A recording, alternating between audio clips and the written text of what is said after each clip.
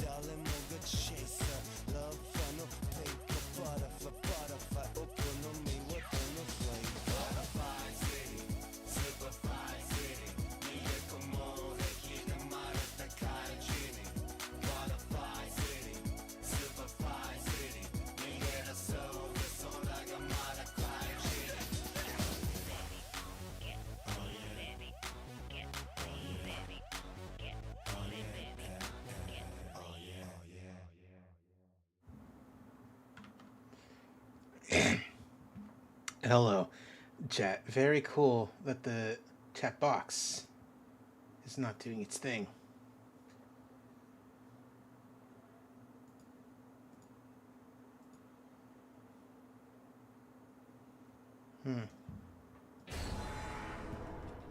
Anyway. You know what? Nah.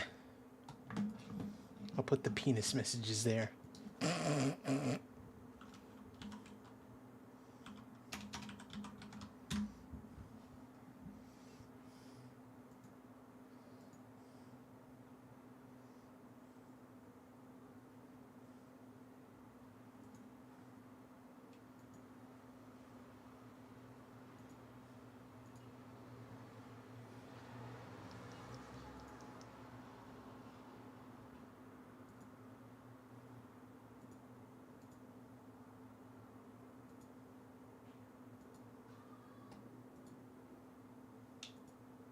I should just have the Mission Hill penis. I should just have that, like, on deck, on command.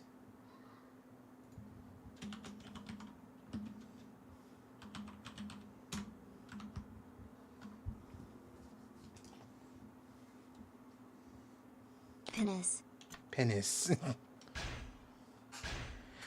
Cool, anyway.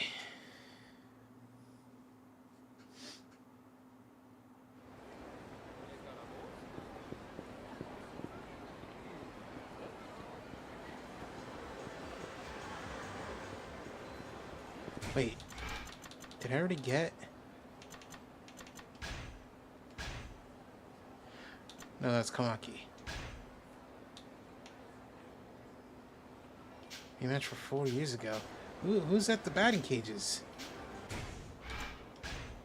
How is it that after like 2 games of having to hit the map button, I'm still not used to having to hit the map button on the pause menu?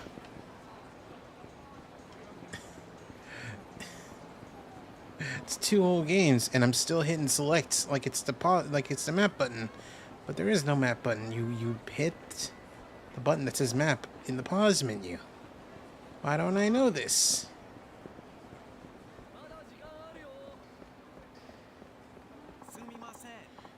Kazumakiri-san, yes. Who's asking? My name is of no importance. My name is not important. You read the email? Kiryu, I've been waiting. Do I know you?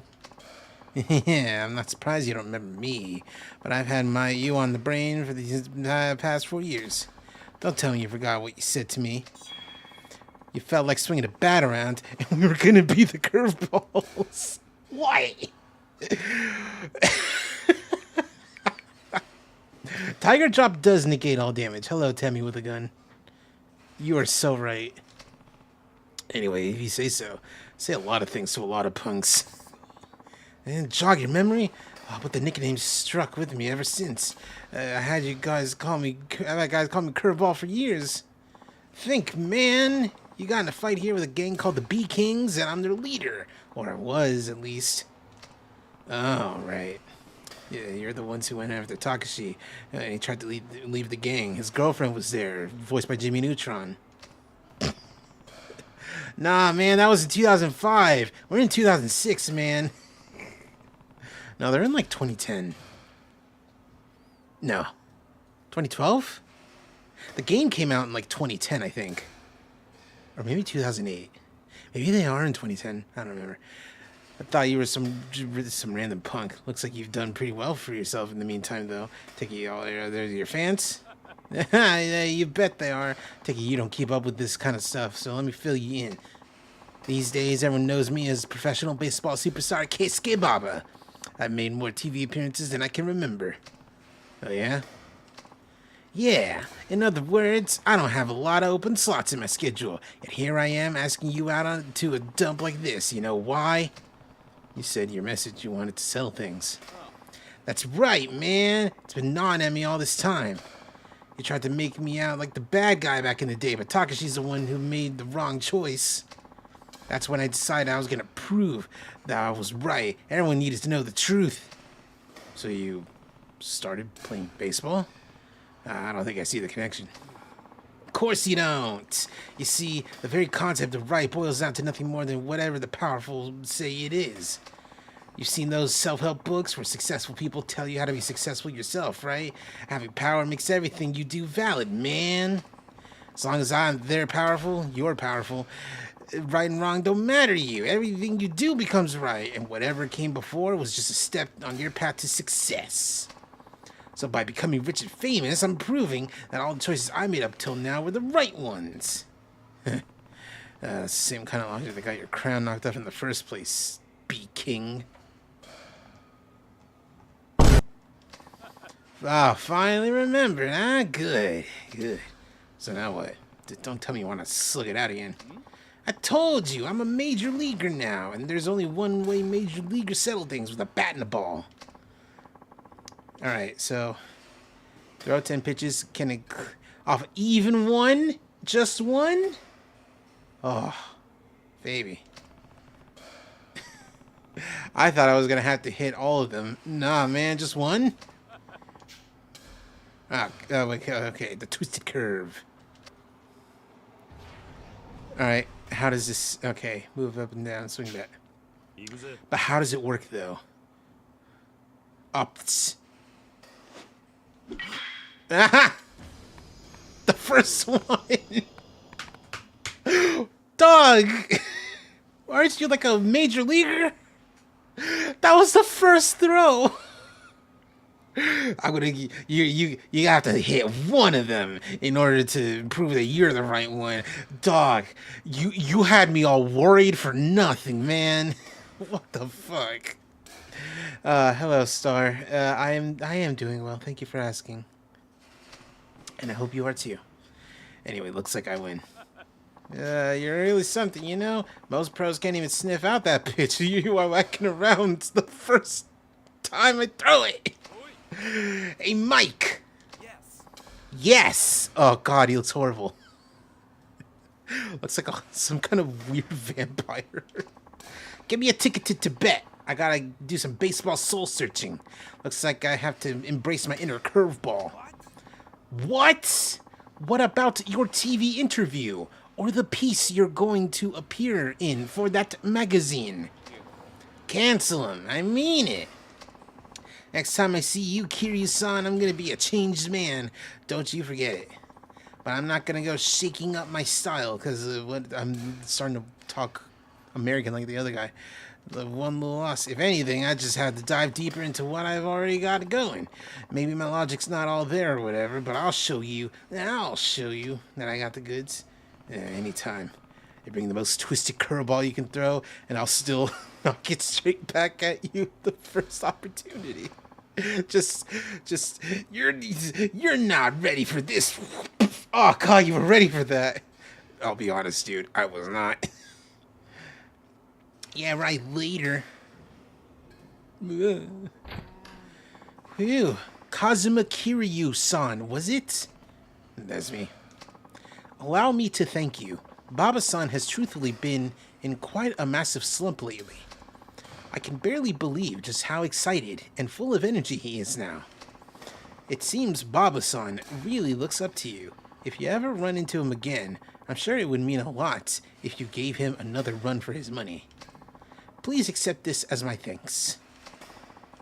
Chunk of wood, sacred. Sayonara. Well, that was a little fun. It's a fun little distraction.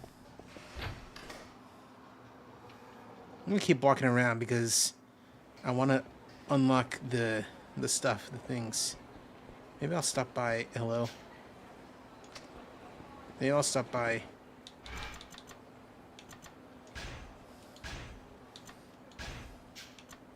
Hinekure. Oh, I know the Dragon Palace is like around here.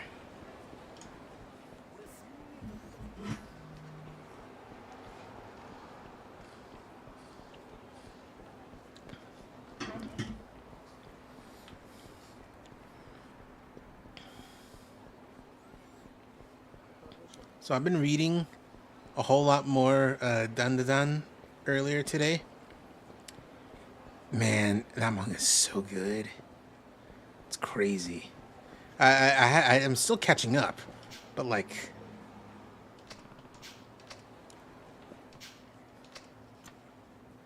Dojo. Like it is crazy good. I'm surprised that like every single time a yokai shows up, you're like after a point, every time a yokai shows up, you're like, all right, what kind of backstory does this guy have? And they always bring out like a new way to hurt your soul, you know? What's up? Doing well? You left without saying goodbye again. Yeah, sorry about that. It wasn't the best of times.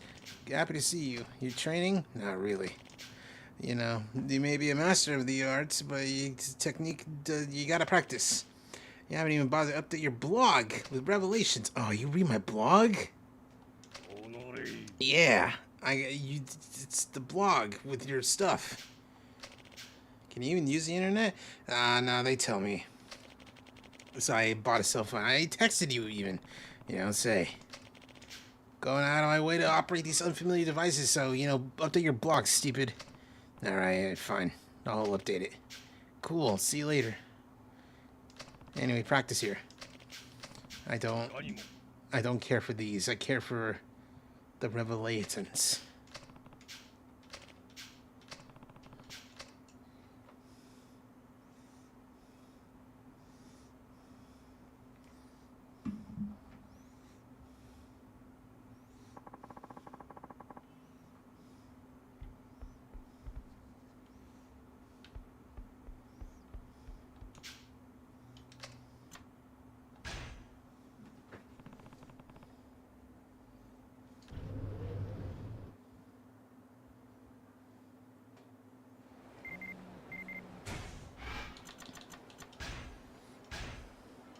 Yeah.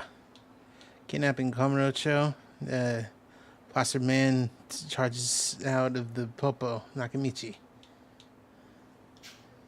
Is this the, like, are there only two? Oh my god, there are only two.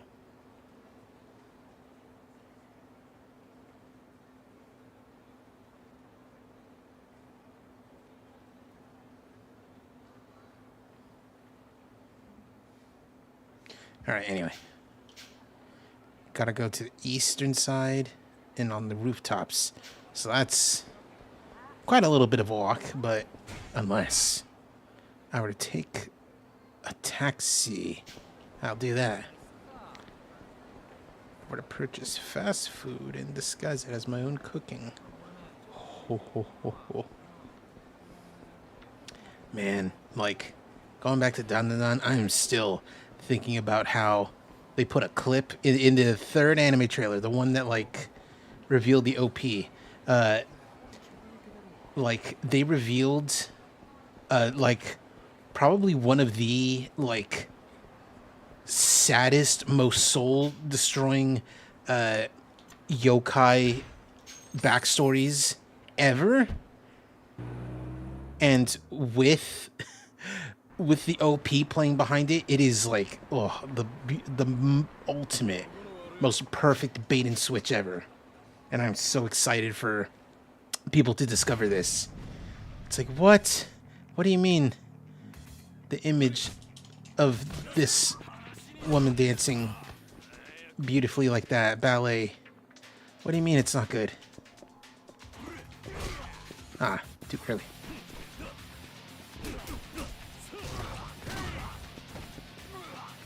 Oh, I forgot to look it up to see if I'm not going to sugarcoat it is in Yakuza 4.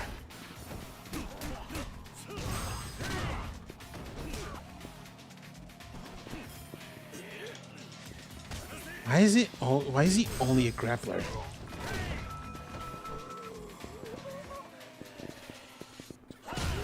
There we go. Oh, that window is so wide open, like birds are flying through. Moldy. All right, I'm gonna look real quick because, damn, dude, I want my favorite mod in here. My favorite mod from 1 and 3.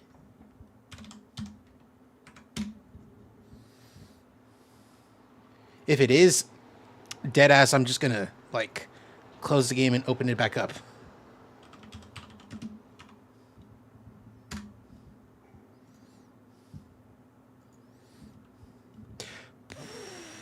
That's pretty good.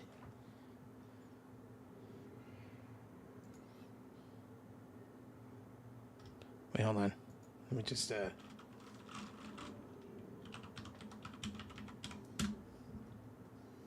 No! No one's sugarcoating it. No one, well, someone's sugarcoating it.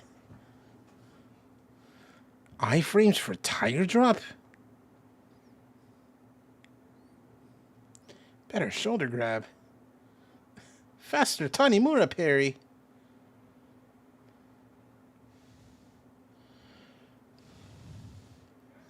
It is hot today.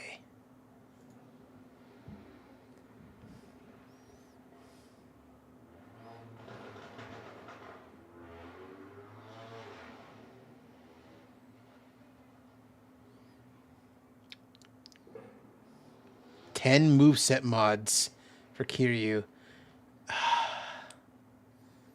I almost wanted to go get it.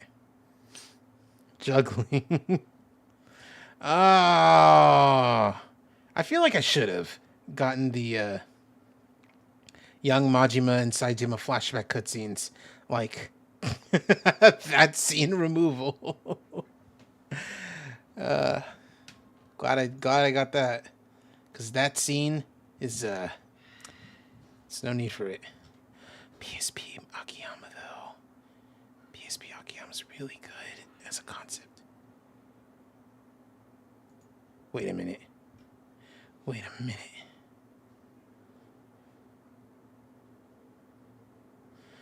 Oh, how big is this? How big is this mod? Oh, that's not even that big. You know what? Yeah. I'll grab this. I will. Wait,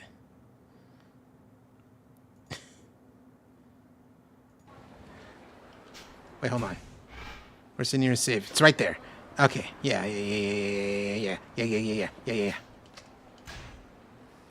We are interrupting gameplay today to indulge in one of my favorite things, modding a video game.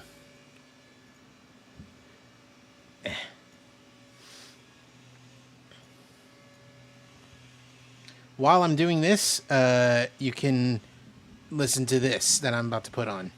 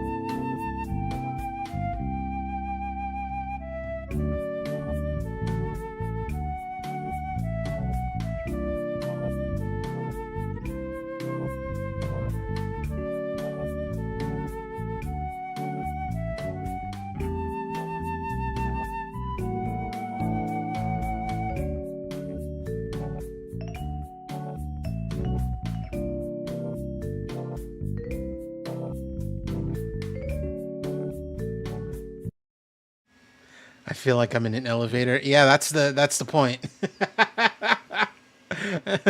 That's the point of the song. It's not specifically an elevator song, but it's a song meant to make you feel like you're in an elevator. All right. Back to the video game. Didn't take long. And we are not watching the opening again because I just want to see if the mod works.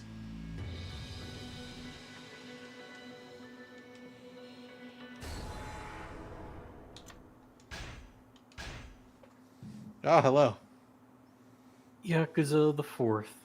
It's funny, I started the game earlier and I was like, I want to see if Not Gonna Sugarcoat It is a mod for 4. It's not. But I found a different mod, so I grabbed that and put it in real quick. And you just came by right when... actually, God, I should have looked and see what the thing said for the mod. But very funny that you showed up here at this time, at this point, rather than earlier. Is it the Kiryu penis mod? It is not the Kiryu penis mod. Sorry to break it to you and everyone else. Oh, okay, that's what it was. But let me see the other ones.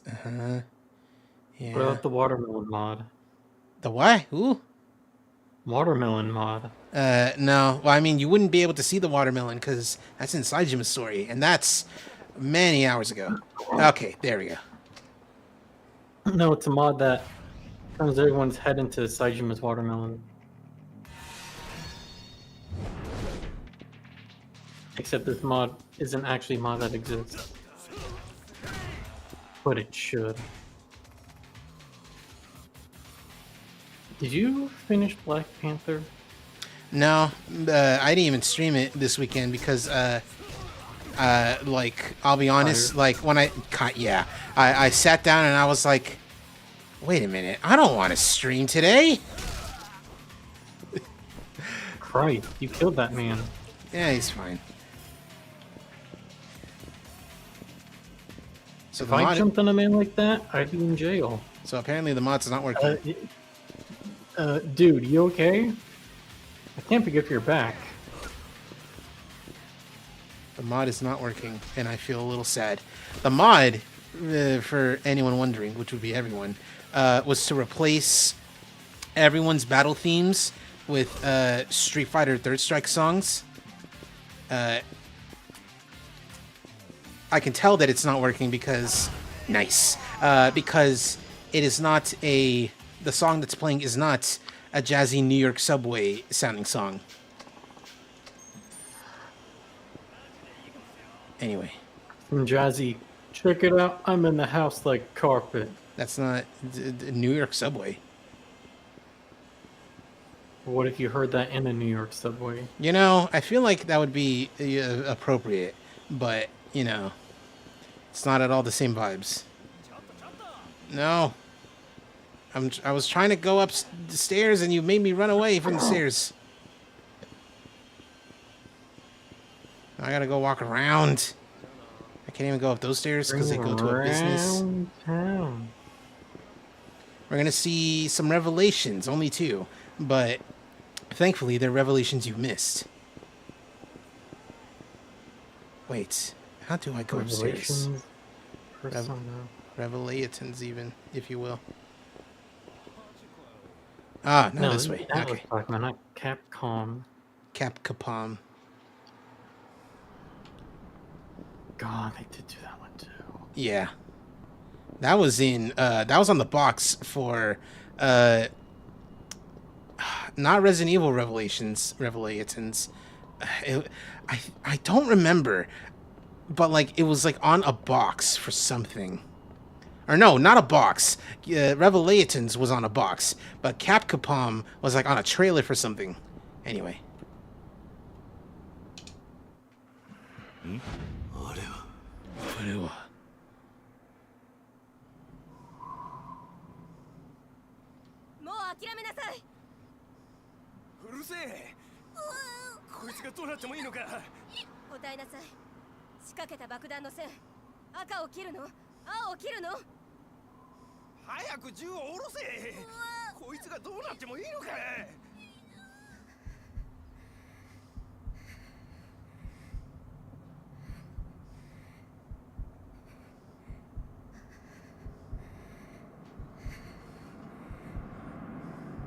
Shoot him in the dick.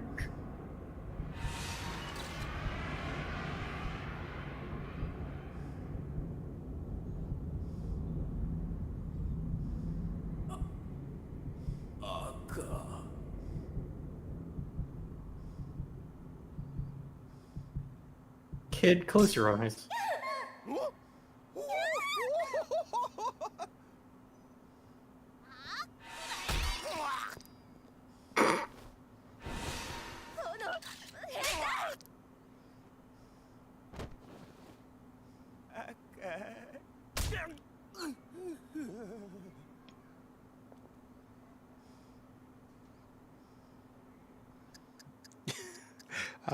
Good, nice work, kid. I really want one of these to be like, well, that just happened. She really gave him the old 1-2.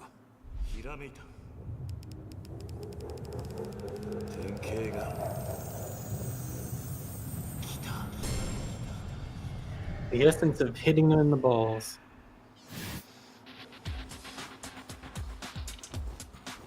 Then gets kicked in the ball. That is freaking offensive to me. Oof. 2 of them. No? Don't remember that? Kind of, a little bit. Gaijin Goomba. A little, God, that's why I said kind of. Revelation. Kamurocho is a treasure trove of revelations. This time it was the actions of a female detective who chased down a cowardly man that sparked my revelation. The man was holding a boy hostage, but the boy came up with a surprise attack of his own. The detective wouldn't let the criminal fall, though. She picked him back up and finished him off. But man, that kid was amazing. He'd be a good match for Taichi back in Okinawa. Kiryu, what does that mean? Oh man, I would love to see. I would love to see one of my kids fight this other kid. Essence of merciless throwing. Someone will come to the orphanage and be like, they make a cute couple, and Kiryu to be like, yeah, they sure are standing there, standing next to each other. They sure are standing next to each other. I love Bob's Burgers. I gotta watch the movie at some point. Bob. Here, Bob. I remember it blowing my partner's mind at the time when I was like, you know what the thing with Teddy Bob's Burgers is? He's like a less pathetic Bill Dauterive. And he was like, oh my God, you're right. Bill from King of the Hill. That one's actually employed, isn't he? Bill is usually employed. Like, Yeah, because like he's like an army, army base. I almost said butcher. Army base barber. Which I mean, depending on where you're from, that's kind of the same thing. Papo and Nakamichi. No, it's like that's Pronto. That's a different business. Nakamichi Alley, I should say. Yeah, and there. Oh, it's right there. I think there was a revelation. Were you there for Yakuza 3's revelation with there it is, with the dude having to tell his kid, "No, child, that is not a toy shop for children. That is a toy shop for adults." It's a fuck shop. I don't think you were there though. Were you?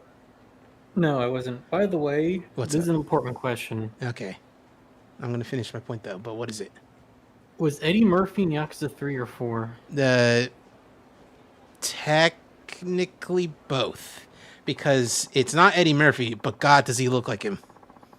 Okay, I'm glad you know the one guy I'm talking about. I'm talking about Mac. Yeah.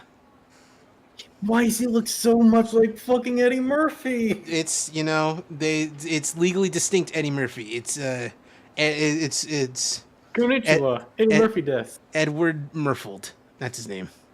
Murph. I just came up with that. Anyway. But the thing with the revelation with the kid wanting to go to the sex shop, I think is really funny because I saw that not in the game for the first time, but like in a YouTube compilation, and it like every time the uploader like shows the revelation, they also show the blog post, but the blog post that they showed was empty with like no text there. So I made a comment that's like I had another revelation today. Oh, that's great, Kiryu-san. What was it about? I don't want to talk about it. Feels very much like what happened. Okay. あれは。ねえ、ええやんか。ちょっとやめて。そんなこと言わんと付き合ってよ。話して。その点を話しなさい。あ？女性が迷惑しているではないかい。そろそろにパスリなさい。何やった？ Didn't we do this one already? Yeah, but this is for Kiryu. You can different characters can be the same.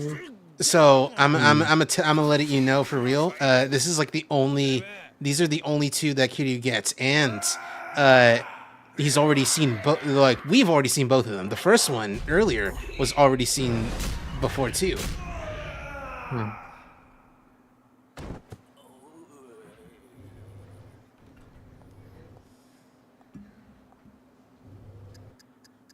Strong hit after a tie around the head. I should try it sometime. You did when you were singing karaoke. Don't you remember? Whoa, breaking the law.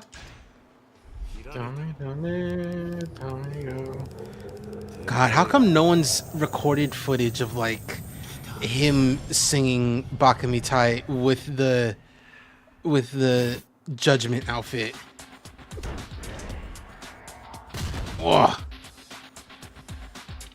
It's like a backwards flash kick. Officer, why are you right behind me? Alcohol is a scary thing. Sometimes you've been selected for a random inspection. I mean, like, the cops are pretty much the bad guy in this game. Sometimes it could change a weak, faint-hearted man into the bravest of men. One drunk man called out another man who was persistently coming onto a woman. The drunk then settled the score with a crushing counter kick. That brave drunk saved that woman tonight. I think I'll call him Necktie Man, Messenger of Justice. If it starts with an S and ends with X, it's gotta be Staminan X. Essence of taunting. Hello? Moshi Mosh? Bob! Ah, hell yeah. Come to Naomi's palace. The fortune teller at the south, Tenkaichi Street. Excuse me, officer. I need to go someplace. I'm so glad Bob. I think Bob first showed up in like Yakuza 3, but I'm so glad he's like a mainstay now. Just this random ass like clown man does not fit at all with like the serious crime drama. Like, how's it going, Kiryu? Got some items for you. I got some DLC for you. That's what I imagine he sounds like. Hey, how you doing, Bob? It's me, Bob the Clown. Can you try saying your last name? No, sir. No, because I keep forgetting it. Utsunomiya. Utsunomiya? Utsuno no Miya. Hey, Okay, there we go. it's me, Bob Utsunomiya. How you doing? At the south end of Tenkaichi Street. So not all the way down to the bottom, but like it's around here somewhere. Let's say the Club Sega. No, I'm on Nakamichi. What am I doing? Amichi. I gotta go to the Tenkaichi Budokai Street. The number, if you were to translate it literally, it would be number 1 under the heavens world martial arts gathering. So, you know, calling it the world tournament, I'm pretty sure no one has a problem with that. Yeah, that's one Goku keeps fighting in. Yes. There we go. Hey, there he is. Hey, I'm Bob Utsunomiya. Oh, item packs. He was here the whole time? Anyway, give me all these.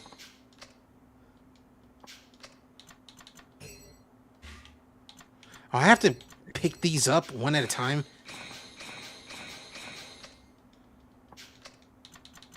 I wonder if these are like per character or if these are like... Oh, hyper stun gun.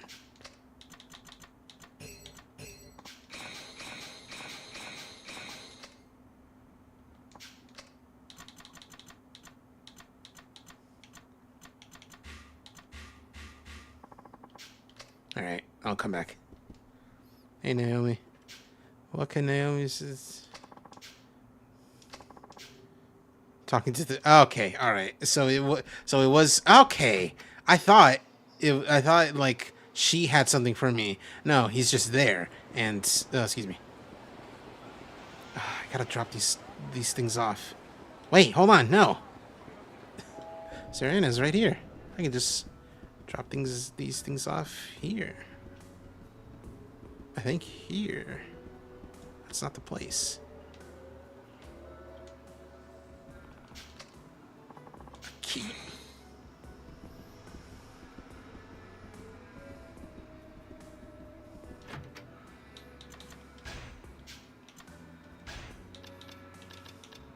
Titanium driver and a miniature sign.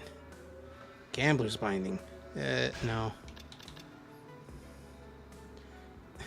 What? What is this debuff item? Minus 49 defense for everything? What are you talking about? Chunk of wood sacred. Make no fucking sense.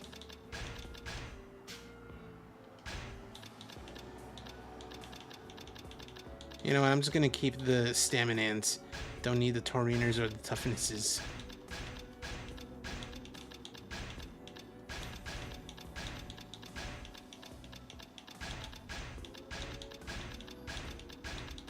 Maxie, you know what I'm gonna ask you? Have you seen Dandadan yet? No, You should. I'm not going to. Why not? Because I don't know where a movie theater is. It's streaming now. The whole series? It's one episode right now. They're doing the weekly thing because they're smart.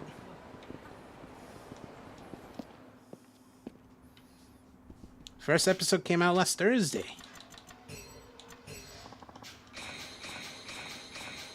Demon Gauntlets. Okay.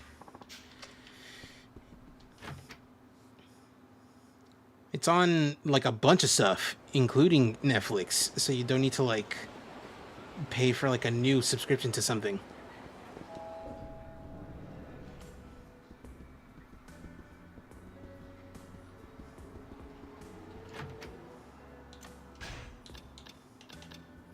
is this? Demon God. What is these? What? Unique gauntlets that shield the entire fist. These just like little things, little like. Oh, this is kind of scary. Conpeto.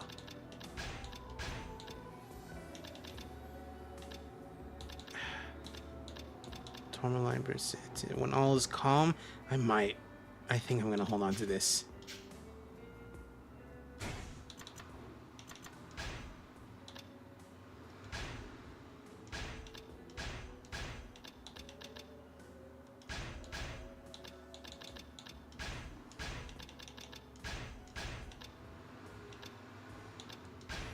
Why am I holding on to the bloody binding? I don't want that. It's I don't want the challenge. I don't want to be the bad guy anymore. And I'll just drop you off too. Well, if you're not the bad guy, who will be?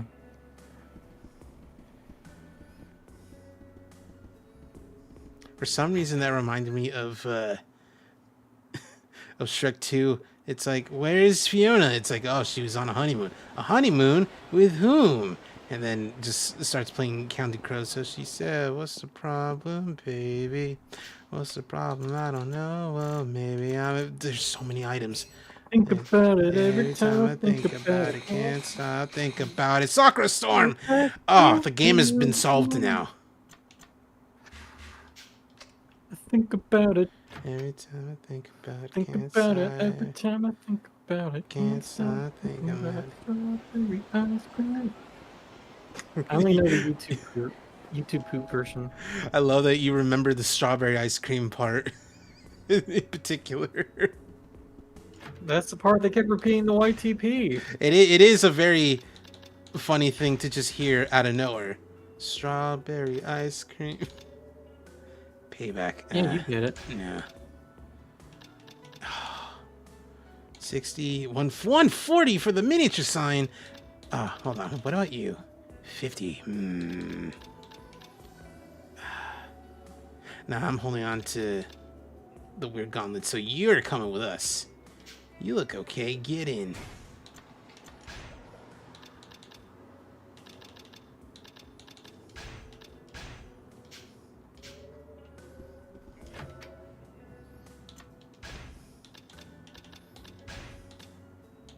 Jeez, when are you gonna play Sparking Zero?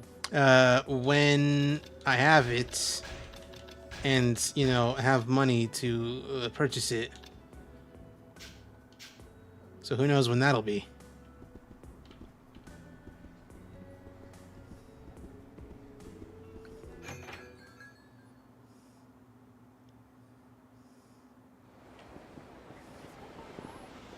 Also, I'm probably going to I'm probably going to want to, because I do want to, play the other Tenkaichi games.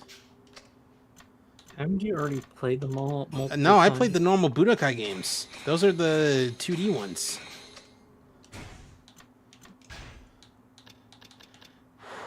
Broadsword. Champions Ring. Enemies will flock to you. Yeah, I bet. I don't understand why you do this to yourself.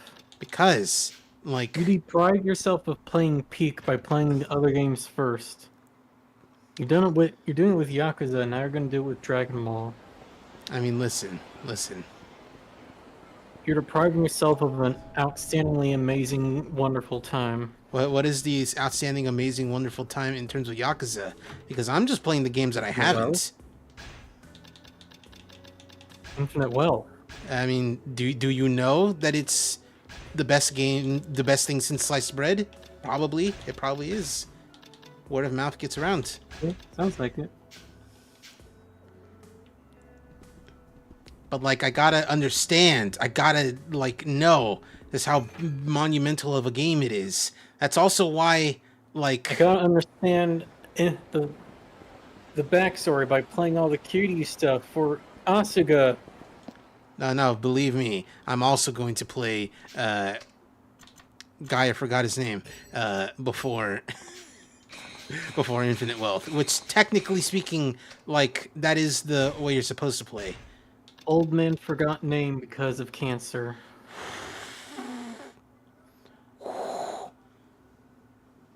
I'm gonna hold on to this. I'm not gonna use it until like maybe the final boss. Hey, who knows? Maybe I'll give it to someone else. Maybe I'll give it to like Tanimura. But like, this We is good. play a game that doesn't look right. Which game doesn't look right? I also wasn't talking about you because you're not a boy. Uh, I I was not paying attention to half of what you were saying. I said, boy play game that don't look right. What's the game that don't look right? No, what I said that. Oh, the inflection was way off. What's the game that don't look right? Not even. Persona No. 3. That's only with like the FMC mod, and that's only because, like, modding a game at that level is ridiculous, and the fact that they're willing to do it just for the female main character just goes to show how much they love her. I'm laughing, but it's the truth.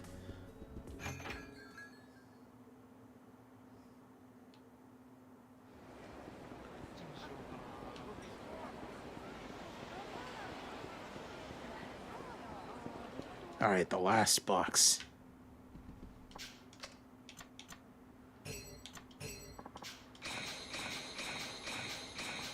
Swap body armor.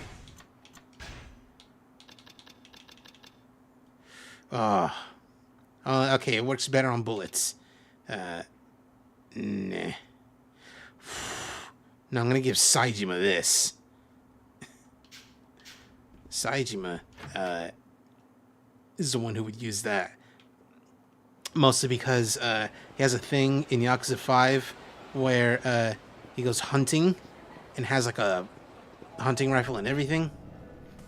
He has a boss fight with a bear. So here we get a big kick out of that.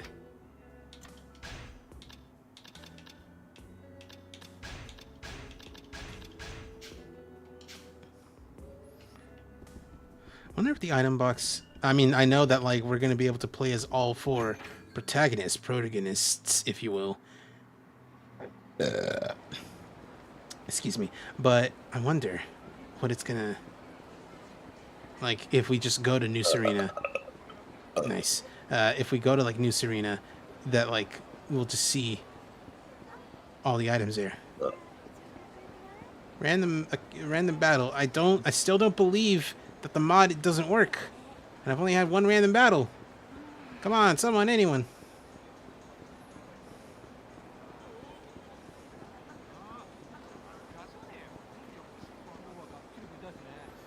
Somebody, anyone, young man, do you want to try and beat me up?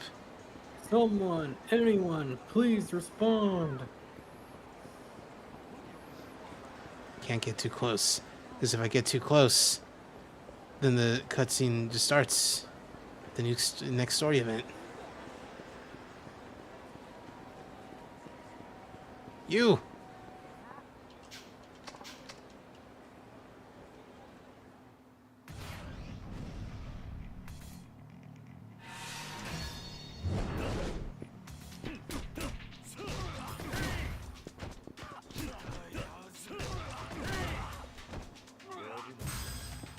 Nice. Ah, missed.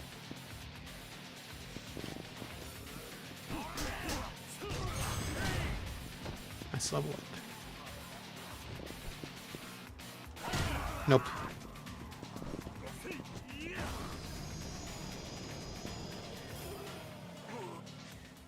The window for doing tiger drops is so wide open. I love it. It's never been easier to tiger drop anyone. Sorry about that guy.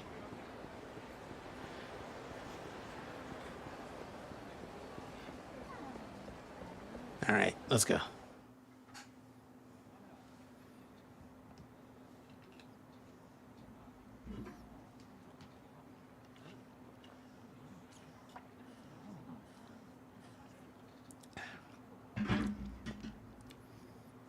Hey, what's going on over here? This is my boy's house. What's going on? Why Why you stop? What the? That's crazy. They arrested my boy. 真島の兄さん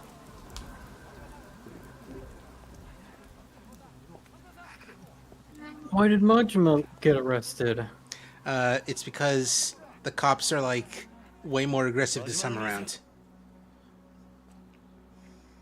桐生ちゃんおいどこへ行く勝手に動くな何があったんだうまいことはめられてしもたこれでしばらく身動きが取れへん誰にやられた大悟や大島大悟や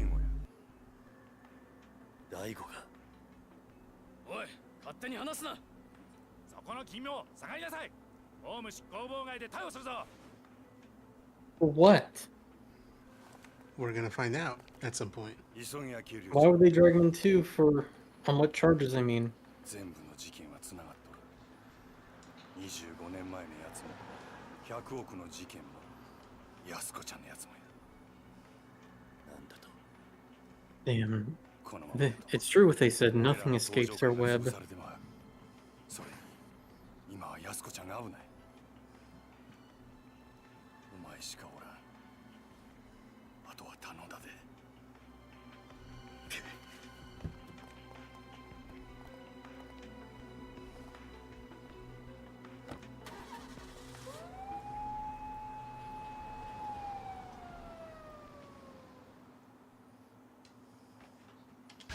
And the chapter's already done.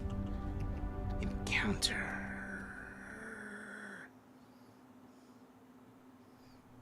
Oh, there's Zygo. そうか。真島を逮捕したか。分かった。あ、冴島靖子の捜索はもう手配済みだ。あとは例のファイルが今どこにあるか。He looks so sad. Yeah, because he doesn't want to be doing any of this. あなたのご協力で Xbox. 真島を逮捕することができましたよ。これで真島組の邪魔が入らない。感謝します。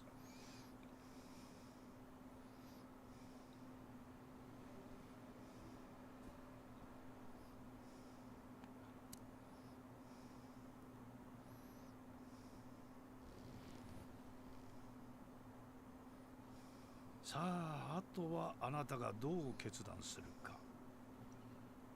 それだけです。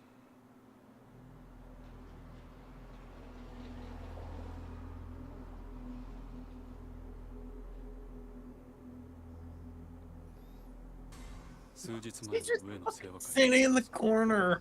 それに5年前の100億事件すべてがあなた方によって仕組まれていたことだったと未だに信じられません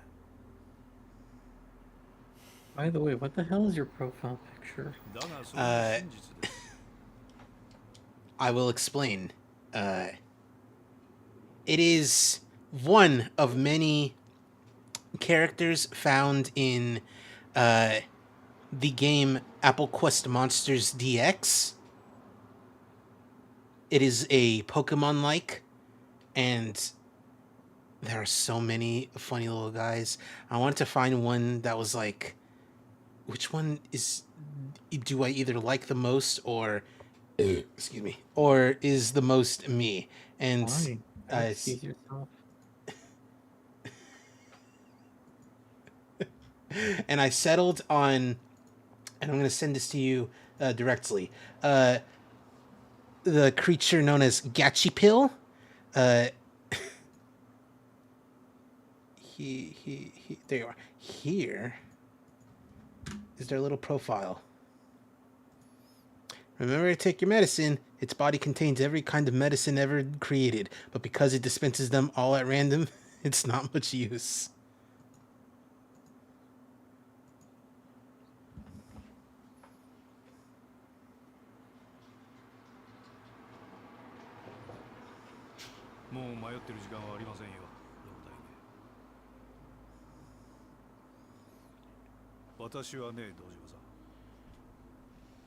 極道組織というのは社会の必要悪だと思っているんですよ。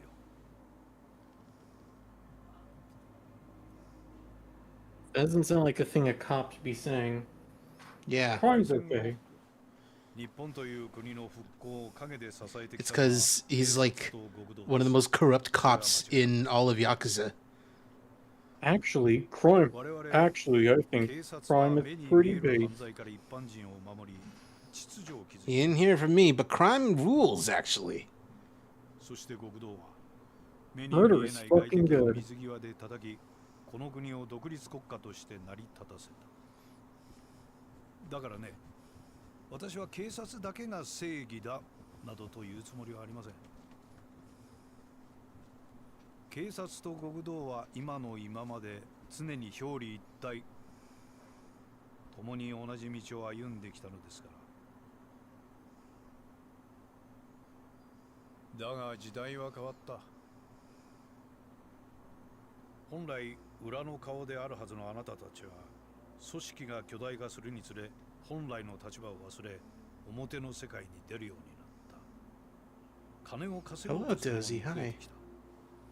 巨大な組織には金が必要だ。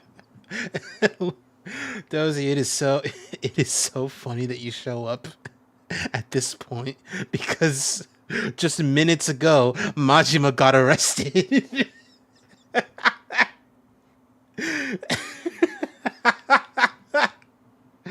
Oh, also hello Arrested Shadow. for- Hi. Arrested for penis crimes. It's In the, fact, we'll never know what exactly those penis crimes were. しかしそれでは何かと he got caught crying to Undertale music. That means he Oh got no, sent that's to putting him in the box. penis box. That's different.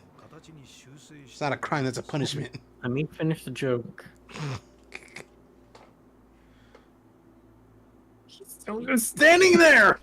あなたさえよければ It's so funny that like 例の世話から責任を you have no clue who that is, so him literally just standing there means nothing to you other than being 裏 funny. を取り仕切る組織はあまり多くない方 That's exactly what makes it so funny. He's a very important character in Akiyama's story. In fact, trying to find that dude is why like Akiyama's doing what he's doing most of the time in his section. 我々との窓口にしてほしい。組織の運営は彼が取り仕切ります。あなたは6代目として登場会を守ることができる。どうでしょう。あなた方登場会としては Oh, Dozy, 本 hi. 来敵であるはずの Hi. 我々と手を Your 組み picture's quite big. One moment. Oh.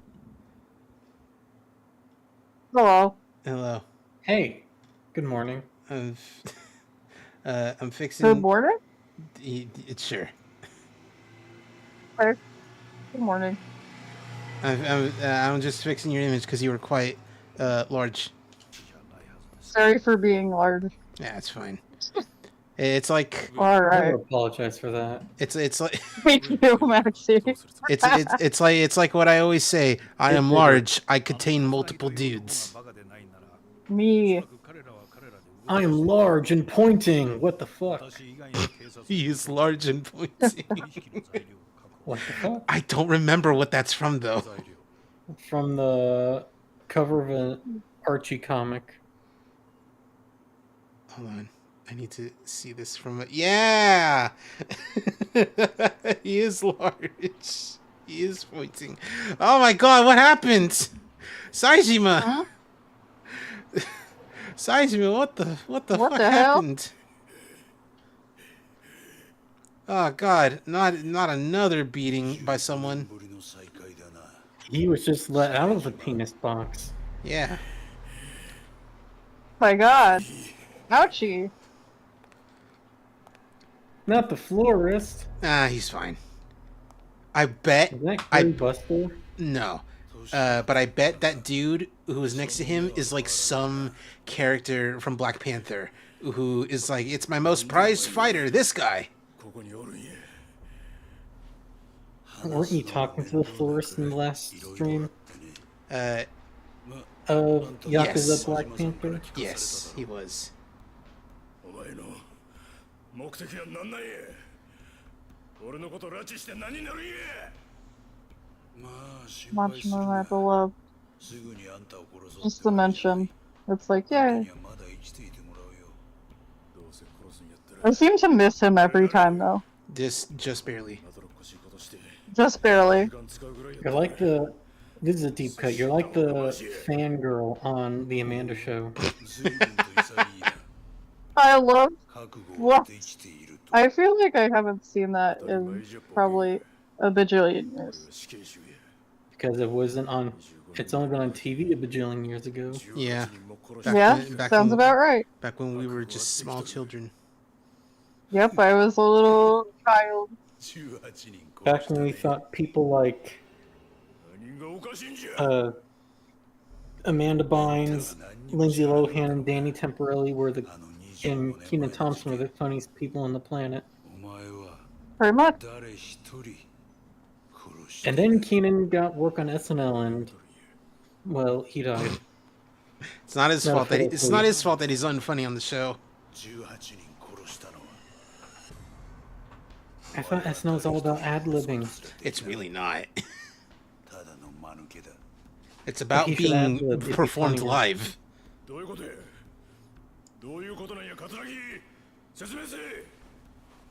まあそのことは後でゆっくり教えてやるよ。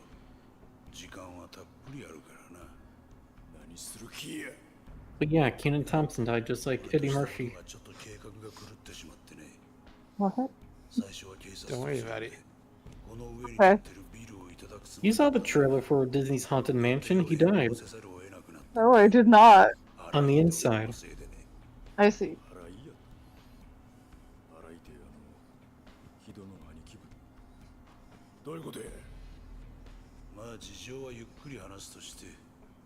By the way, Katsuragi, can I stand up? This position is really killer on my knees. Yeah, it does not seem very comfortable, but... Well, look, it looks killer on his knees. Oh, I'm back already. Damn, poor guy. Considering he was in prison for like 25 years, I think a lot of his body has just been hardened through various means. Yeah, I doubt that's like the most uncomfortable thing he's dealt with, but...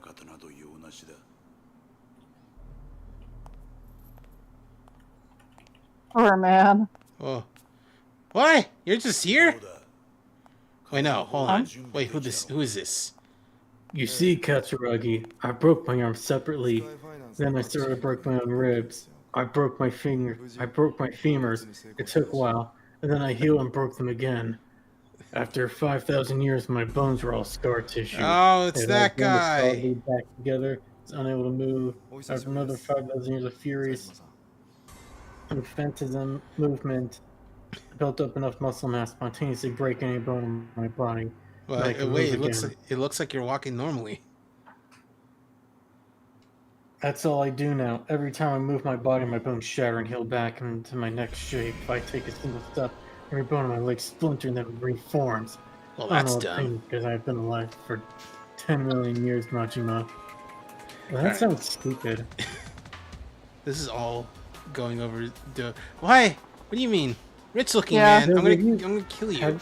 Have you read Tails Gets Trolled? No.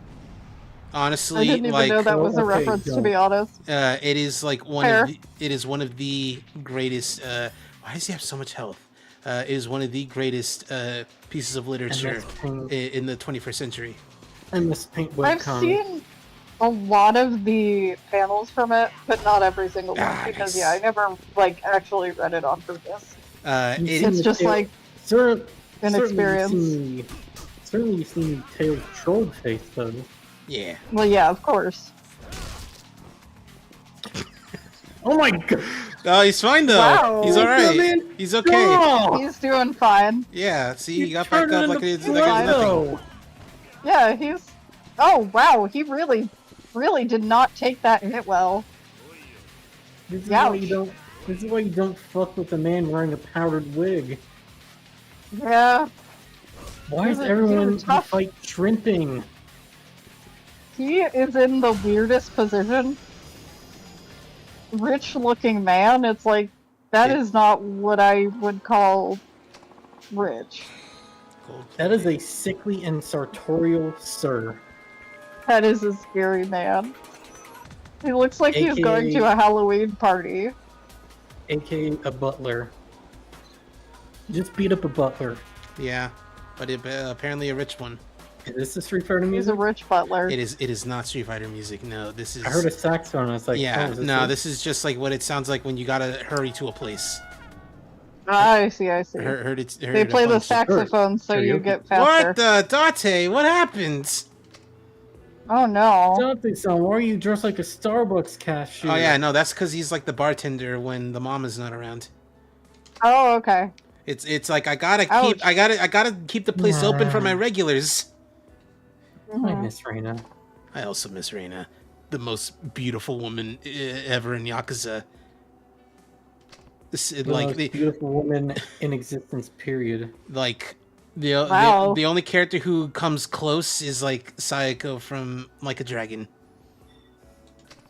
Anyway, Date, wake up. What's up? What happened? You good? Yeah. I guess I just blacked out or something. In the middle of the room? What? Are you sure about that? You sure you good? Oh, my head's so fuzzy as all heck. Well, yeah, I'll be fine. Maybe you could go to a hospital. You remember what happened? Well, you and I had that chat outside, then I came back to keep Yasuko-san company. Oh, God, she knocked him out! I was making this guy's caramel macchiato frappe, and then suddenly someone hit me in the back of the head. Next thing I knew, I was waking up on the floor to you screaming. Oh, you don't remember anything else? Wait, now that you mention it. Oh, yeah. She spiked his drink. Yasuko-san poured us a couple drinks when I stepped back in. Drinks? You think there's a chance she drugged you? No, that's no good. She spiked his drink. This isn't decaf. This is you want to have a sip for yourself? That sounds like a bad idea. It's Date for like a cool former cop. You're kind of stupid. It's kind of dumb. God bless. Anyway, I mean, hey, ACAB doesn't exclude Date, so. I don't remember. I don't remember who said it, but it kind of seems to be the general consensus that ACAB doesn't include detectives. Like a lot of people tend to agree with that because like detectives don't have like necessarily the ability to like the resources to like to abuse. Yeah, they can't get away with this much his shit. daughter in the face though, and yeah, but that's that's a familial thing though. That's different. Yeah, that's separate. That's just 40%. That's an entire different thing. It has nothing to do with him being a cop. That has to do with him being a not great dad. Bastard. That too. Speaking of, oh my god. Speaking of that one cop we were talking, Daigo was talking to earlier. Talking about how he loved organized crime. Yeah, what about him? What? Did you know that 40% of police are involved in organized crime? It's true. Just Google all cops 40%. That's not even like the thing you're telling people to Google is like worse than them being involved in organized crime, or isn't worse. I know. That's the point. They're gonna look it up and they're gonna be like, oh, well, I mean it's not as bad as I thought, but you know that's still bad. They should Google anybody, and then people will Google and get radicalized. Whenever anybody tells me to Google anything, I do not trust it because it's like inherently like, okay, I shouldn't do that. Oh, you hate knowledge? No, I hate being told to look up like, I don't know, like Sonic inflation, and it's like, that's a bad idea. No, you know what it is? He hates being pranked. Yeah, I don't like getting pranked, and I'm very good at getting pranked. You should Google dogs. No, I think I think the ultimate one of those. The ultimate one of those is like dogs on Google Images. The ultimate one of those is like. No, why I'm afraid. The ultimate one of those is like pictures of dogs. That's the whole bit. I see. Excuse me. The ultimate of those though is like is telling people to like is telling people to like Google DuckTales inflation, and they're gonna be like, "What the fuck are you telling me to Google?" And you see the scene from the old DuckTales cartoon where Scrooge McDuck laments about the concept of inflation as like an economic thing. I don't need to hear about DuckTales inflation. Thank you. You can show. Well, I mean, listen. I literally just explained what the deal was. You did. You did. Yeah, I like when they're, I like when it's like very cleverly worded in a way that I'm like, yep, that's not a good idea, but otherwise.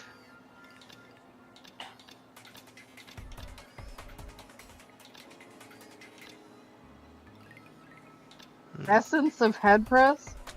Sorry, I just noticed they're called Essence, and I really think that's interesting. Yeah, that's what all the big heat moves are called. They're called Essence of something. I see.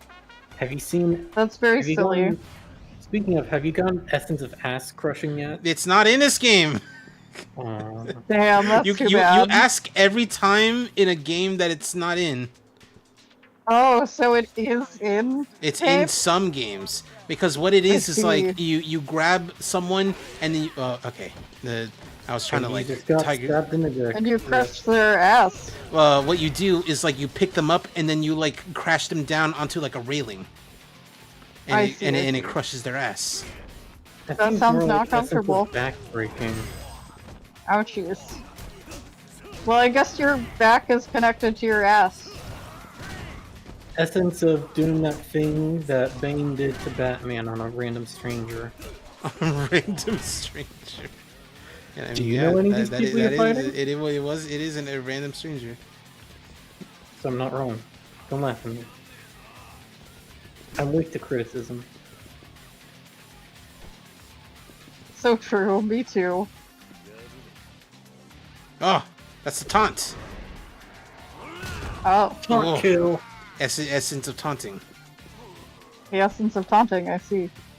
Oh, he's just sitting there. No, okay, no, he died. All right. He's dead. I thought, like, I also thought he like survived that. Why is Sky wearing the same outfit as you? No, he's wearing a black shirt and wearing a black shirt, black shoes. I'm you, but with worse posture. And like a belt. Honestly, I'm you, but if you wore black shoes,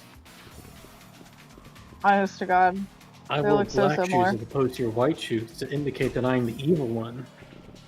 Yeah, exactly. You can tell I'm evil by my awful hunched over posture. Come on, dude. What is he doing? I'm gonna have scoliosis. Okay, I was trying to do a tiger drop, and it's. Oh, okay. And my timing is just all off. Too good. Oops.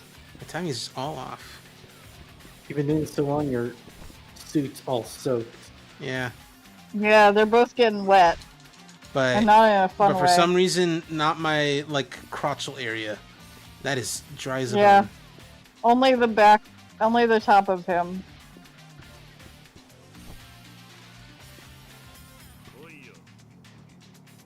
This penis has been dry for 50 years. Why it didn't work? All right, whatever. I'll never have sex. I mean, no. Yeah, sounds about right. Hold on. I want to use this. Okay. I just had the idea of Kiryu being aggressively celibate. I mean, honestly, it sounds about right. Yeah. Oh, these are cool. Fighting for his life to not have sex. Yeah. I could believe it. He was like, "Please stop being attracted to me." Yeah, wow, I just ripped off his entire chest. Jesus Christ! It's like you broke his teeth and his nose. Oh, there she is. Yeah, that's crazy. I bit him on the chest and gave him a disease. He did. He has rabies now. He wants to kick your ass. I mean, I guess that's kind of what this game is, but it's all the people running to watch you is just really funny. They're like, I was waiting for this. Whoa. But these people have the most boring, mundane life to just Kitty, crave that any kills kind of people. action. They crave violence. Especially blood. Yep. God.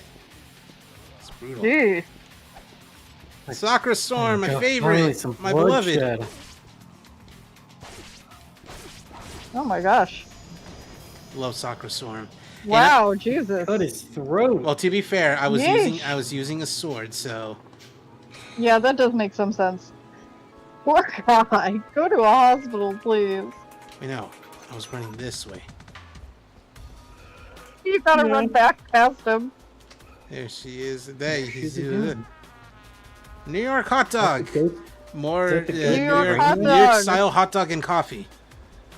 Yeah. Who the fuck has coffee with a hot dog? The New Yorkers. I Apparently. don't know. That's horrible.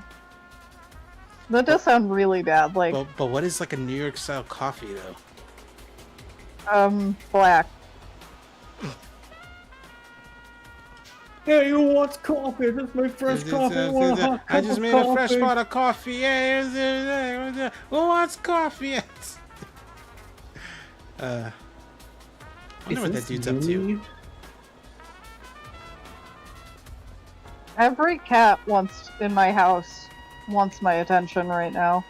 All of them. All of them.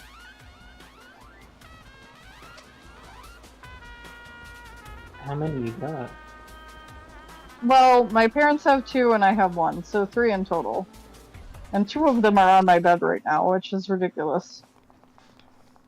I like how Oh. you They're have probably going to differentiate, fight. I like how you have to differentiate ownership. Yeah, well, when I move out, one's coming with me, and the other 2 aren't. Ah, makes sense. Yeah, that's the difference. Oh, Oh, it's the guy with the Justin Bieber hair. Yeah, that's who that is. This is gonna be one of those scenes like they see Kiryu and mistake him for a Yakuza. Yeah. I like that you said yeah. There's no hesitation. that is absolutely what's gonna happen. Okay. Listen, Bub, I haven't been in the Yakuza for over 30 years. That's exactly what a Yakuza goon would say. That's exactly what an Uenosewa goon would say. あんたもカムロ町に住んでたんなら聞いたことぐらいはあるだろう。あのホームレスのたまり場だった西公園の地下のことだよ。どうしてそこへ？数日前、そのサイの河原であんたの兄貴らしき人を見かけたって情報。昔のホームレス仲間から聞いた。今ならまだ間に合うかもしれない。追っ手の連中。 Oh yeah, he's the guy who's like really nice to the homeless people because he got all the money, right? Akiyama? From Yeah. the sky? Yeah.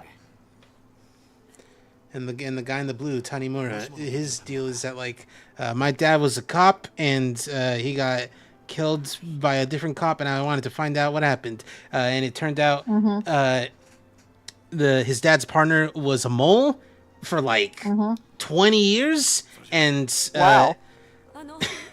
and like when a big thing happened, he was like, "Oh, I gotta kill this dude because he's gonna find out and he's gonna tell, and I gotta kill him." Oh boy. Literally said to Tanimura, "I'm not a cop, man. I'm a yakuza." I just joined the force. Ah, there we go. I just joined the force so I can keep an eye on you guys. Oh boy. Oh my god, you yeah. I knew it because like that's what their But he's plots just are a little about. dude. I want to say Tanimura is like 22. I have no clue, but he's a little guy.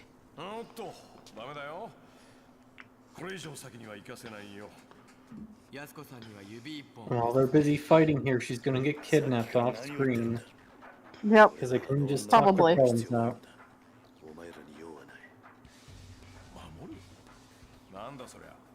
You've got kidnapper written all over you. That's so funny. と言ってますけど、どうするよ、谷村さん。口では何とでも言えるさ。Especially this guy with long hair. He looks like he's got a scar all over his face. That screams kidnapper. 話し合う余地はなさそうだな。ああ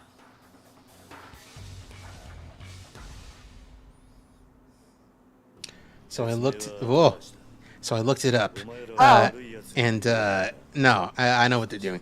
So I looked it up, and I can't believe it. Tanimura is like, they have no official age, but the Wikipedia calls him a 29-year-old police officer. I'm like, dog, really? 29. 29? This little He dude? looks pretty young for 29. Yeah. Why that cut to black, then back to here? So that they could do the dynamic intro. This is the first game to have them. That's very cool. I'm gonna cut you guys. Oh, after I get back up. After you're done being on the ground, bleeding. ACAB means ACAB means you. You know, fun. It kind of looked like the petals were like his puffy jacket losing like the feathers inside. Oh, yeah, like you sliced it open and then all the feathers inside his jacket came out. Oh! Whoa! Jesus Christ! Oh, he's holding him by his throat. Wow, that's no good. He's trying to like feel the heat. Feel the heat. All right, got do it, jeez. Ouchies. Jesus Christ. Hold on, I gotta give each of them at least one tiger drop. With the time that you'll be wasting trying to do a tiger drop, that girl will have been kidnapped off screen. It's fine. She's bound to get kidnapped anyway. Because you wasted time attempting a tiger drop. That's me. I'm the tiger dropper. You're the tiger dropper. That's literally like the title of this stream. Yeah! More like tiger dropping loads. Anyway. Yeah.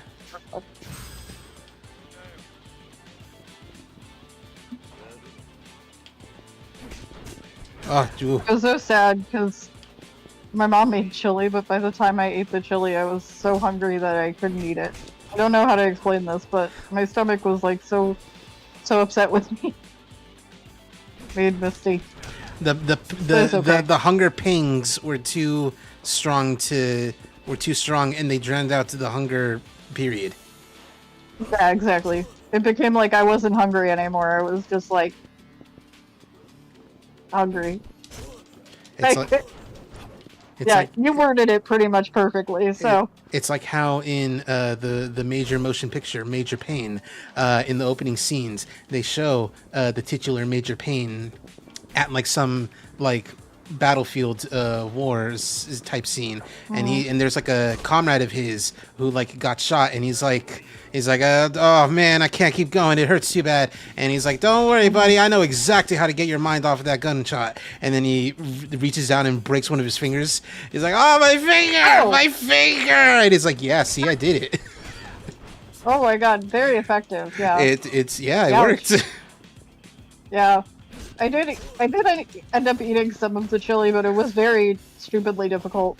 So I'll eat the rest of it later probably, and then I'll be like, oh, this is good chili, but yeah, I ate it and I was like, ridiculous.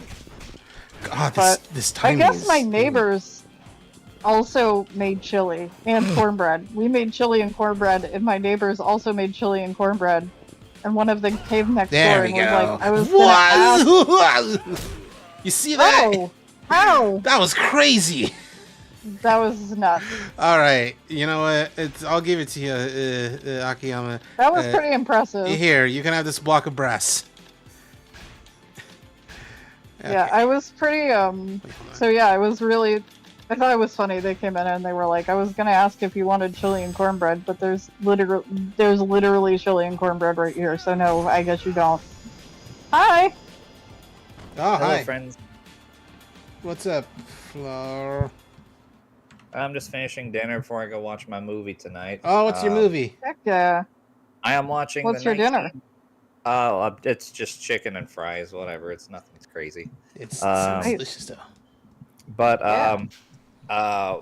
tonight's movie, I'm watching the 1988 remake of The Blob. Yeah. What is the Blob? I'm gonna.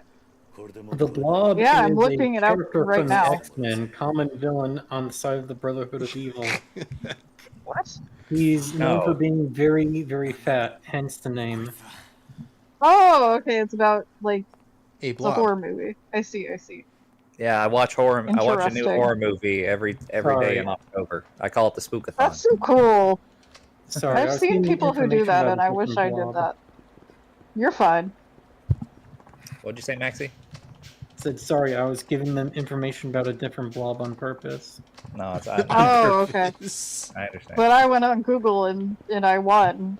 Anytime I Knowledge think of is power. anytime I think of like the Blob from that X-Men Origins movie, I think of that fake Splatoon review that You keep bringing it up. that Simon Miller did. Oh, yeah, it's like a fake Splatoon review. It's fake in that like you're not meant to take it seriously. Yeah, it's like a fake review. He's not being serious, but like it's Simon Miller did it, and it's the whole premise of the video is Splatoon is a bad video game because Splatoon is for babies, like this one. And he's showing a picture of a baby, and like about halfway through the video when he's doing this, he just randomly shows a screenshot of the Blob from the X-Men Origins movie, like this one. It's one of my favorite fake reviews ever. Somebody else made a joke of like what it Splatoon songs will be. Somebody will be like, "This is the best song ever." And it has cat synth recorder and vine booms, and so somebody actually made that, and it's really good. It's actually kind of a bop. So you don't have to listen to it, but you do have to know it exists and look at it later. Freaking it. That's sick. Yeah, I like freshwater freaking it. It's so good. And then I freaked it. I made you a cookie, but then I freaked it. And I freaked it. I love that. It's one of my favorite images ever. I made you a cookie, but then I freaked it. I really did like the I made you a cookie meme in general. Pom and Z used it. Huh? Pom and Z. That's the. Oh, it's so beautiful. The characters or the artists. I see. Then I freaked it. That image is my brain Left 4 Dead 2. So, I just finished watching a video right as I was making dinner. It was Thorgy Arcade reviewing the Street Fighter V story mode. Oh, I've been seeing Babe Ruthless talk about that.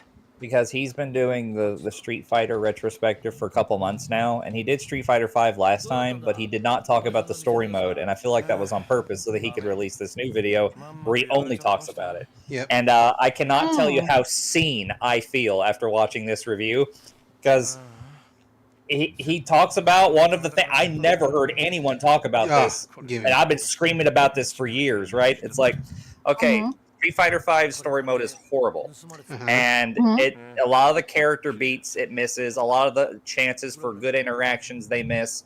Like Charlie's story is pointless. Ryu being the guy is only because he's the poster boy. He didn't need to be the guy. Bison is pointless. Like he doesn't care if his plan succeeds or fails. Fong's the only one in the story who wants to get anything done, and Nakali's the most pointless of them all. But one of the good things he brings up is Rashid's story, avenging his fallen friend and all that. And then he goes like, "Yeah, I you know how I spent all that time talking about how Rashid had a good character moment saving his friend? Answer me this question.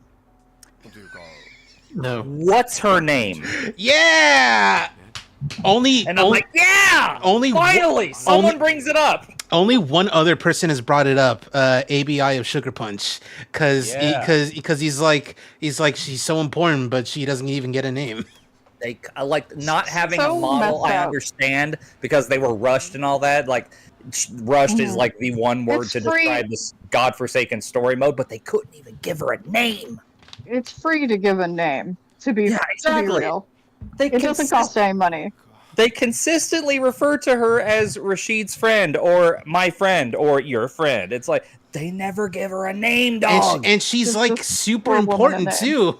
She is. Oh my god, that's so sad. Also, I can't. So they stole, what was that? Like $100 billion from her? 100 billion yen, which is Wow. which is if you're using Like $10. if you're using Too much money. if you're using the what's supposed to be 1 to 100 ratio, like roughly $1 million USD. Back in the day. It's Yeah. actually Yeah, Jesus. today that'd be like maybe $750,000. Yeah, that's No. what it looked like on. It was like 600. today 10 billion yen thousand? would get you almost 68 million USD. Ah, yeah. I messed up the numbers because I have dyscalculia, so I looked at those numbers and I went, it's too many zeros. Yeah, yeah, I get that. You count. Yeah. You just a trick I learned is you just count them one at a time as 1, 10, 100, 1,000, 10,000, 100,000, etc. to get Yeah. the last number. Mostly my brain just, the numbers go all squiggly and it doesn't work right. Oh But no, his books are falling. it's no fun. All of his box! Uh-oh. Just a big ass He's It's fucking like, holy safe. shit, there's a giant safe Just back a giant. This is like a He pub. Oh, I better Password? open it. This is like an doesn't office have- that, like, you know, is Sir. rented by businesses. Oh my god, sir, you didn't even put like a password on your. You didn't put like a lock on it? I mean, like, Are you listen, for real? who was gonna open this? Look, Him! this is Akiyama's safe for time. That's Oh. Oh my literally all God. their money. Literally all of their money. That is so dumb. Okay, just Is as that a the 10 safety measure, billion? it makes sense, right? It's like, it makes sense So if we're much- talking about Akiyama, because, like, he's very happy-go-lucky, and he's like, oh, no one's gonna fucking look at my bookshelf What, he's that gonna closely. fucking look at my bookshelf that close? Yeah. What they dead in it, and he's screwed. As I was saying, What? Oh. What's Oh, up? this is, yeah? as I was saying, this is Akiyama. If he said a password, it'd be like it just set it to password or 1111. Password. 1, It- 2, 3, 4. It would be the password. The password would be Super Chunk. Bro, 1, 2, 3, 4, 5 is a bad password. Oh, you're 2, 3, right. 4, 1, 2, 5's 3, 4, a 5, password. 6. 6. Yeah. Oh my god, that's so bad. Uh-oh. Should shut the door so she has to waste more time. Love her. I know they keep making they made fun of her a lot, but she's so adorable. She's really cute. I just want to give her a big hug. To me, she's one of the cutest girls in the series. Absolutely. Because I'm completely biased towards Blush's characters. It's like her hairstyle and sense of style. And also, she has cat erasers, which makes her the best. Yes, you like the cat erasers. It made me so happy. There was a nickname for her, not said by everyone, mostly said by one particular character, describing her as because like when she bails him out of jail, like in this game, they call her like her nickname's like some food dish that's like that's got like a lot of pork. I don't remember what it is. It's not tonkatsu, but it's something else. Oh yeah. But in the original PS3 release, her nickname was Super Chunk, which Yeah, Super Chunk. which I find hilarious, and I've appropriated to using it as a term of endearment. Love Super You know Chunk. what? If it's endearment, I'll take it. I mean, listen. I could be super chunk if I try real hard. I mean, listen. I'm fat. We could all be super chunk. I would. If someone called me Super Chunk and they knew what was up, I'd be like, "Oh, you're cool." Be the Honestly, super chunk yeah. that you were always meant to be. Exactly. Let's all be super chunk, Yeah. except your inner super chunk. Love it. 10 out of 10. Best stream. Get the fuck out. Super Chunk will throw your shit.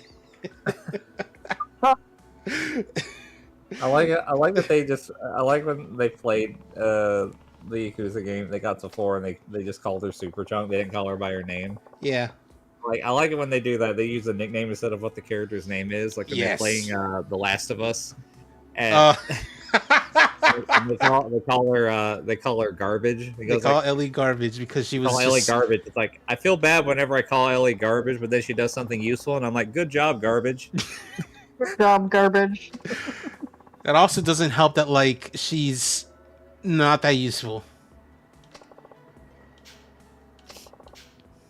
Oh man. And for the next, I've seen The Last of Us in a very long time. And for the next challenge, you're gonna have to beat Samson. You're gonna have to beat Super Chunk. Hey, can I talk about the movies I watched this weekend? Yes, go ahead. Yes. Did I talk about the one I watched on Friday? Yeah. I watched Prince of Darkness. Well, that's right. You were talking about watching that. So then there's the 2 movies I watched on Saturday and Sunday. Saturday I watched Christine. Yeah. What's Christine? Christine's probably the evil car movie. Oh, evil cop. Yeah, essentially it's what? a Stephen King adaptation. Oh, okay. Right? But the adaptation I think is a lot more simpler than the book is. And one of my favorite things about it is that Christine, the car, like the evil car, I like that she has a character. Like the car is a character, and like she has like a personality. Yes, and she expresses herself. She talks through like songs on the radio to let people know like what she's thinking. And murder. And the way she talks and communicates, she's very clearly a woman. Yeah. And I also, but the thing about it that I love the most is that they don't explain it. See, so it's kind of like, this is so first of me to say, so it's kind of like Bumblebee in the shitty Transformers movie. Yeah, like in the first one, who communicates only through the radio. Bumblebee, yeah, he communicates. stop lubricating the general. Oh no. Like there's we're kidding that. Well, I mean, like for example, in the movie, like there's a scene where like someone who doesn't like the main character who like owns Christine, who bought the car and fixed it up, like they're trying to get Anne to like do damage to it. Like as soon as they try to open the door locks, and then the radio starts blasting that Little Richard song. You keep on knocking, but you can't come in. Like she's oh my got a god, character. that's so good. I love that. But yeah, but the other thing I love about it is that they never explain it. It's like, yeah, That's the car's evil. Fuck you. That's where we're going. The car's just evil. You don't get to. The car's alive. Fuck you. We're going there. Is this the evil? I'm still standing. Is this the evil car movie that has like the super evil honk? Evil honk? No, that is a fabrication of the parodies. Okay. That never happens in the movie. Okay. But you know what I'm talking about. Yes, I do know the Futurama line. And the car honked its own horn. No, okay. See, I'm thinking of like a different thing. Because like I'm sure there is another like evil car movie, but yeah. Dude, there's another evil car movie that's also another Stephen King adaptation. It is a lot. It is a lot worse than Christine. Maximum Overdrive. Okay, yeah, it's not that I'm thinking of. Wow. Because like I the can't one I'm believe that. They shipped into Maximum Overdrive. The one that I'm thinking of. Ooh. When it comes to Christine, it starts to make me realize like Stephen King isn't as like savvy a writer as sometimes people think he is. Like, don't get me wrong, dude's an absolute fucking legend. He's one of the most prolific and famous and well-deserved successful authors of all time. But when it comes to film adaptations of his works, I don't think he knows as much as he lets on. Yeah. Because like, first of all, he didn't like The Shining, first of all. Yeah. And second of all, he didn't like Christine either. He called it boring. Why? And but Maximum Overdrive, the other one I mentioned, I've seen that movie. That movie is like it's like B movie like schlocky garbage. I mean, it's kind of fun, but like it's garbage, right? That's the first and I think the only Stephen King adaptation that was directed by Stephen King himself. That's weird. Oh, That's crazy. And I know like, also let's you get never an do idea, this again. and I know also you get an idea of what his tastes are because Maximum Overdrive's soundtrack or like its score was commissioned by the filmmakers. Just for it was mostly licensed music, but most of the licensed music is just AC/DC. Ah, that's great. Oh my god. If you want amazing. like an idea of what kind of evil vehicle movie Maximum Overdrive is, the main antagonistic force is an evil truck who has a big cartoon Green Goblin face on it. Yep. Green Goblin. And like the comic book one, not the Sam Raimi one. And also Green Goblin. And also, there's a scene in that movie near the end where, like, a bulldozer just runs over a child. Whoa. Yeah, it's not easy to watch. That sounds rough. Flaw. Yeah. Let me ask you a question.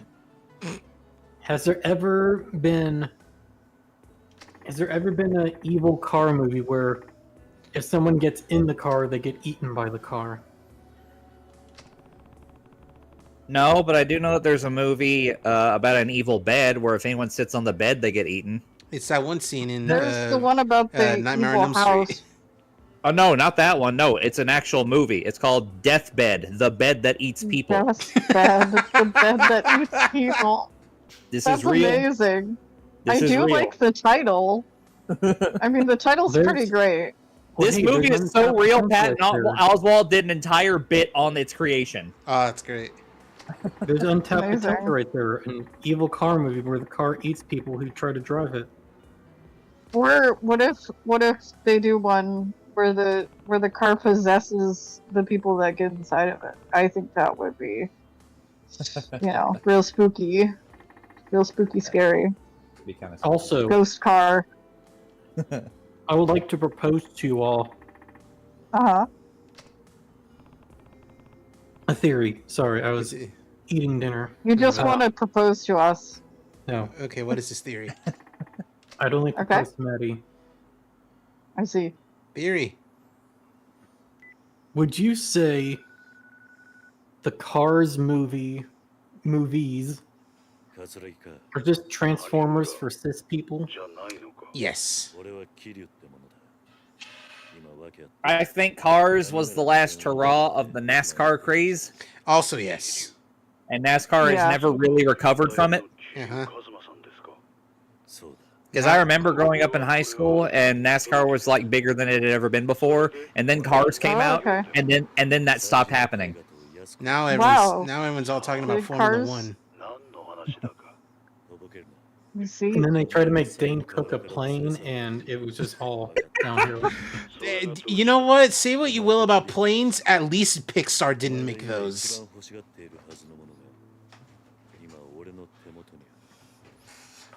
My Pixar bad. It would have been nice for Dane Cook to have his own successful animated series of films like Planes did with Cars, but like obviously the weight of his sins brought all that down. He couldn't. Don't worry, he'll always have Good Luck Chuck and Employee of the Month. Yeah. Good Luck Chuck and Employee of the Month. Also, Dozy, no. Pixar not bad. Well, Kevin Lassiter is, but he's not Pixar. Okay. But what I'm saying is that, like, oh man, it's a good thing, like, Pixar didn't, like, debase themselves by making planes. Oh yeah, that makes sense. Did you know Pixar had a focus group of people whose only goal was to make sure Riley in Inside Out 2 didn't look gay? Yes, and it's ridiculous. Yeah, it's real. Okay. Yeah.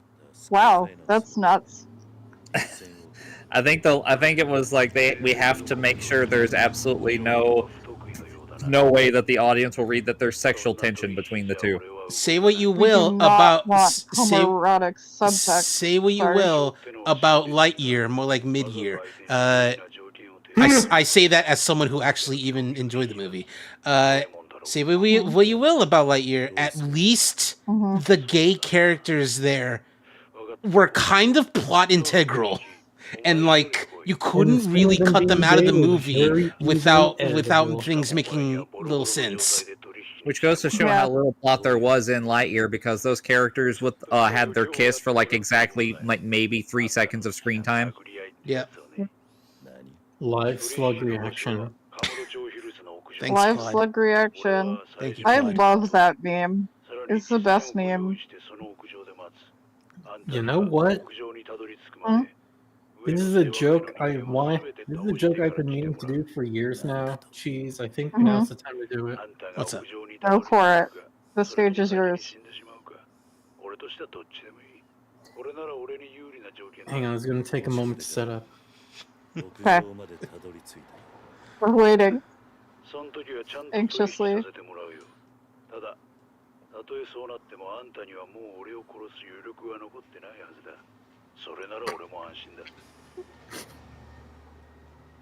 The anticipation's already getting to her. Okay, you need to. Yeah, Oh god! seriously. Oh, I see it. Okay. It doesn't totally work. What's the matter? It doesn't it's a little totally work big. because like I already like cropped your thing, but you know. Yeah, unfortunately. The effort put in there But I really is pretty imagine good it. though. I really love it. But you see the words, right? Yes. Yeah. I don't have your stream open at the moment, but I like to imagine it's just like the top half, the bottom half of the meme is cropped. You just see the eyes poking out in live slug reaction. It doesn't even say live slug reaction. It just says slug Slug. react. Yeah. But You the eyes are fixed all of there. it because of us. The eyes are there. Yeah, though. it's really good. You can't see the eyes. It's extremely good. Back to normal. I guess that's probably how the viewers of the last stream felt. I mean, the last stream that I was actually in felt when I just like, I was like, I don't feel like this format anymore. I know somebody said I evolved, which, you know, I need to start calling it that. I saw an Constantly art post that evolving. was like, will you take the Hex Maniac's iconic milk, or do you risk the run of being mauled by a giant 8-foot Hex Maniac? And I'm like, What? I'm like, no, I'll tell you what I'll do. I will ask for some authentic Bulgarian Miak. What? So this is like one of the I'm dumbest just- jokes ever, but it was from a movie I watched last year for the Spookathon. Ernest Scared Stupid. Oh.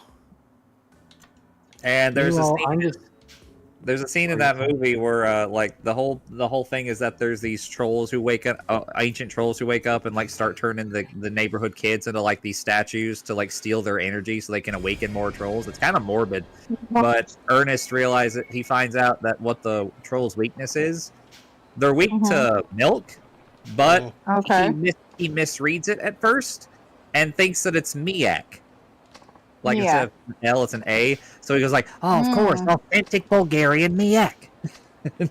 And at first it's mildly funny, but then he encounters one of the trolls, and he actually has like a jar of Miak, whatever the fuck that is. So he's like, "Here, Miak." He's like, "I bet you thought I couldn't find any this time of year." Meanwhile, I'm just here like, make Hexmaniac BBW. But no, that's 8 feet tall. That's different. But Maxie, Feet that's tall you. is big But Maxie, that's you. in a different way. Yeah, No, that's I'm a true. Rizu. That is Maxi. No, You're I'm a what? Rizu. A Rizu. I see. Doesn't know what that means. The hairstylist from Legends Arceus, because she has red leggings. Yeah, she's a good one. Do you not know Arizu? I do. No. Hang on. Not Okay. everybody played Pokemon Legends Arceus. I still surprisingly. haven't. Unfortunately, I did not. No, I haven't Neither yet. have I. So I'm afraid. I You would've- still know. I would have loved. I would I'm love to play impressed. it if I, owned it. I'd love to play it if somebody paid for me to own it. Yeah. Okay, Doji, that's Arizu. Okay, let me go look.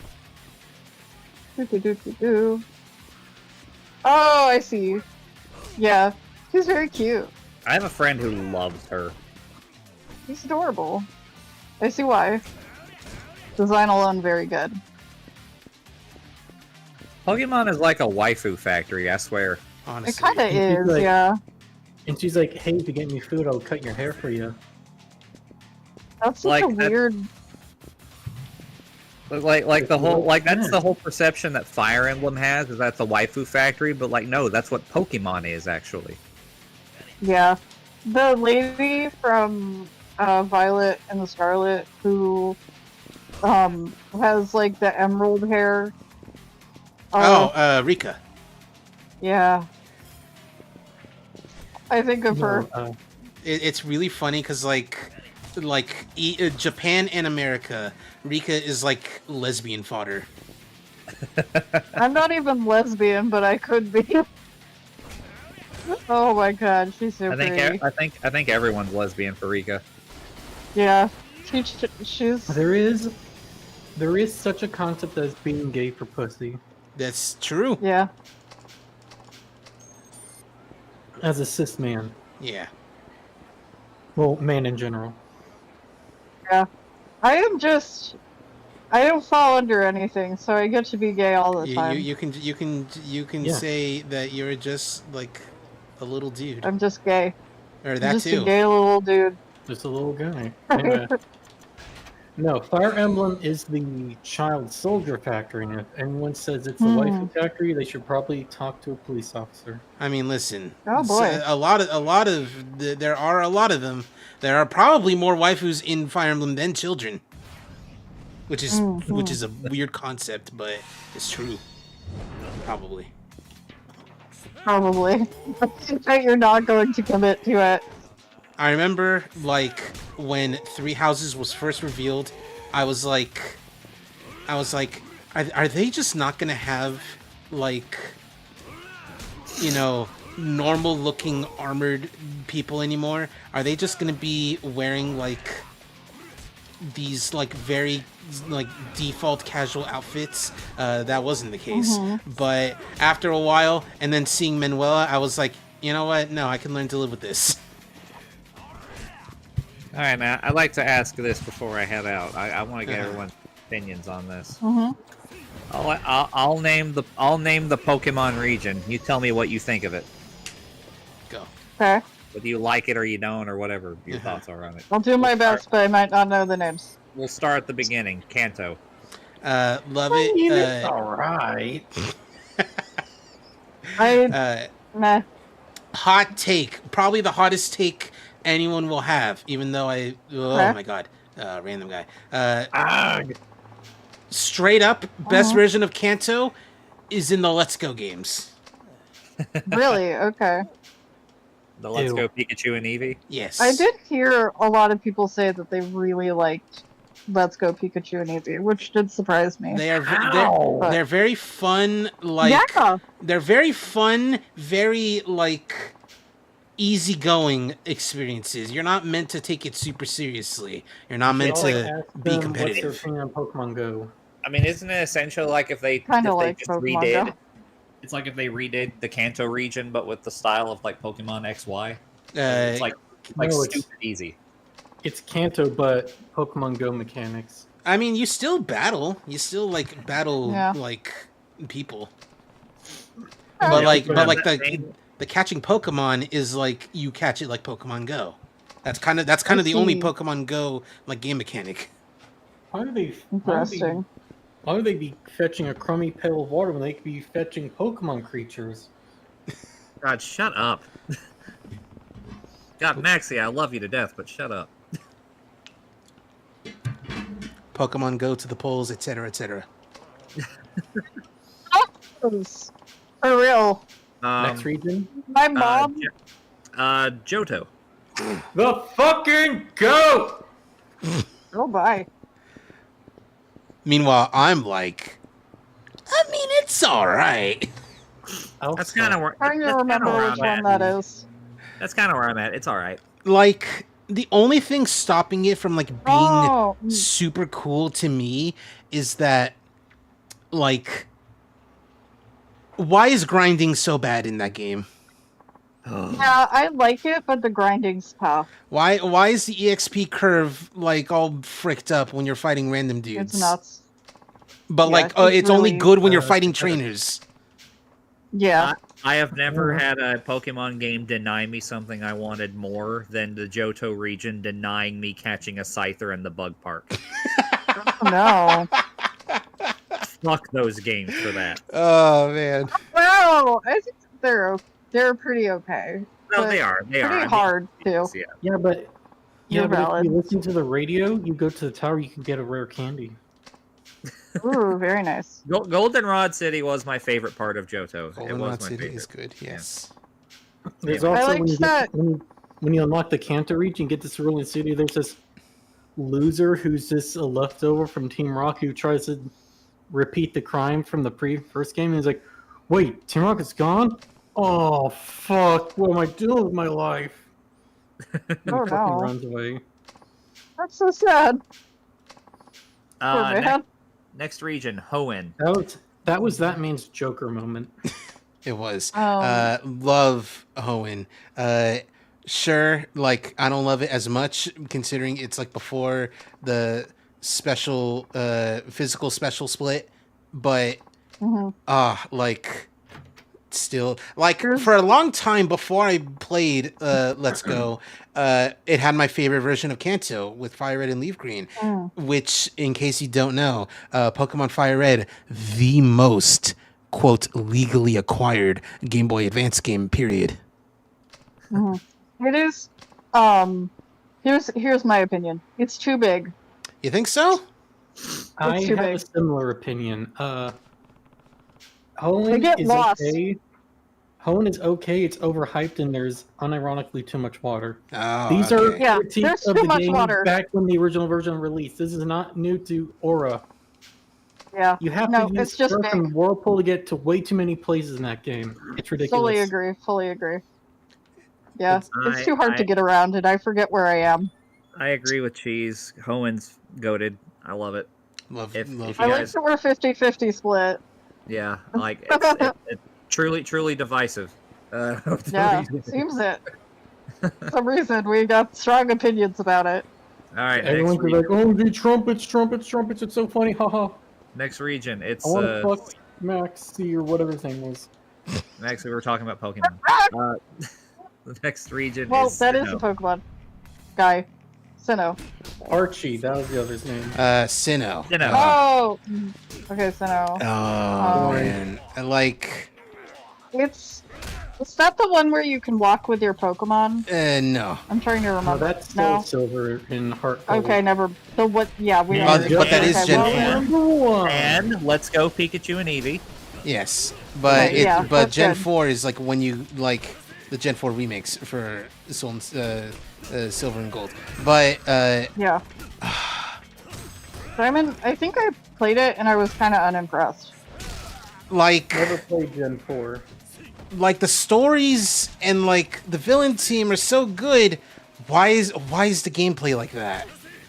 It's so slow. Yeah. And Why is it so slow? Yeah, I I remember couldn't. I liking couldn't keep Sinnoh my a lot, interest though. really. I remember liking people Sinnoh a lot, only but it was really never my remember it favorite because with I was. Cynthia. Yeah, I remember Cynthia. liking.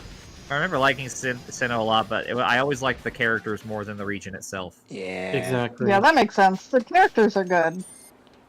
Exactly. People just like Cynthia and Badoo. Well, okay, but in fairness, Cynthia is peak.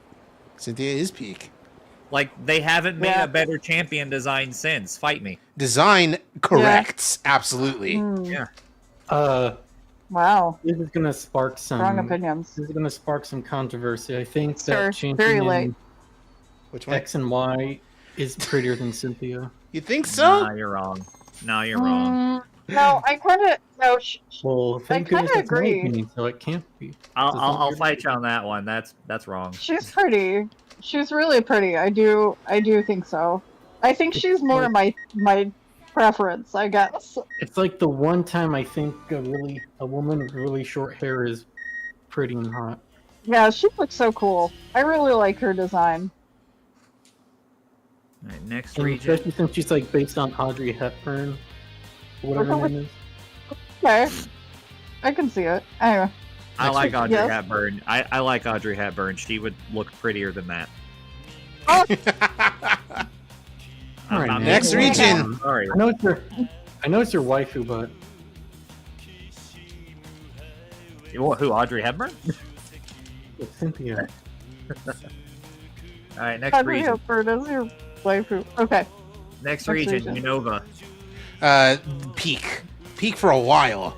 Yes, peak. Like, Absolutely it was the good. top for a while. So good. Yeah. So good. So And good. then Nintendo decided to ignore it because it didn't sell as well. Well, no, we're Yeah, getting like a new game for it at some point. Are we actually? Are we? It's the new Legends game. That's not Arceus. Oh, That'd be cool, actually. that's I might actually buy that. Who knows? Yeah, Unova's really Will it good. be on Steam? yeah. it is. Probably not. A Nintendo game on Steam, though? Come on. That would be kind of cool. What if they did it for that one game and then never That'd be did it again? crazy. That would be hilarious. That would be so funny. They were like, we don't feel like making the Switch 2, so we'll just release this on Steam. Oh, Okay, man. look. Alright. I would love to play like an Legends Arceus type game in Unova, but I also really don't want to play on my Switch. You know, that's fair. I love how Alright, I next Switch, but love Just how I put it on did my computer. love how I did all this whilst discussing Unova and the new Yeah. Legends game. Next, I don't even know what's happening anymore. Next region, They're Kalos. just Oh, Kalos. Well, Kalos underrated is. to me. I agree. it introduced so many good mechanics that made the game so much better in future games so much better. It is so Like interesting. Pokemon and Me and stuff. I wish that like they like expanded upon it. Yeah, the story kind of sucks though. Agreed. Yeah, yeah, The the story the story's kind is of half-assed, but I do like a lot of the story's ideas. half-assed. Yeah, the story's half-assed, but I really love the like actual gameplay. I like that you get to. I like that you get to get like customize your character fully. I like that you get to like go around on little like roller skates. It's cute. Lost I do potential. like that a lot. Yeah. I will say I think the only part of the Kalos region itself I'm not a fan of is the huge city, because like Yeah, it's hard. it's super easy to get lost in that city. It's so easy to get lost. It's literally a circle. It's so confusing. Which you think it wouldn't be, but it is. It somehow is. Yeah. I love the karaoke in the background. It's very good. Yeah. Kalos is where I Hell dropped yeah. off the series, so I don't have any. It was actually my first game. Fun fact. I got into it really late. So Alola. Oh, my favorite love, actually. Love. My Yes. favorite region. Best Yeah, game. Alola rocks. It's okay. Yeah, It's fine. Fair. I love it a lot. It's I where I love got it to a be a lot. Gardevoir, so it's pretty cool. Yeah, that is. All right, now anything past this point, I am unfamiliar with, so I'm going to rely on you guys. All right. Okay. And Okay. these are the Let ones it I have play. very strong opinions on. Actually. I haven't played You can anything trust. past. I haven't played anything past Sun and Moon. So. All right. Yeah. Okay. You can trust. Galar. All right. Just everyone, step back. I got some words. Oh, okay. Okay. All right. There are so many ideas on like that you could Yes. literally the most untapped potential period. If they gave Game Freak maybe like 6 extra months, it would have been great. It would have been beautiful. It would have been perfect almost. But Yeah. like so much untapped potential. Story is well, not story. Well, actually, yeah, kind of story. Story, kind of. Very stinky. Main villain, one of the dumbest ever. The post game content, probably one of the dumbest ever. But you know, hey, at least like the gym leaders are very cool, and you can hang out with them. Melanie for life. I absolutely hated it. Oh. Oh. Sorry. I didn't like it. Oh, we're getting spicy over here. If I can Yeah, if I can didn't give like it, at all. if I can give it a number, it would be like a 6.5 out of 10. It could have been good, Wow. but they really like 6 months minimum, and it would have been good. It was like a 3 for me. Oh. It was rough. That's really the really rough didn't part like about it. that, from what I understand, is that game, it's a lot like those games that get better as time goes on, like Cyberpunk or No Man's Sky, where like they fix a lot of problems down the road, but it left such a sour taste in people's mouths with that first impression. You only get one chance to make a first impression. Yep. Yeah, the first impression was really bad, and it was just hard for me to move past it. I'm one of those people who will very much forgive ugly textures as long as the gameplay is good. The gameplay is pretty good. Not that great, but you know, it's alright. I don't care about textures or anything, I just didn't like anything. That's how I felt. My genuine. Sorry for the laugh. Alright. Just felt... Let's see. There's Hisui. I have not played that. That's the one from... No experience. Yeah, that's the one from Legends of Arceus. And finally, Paldea. Oh, incredible. Love it to death. Like... Which one? Scarlet Violet. Paldea. Oh, loved it. Like... Really good. Same thing with... Oh, that's funny. Same thing with... Galar, where like if they gave the game a little bit more time, it would have been great. It wasn't even like, you know, to like iron out like their ideas or whatever. It's just to, you know, make it more stable, because ooh, that game, like on a bad day, that game is rough. And I played it like after its first major patch. Yeah, I really liked that game, but when the first times I played it were pretty tough. It got a lot better though.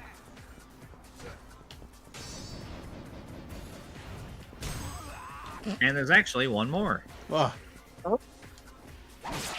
Itakami. What is that?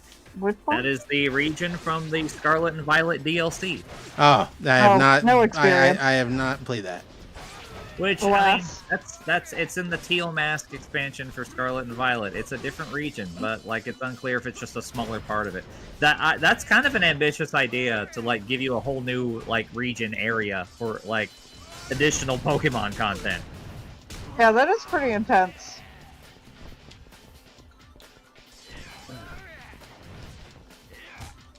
Well, I liked hearing everybody's opinions. Very interesting. It is. So after thinking about all of those, after giving your opinions on all those, which of those regions is your favorite? Alola, easy. Yeah, Alola. It just brought everything together in a really good way, and the story is great. Maxie? She may be busy. Maxie. Okay, Maxie might be busy. They're muted. Alright. Yeah. Oh well. For me, it's a toss-up between Alola and Hoenn. Interesting. I like Hoenn a lot. I'm sorry. I like that Alola ended up pretty high on most of our lists. Yeah. I like the. I guess I just like the island regions. I don't know. Just like it had the customization. It had the Pokemon, not Pokemon-amy. It had the story that was good. It was set in a good setting. It was just a really good, like, original Pokemon. I think that it was all around pretty nice. I agree with all that when it comes to Alola. It's just a great area to roam around in, and all Absolutely. that. I guess just for me, like when it comes to Hoenn, the reason it stands up alongside those is because I feel like everything in Hoenn comes together very well. It's not just the region, it's the Pokemon that you find in that region. It's the legendaries of that region. It's the gym leaders. It's the Elite Four that you ran into in that game. I think, and like some of the tasks you get to do, like, I don't know, it all comes together really well. It felt more complete than Kanto or Johto did, in a way that I don't think many other regions have like replicated since. I mean, Unova was pretty close, but Alola was again one of those. Oh, they just got fucking everything right in Alola. Yeah. Yeah. Yep. So yeah. Yeah. Very good.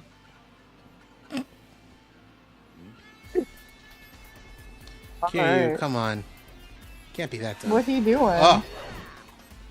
Oh.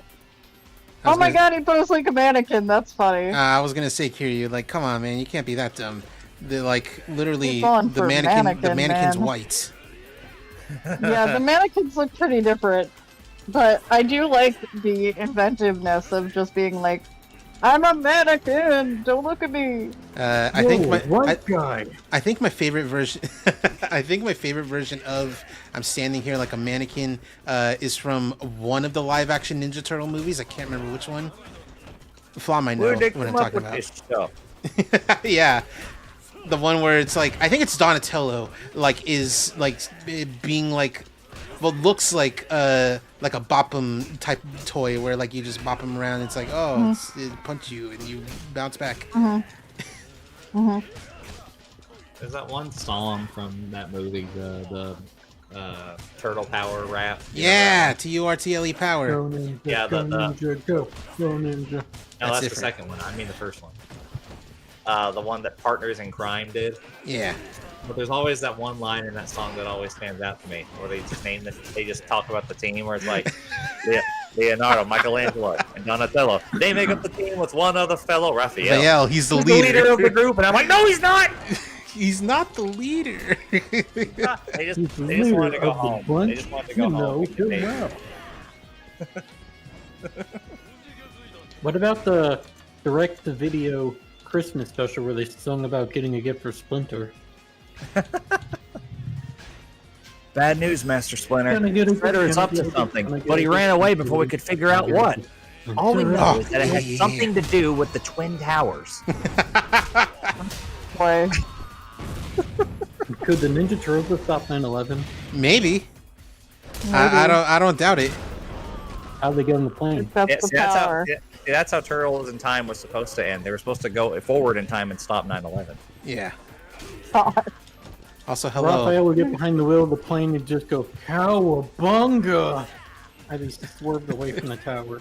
I'm remembering that one really brutal joke that Gilbert Gottfried had at the Donald Trump roast, where he said, "Trump's businesses have done so much damage to the New York skyline, they're calling him the 20th hijacker." Oh, gee, whoa. Oh, that is brutal. It's rough. Damn. Yeah. That man did not deserve a Comedy Central roast. Donald Trump?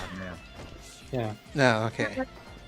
Well, if it wasn't for that roast, we wouldn't have gotten. I think it was actually the first roast post the death of Greg Giraldo, which really does show that there's no justice in this world. Yeah. That he didn't get a Greg Giraldo Donald Trump joke. But it was also the first roast, I think, where they had Anthony Jeselnik on there, and he had probably one of the most brutal roast jokes I've ever heard in my life. Whoa. Or he just looks Donald Trump right in the eye, and he says, "In fact, Donald, the only difference between you and Michael Douglas in the movie Wall Street is that no one's going to be sad when you get cancer." Oh. Oof. Oof. Wow. I remember hearing when Justin Bieber got a Comedy Central Yeah, roast, he got a roast. Campbell Burris was there. He was like, "I know you're just doing this for clout, and I just hope I legitimately wish horrible things could happen to you." I'm paraphrasing, but which roast was it where Steve-O was like, "Hey, Mike Tyson, I want you to punch me in the face." I don't remember which one that was. But you remember that happened.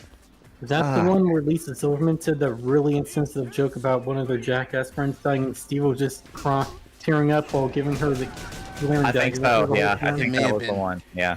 Man, fuck that woman. Anyway, as it turns out, no, Mike Tyson did not punch him in the face. But what happened was that Steve-O... Anyway, I was fine. All you have to say is anyway. All right, anyway. Just listen. No, she's going something. What happened was that Mike Tyson said, no, I'm not going to punch you in the face. So what Steve-O did was take a flying leap and try to aim his face onto Mike Tyson's fist. Honestly, that's impressive. I like how Steve-O, even when sober, is still pretty crazy. Yeah. But, like, he's a lot more reasonable. Like you heard that recent stunt with him, right? Where he was... Yes! He was going to, like... he was going to surgically have, like, breast implants or whatever. Until he had, like, a talk with, like, a trans person. And it wasn't like... It wasn't like, hey, I need your advice. Is this cool? Would this be a good joke, a good prank to do? And it wasn't like a trans person that he knew. It was one that he just ran into like a Trader Joe's or something. Yes. Oh my god. And the really funny thing is that like a bad idea. And the really funny thing is that like trans people were coming out the woodwork responding to this, being like, I don't know how to tell this to him, but like as a concept, that's actually kind of funny. Like some trans people were like super on board with it. Well, like I also just like how receptive he was. Like he just asked this random person he didn't know who was trans, like, "Hey, is this? What do you think?" And then like they explained it to him, and he's like, "Oh, okay, yeah, you're right. Maybe I shouldn't do that." Like I love that. Imagine Steve-O walking up to you while you're just randomly shopping at Sprouts. Yeah. It's like, hey, how do you feel about? Hey, can I get your advice on this joke I want to do? That would be pretty I was amazing. thinking about stapling my ball sack to the Statue of Liberty. Does this sound kosher to you? Oh man, that's pretty wild, boys. It's the ultimate version of the butterfly. That's what he would call stapling his. Can you say? That's what he called stapling his sack to his thigh. They call it the butterfly. Yeah, I know. It sounds horrible, but you know, it's the kind of thing that Steve-O and friends would do. Mostly Steve-O. Yeah. Well, no. What Bam Margera would do is be like, "Oh, I'm totally gonna prank my dad," and pulls out a gun to shoot him. That's like, I'm only kind of exaggerating. The way Bam Margera pranks his dad really feels like he hates the man. I do like you stupid fucking assholes. I'm gonna beat the shit out of my uncle. Call that a prank. I recently rewatched the fucking Tony Hawk's Underground 2 playthrough that Matt and Wooly did, and like that was so much of the fucking humor that came out of Bam's mouth in that story mode, where it's like where they call you up and he's like, "Hey, I sucked Uncle Phil's dick. You suck." Like, huh? Hey, but munch, go do this trick for me. Or like Matt was just like, "Oh no, don't worry. I'm sure after we finish this thing that has us win, Bam will just show up and be like, no, we're winning actually." Yes. Bam in that game is like trying to recreate how hateable Eric Sparrow was. It didn't totally work, but he was a different kind of menace. It sort of worked. It sort of worked. I especially like when they play the Nigel video at the end where it's like, "Oh, I saw all your stuff and now I'm gonna turn it into the police," and it just shows Phil Margera on the toilet, and Matt's just like, "Stop it with fucking Phil!" He's so indignant. He's so done with it. He's so angry. Did Bam Margera ever get into crypto? It doesn't strike me as odd if he did, but I don't know if he did. Yeah, I don't know if he did or not. That might be one thing he has up on Tony Hawk, I guess. To be fair, I think Tony Hawk being into crypto was like everyone's getting into it, so I gotta stay up on the trends. At this point, at this juncture in time, I'm starting to think I don't even know if it was him. I think it was just his people that were getting into it. That too, yeah. Yeah. I think it is unironically my bedtime. Oh. So I'm gonna get going because it's 10 p.m. Man, I gotta take my medicine. All right. Well, thank you guys for hanging out, and thank you for having me. Anytime, buddy. Bye-bye. Bye-bye. Sweet. Oh. What a nice young lady. Young man. What a nice young lady, man. I don't know how we would feel about femboy being called one. I just figured like she was cool with any pronouns. I'm sorry. Didn't she say that earlier? Or didn't he say that earlier? Maybe. Maybe I misheard. I don't know. Entirely possible. Damn, you made me think of that fucking Ryan Gosling meme. Hey girl, I mean they.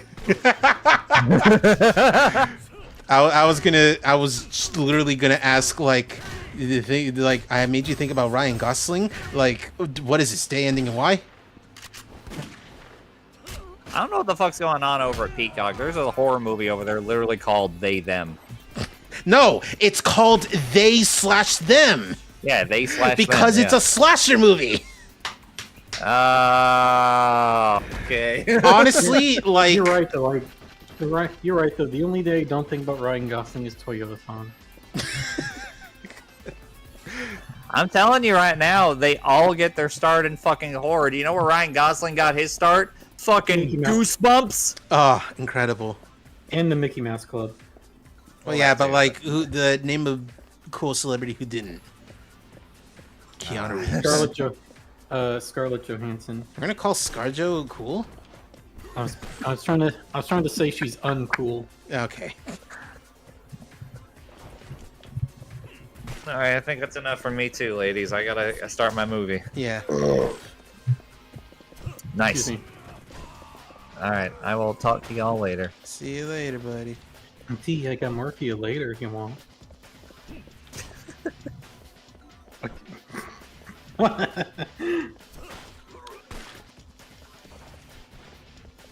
This is so I'm funny. a hoot. What? I said I'm a hoot. Yeah. That was so funny. Like having to throw wrenches at those dudes. That's just what I had to do. Okay, let's kill this man. All right. Let's kill him with wrenches. This guy. Yeah, let's get this guy. Let's kill him with hammers. Kill him with wrenches. Okay. Another shotgun dude.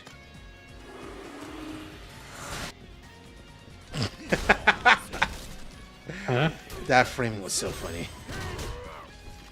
Wait, hold on. Wait. They didn't take my mannequin. It broke. Okay. You missed. I think someone should make a mod for Infinite Wealth. But all it does is cause the game to glitch in a very specific way where Ichiban, in the cutscene where he's wakes up naked on the beach, he gets up and just starts T-posing. That's funny. That would be funny. It's just a naked man on the beach T-posing. I just want my heats so I can do my move. That's not the move I wanted. You made me waste my heats because I was trying to get you to stop. Do you think he's big? For you. Are you talking about Ichiban? I'm gonna hit you. Yeah. Better make it count. Better kill me in one shot. There we go. I would, but you're my friend. Okay. I meant, do you think Ichiban has a big penis? Oh, probably. Because the thing is that like a big thing that determines your size is like blood flow. Like if you got good blood flow, you got a nice old donger. That's one thing. That's not the thing. Incredible on-stream question. Listen, these are the questions that we have to ask. Okay. Die. Blood flow? Yes, blood flow, as in the flow of your blood. Not necessarily blood pressure, but just like how easily it flows through your body. In that case, why isn't mine bigger? You probably don't have good blood flow. Yes, I do. Do you have good blood flow or blood pressure? Because those are different things. Yes. That's You didn't answer the question though. Oh, I'm out. I have both good. That's why I said, you know, it's one thing to have good blood flow, but like, you know, it's not like there's other things, other factors. Get up. You also got to learn how to maintain your spiritual pressure.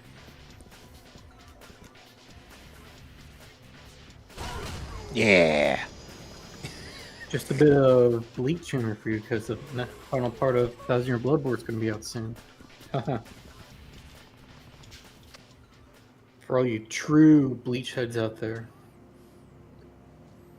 Whoa! Saijima! No. It's a guy with a gun. Oh, kick the can. Fuck you. Damn it. He really didn't care. Shit. That's my B. Oh, God, ow. Oh, jeez. That's Kanai. Kanai's about to be... This is about to kadai. Yeah, like that. Shine! Oh, he took his gun with him. The monster. Yeah. These guys could have Kiryu cornered with guns and knives and he'd just be like, oh, look! And he points to the can behind him. He just says, kick the can. Kick the can.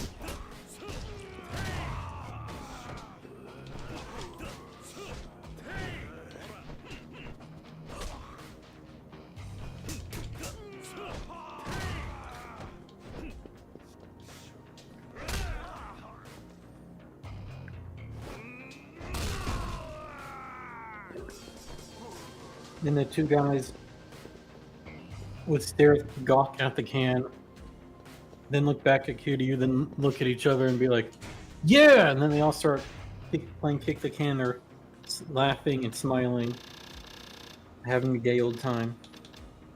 Gay old time. And then Kiryu Tiger drops them both.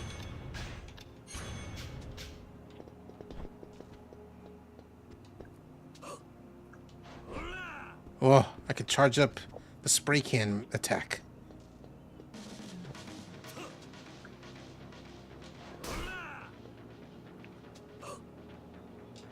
Yeah, dude.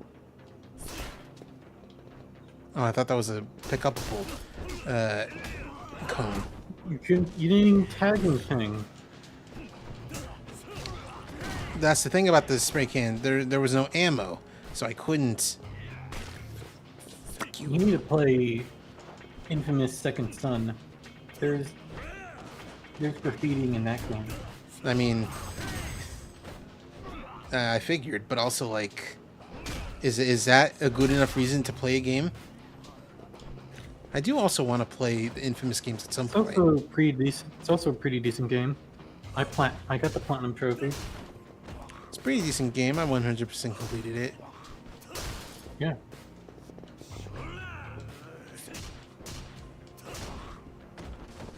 I've only gotten the platinum trophy for like 4 PlayStation games. You should work on getting the platinum for Nier Automata whenever you play. Nah. Yeah. Nah. Because you know, at some point they're just like, we understand that there's like a lot of achievements, a lot of trophies. You can just buy some if you don't want to do them. I remember. And you didn't even bother doing that. Is that with the real money or in-game? Oh, that's the in-game money. I don't think there's like microtransactions in a Yokotaro game that isn't the mobile Nier one. There's that moment in the game where you fight the director of Sony or something, right? No, not Sony. Oh, it's like the CEO of Square Enix. That was it. And, you know, like other super difficult bosses, just fight him as 9S, because he, like, annihilates boss fights. I like playing as 2B using my bare hands. But that's the thing, like, if you, like, if you make your 9S builds the right way, like you can like destroy the game. Like you can just annihilate any challenge. There's the infamous like a bunny robot that's in the amusement park that like won't even respond until you do a certain amount of damage to it. And like if you spec him right, like 9S can take him out in like less than 30 seconds.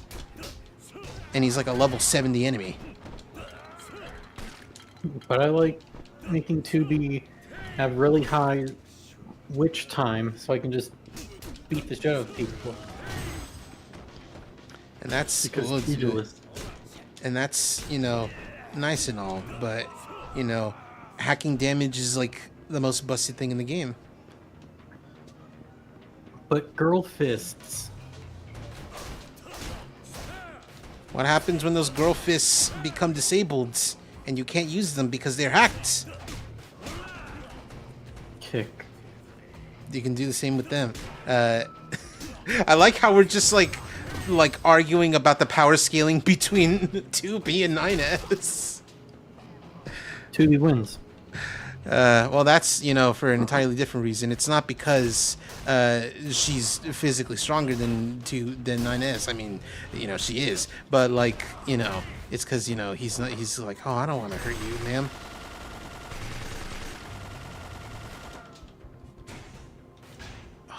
I don't have many. Wait, hold on.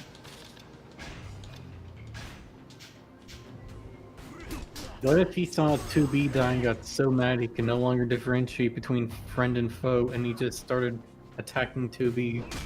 Yeah. He was still alive for some reason. Well, no, it's because it's those are actually just clones, like mass-produced 2Bs. Hold on a sec. Hold on. Wait a goddamn moment. We have pliers.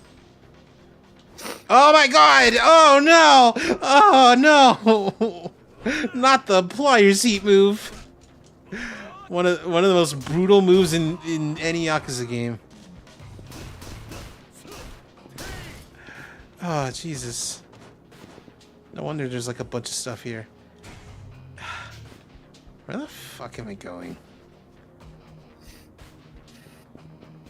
Okay, here apparently.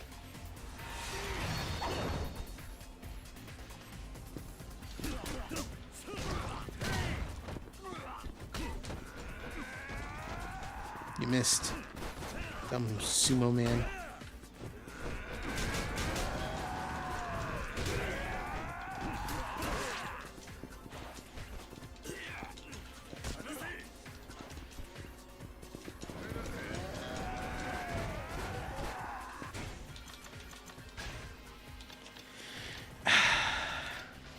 I don't want to use all my staminans, but I'm gonna have to because Essence of Terror is goated.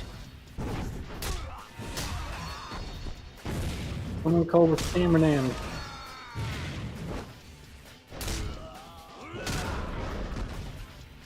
Did he karate chop that man's hand so hard it hit the ground? Yes.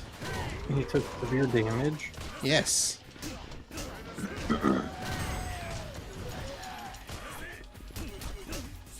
I'll be right back. Yeah.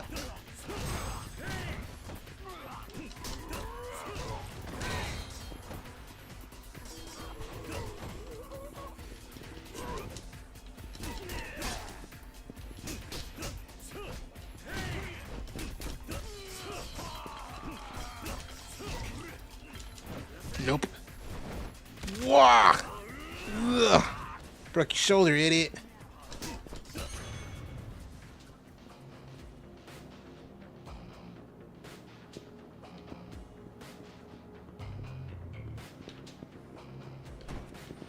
Construction hammer, not a sledgehammer. That dude just showed up.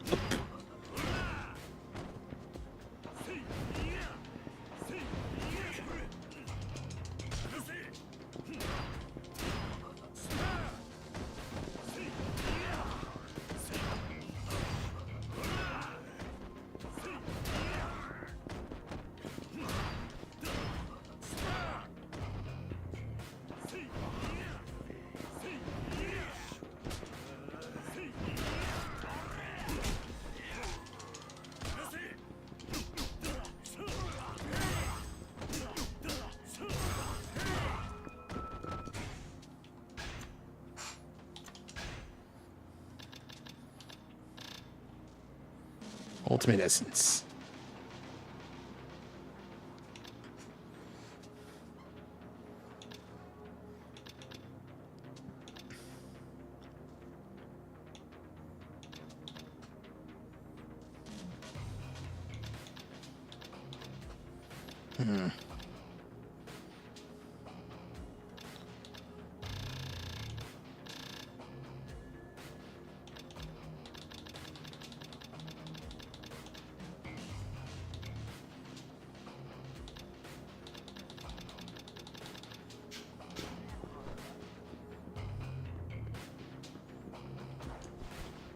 Nope.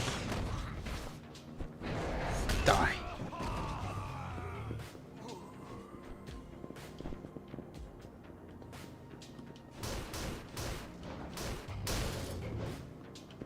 Nothing.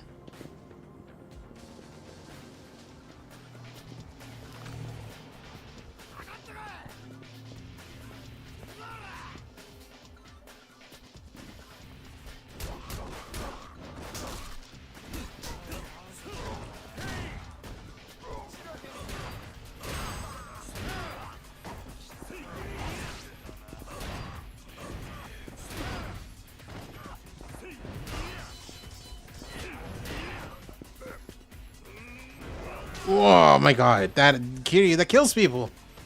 Oh, the Twitch. Oh god, that's horrible.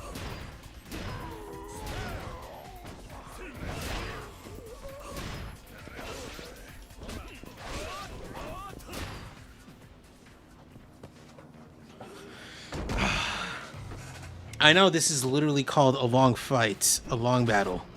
I think it's a long fight. But like, how long are these gonna, is this gonna go on? How long is this gonna go on?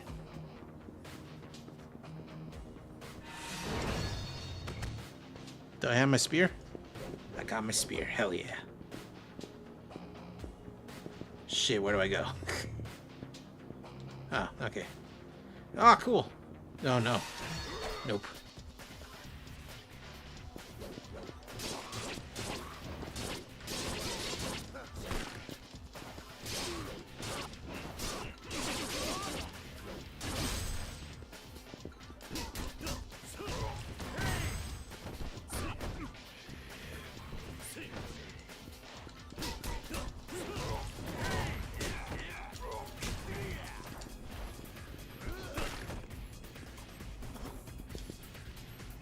Damn it. Thought I was gonna get the ability to terrorize. Terrorize. Terrorize. I think that's my favorite, like, wordplay.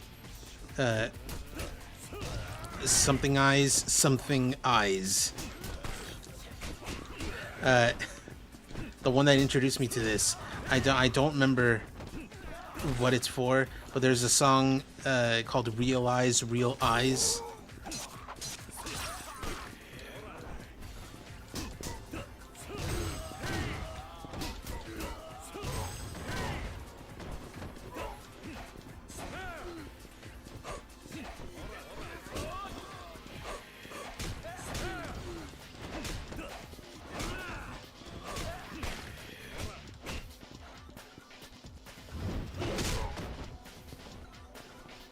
Get out of here.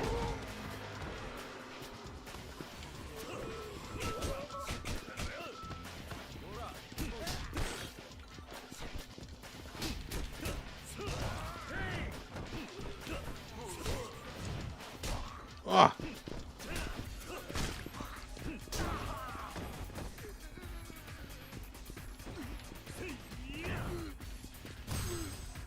I thought I killed you. Get out of here.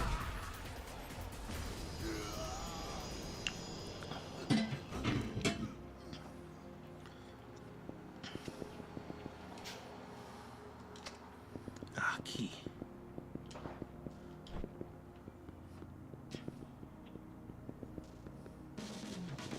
There you are. I'm gonna heal up a little bit first, though. It's slow, so I'm gonna take a look at what's going on with Pokemon Sleep. Feed Mr. Snorlax some more.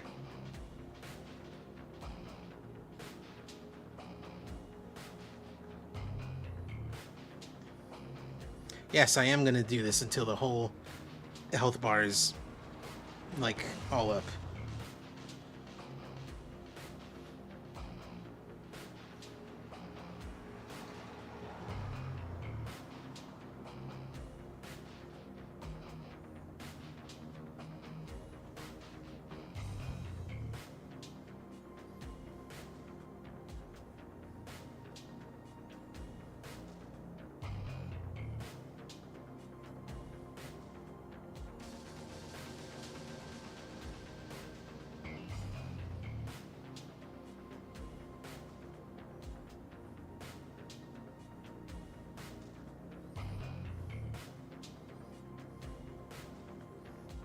Nearly there.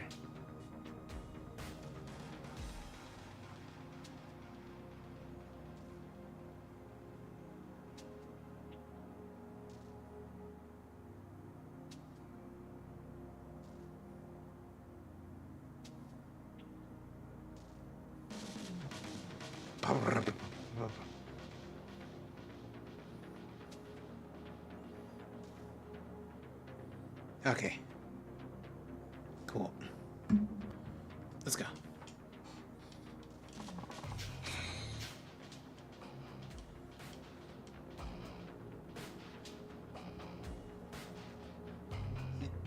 Okay.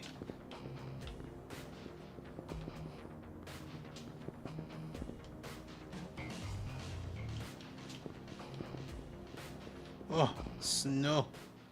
Is it? It's not Christmas in this game. It's not Yakuza 1, 2, or 5. What?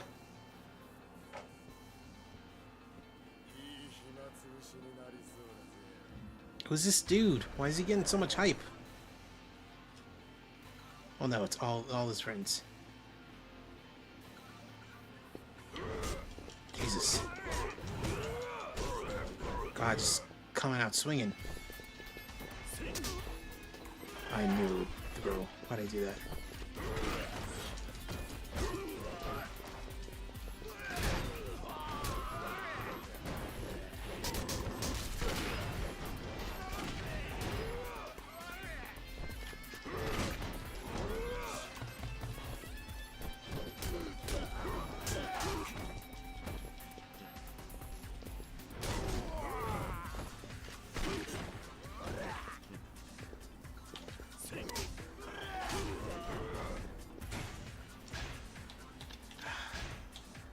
Really making me pull out my biggest move.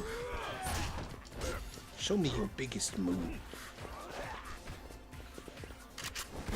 Oh, okay. I mean, that works too.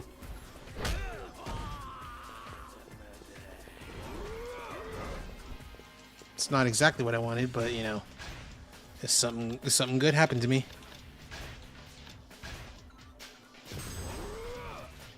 Ah, still not even what I wanted. This dude keeps showing up. Not gonna watari.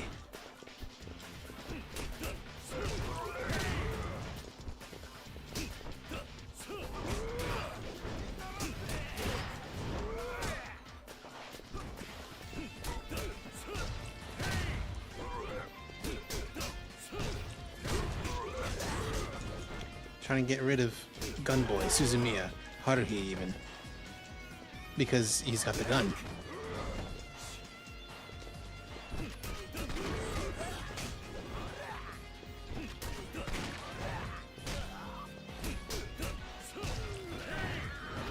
And take hold.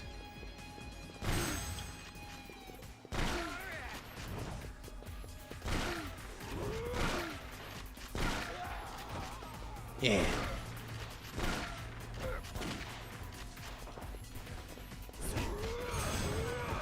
Oh, that killed him. Oh, that's incredible. Nope.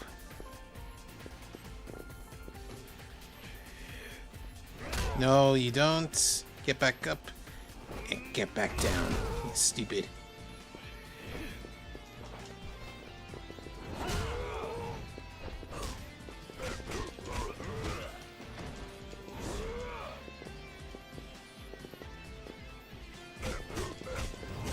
Who the hell is this? This is Ijuin. Not to be confused with Rei Ijuin from Tokimeki Memorial. Literally no one's gonna get that except for me. You got that right. Ah, gotta hurry to the roof. There was a weapon here. No. Oh, okay, yeah. You know Or what? Sure. be confused with Kokujin Tengen Myo. That is a thing also only for you. Read Bleach. I guess so. Is this the end of the game? No, because we have the final chapter with all four protagonists. Oh yeah, you need to get. You haven't done the cutscene where all four of them are where together we are Yakuza 4. Sitting side by side in tuxedos. Yes. I don't get what's with the tuxedos, but we're gonna find out eventually. Because they're gonna look cool. They're doing an Ocean's 4. Densetsu no Gokudo. 取引に応じろ。まあいいだろう。約束だからな。俺は男気はないが仁義は守るよ。お前が欲しがっているファイルだ。早くその二人と1000億を渡せ。まあ焦るな。1000億なんて大金そうそう簡単に運べるもんじゃない。そろそろここに届くはずだ。I want it to be just a fucking pallet full of money. You know, close. Just an elevator, like, lined to the brim with briefcases. Oh, it's so funny. お待たせしました。お約束の現金1000億です。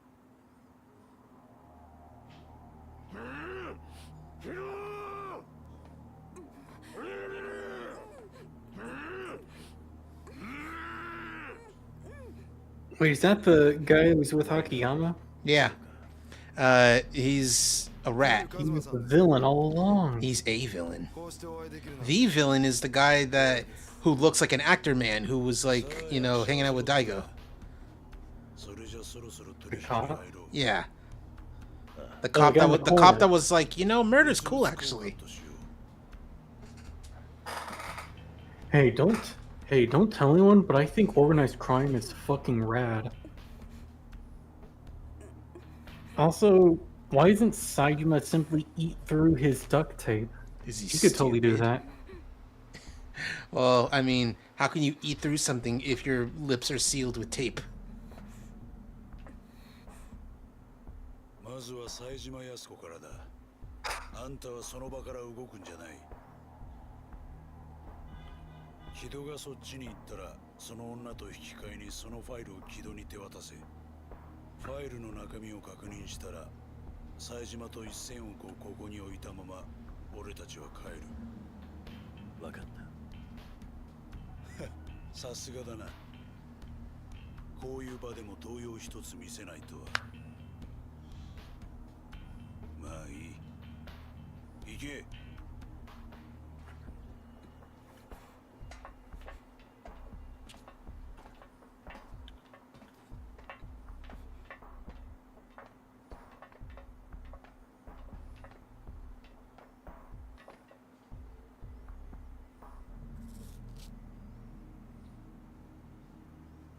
ごめんね。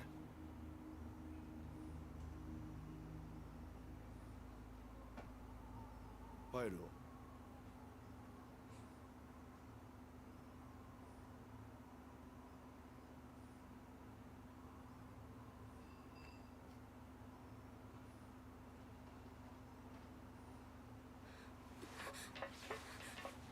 大丈夫か。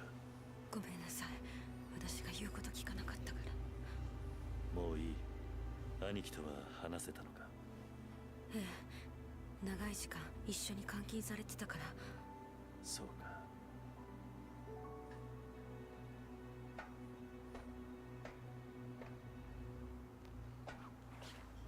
Ah!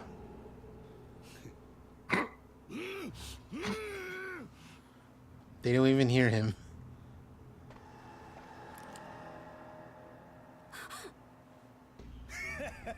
おめでたい奴らだ。まさか本当に生きてここから帰れると思っていたのか？桂木、起動、撃て！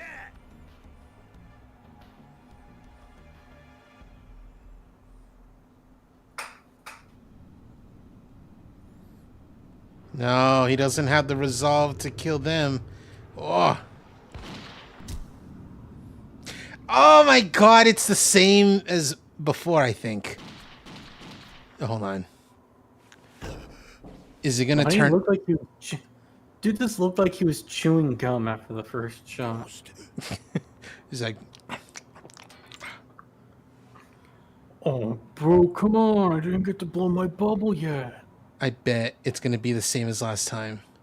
Is he in a vest or something? Not even that a vest. It's that they're fucking, like, not real rounds. They're rubber bullets. Rubber bullets would still fucking hurt. They would hurt, which is why he's on the ground. That many. Oh, it's that guy. Like that many. Stacked you. He's just standing there. He's just like Coilhead from Lethal Company. He won't move as long as you're staring at him. Just like the big peanut guy from SCP. No, that guy was taken down due to copyright. Okay, well, I think they're trying to come up with like a new design for him. They did, and it sucks ass. It's not a peanut anymore. I actually have not seen what he looks like.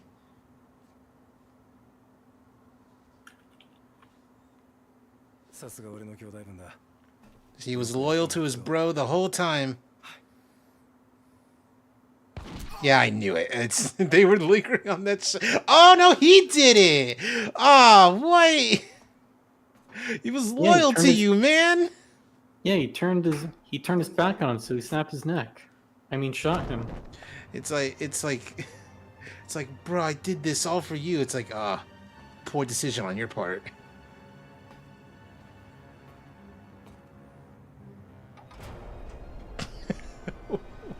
Where are you taking him?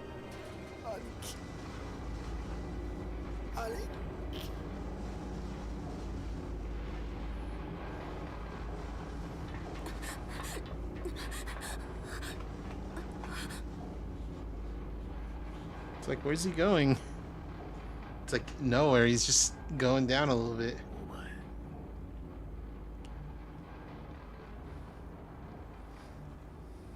Kiryu さんですね。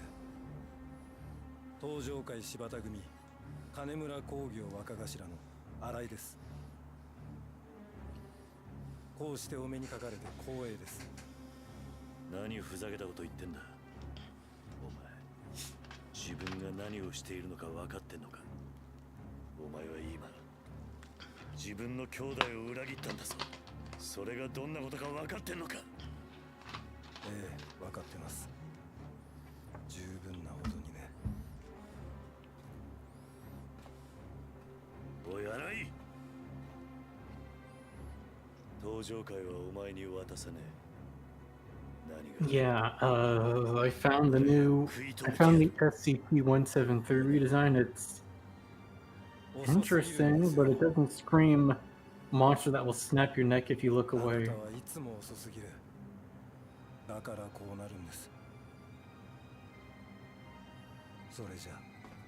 I put it in the streaming chat. Yeah. For you to peep when you have a chance. Peep the anti-horror. Peep the non-horror.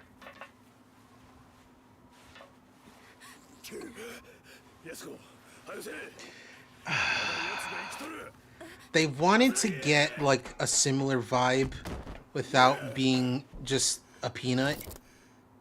Yeah, he was vested.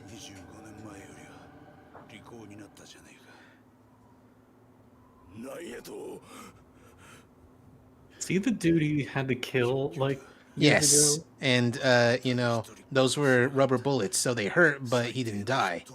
And then Katsuragi was like, all right, did my part, now to make sure he gets locked up. And then he just shoots everyone who he's saying everyone in that restaurant was vested? No, that they were hit by rubber bullets. So they didn't die. Yeah, no. A lot of people hate that. Shot in the head? No, actually. If you can believe it, not a single headshot happened. But when he comes to, he's like, oh, man, that hurt. Anyway, time to kill everyone here, because he still has to go to prison, Saejima. So he goes ahead and just, like, starts, like, he grabs a gun, just starts shooting, like, everyone actually in the head. Oh! Duel.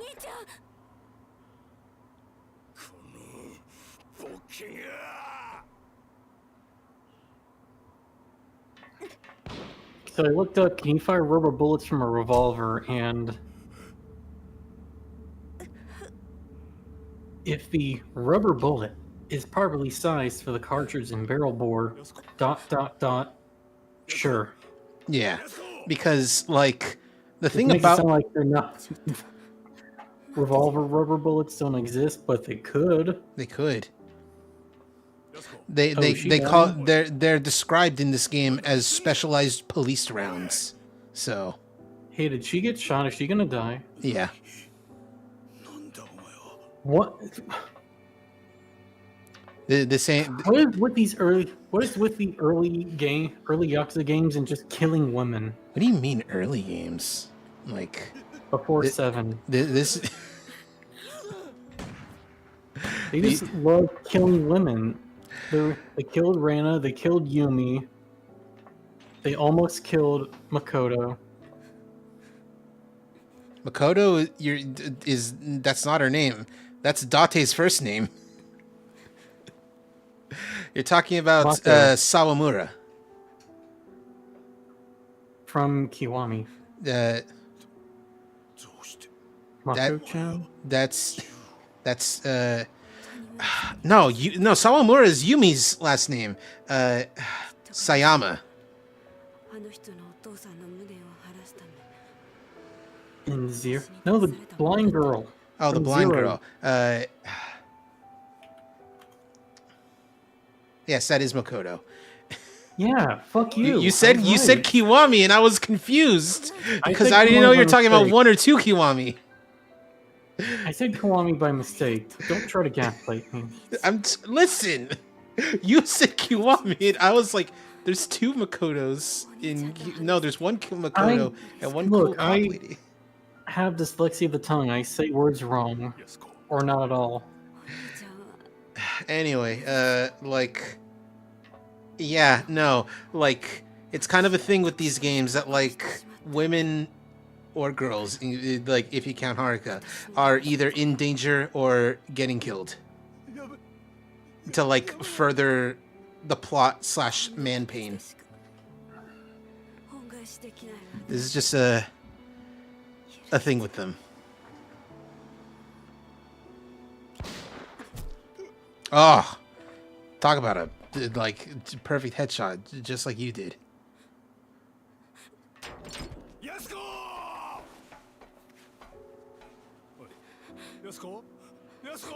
No, you can't die. You're my wife. That's his sister. No, you can't die. You're my sister. They're also not even related. It's like different moms. All right, shut the fuck up. Listen. I'm telling you the facts.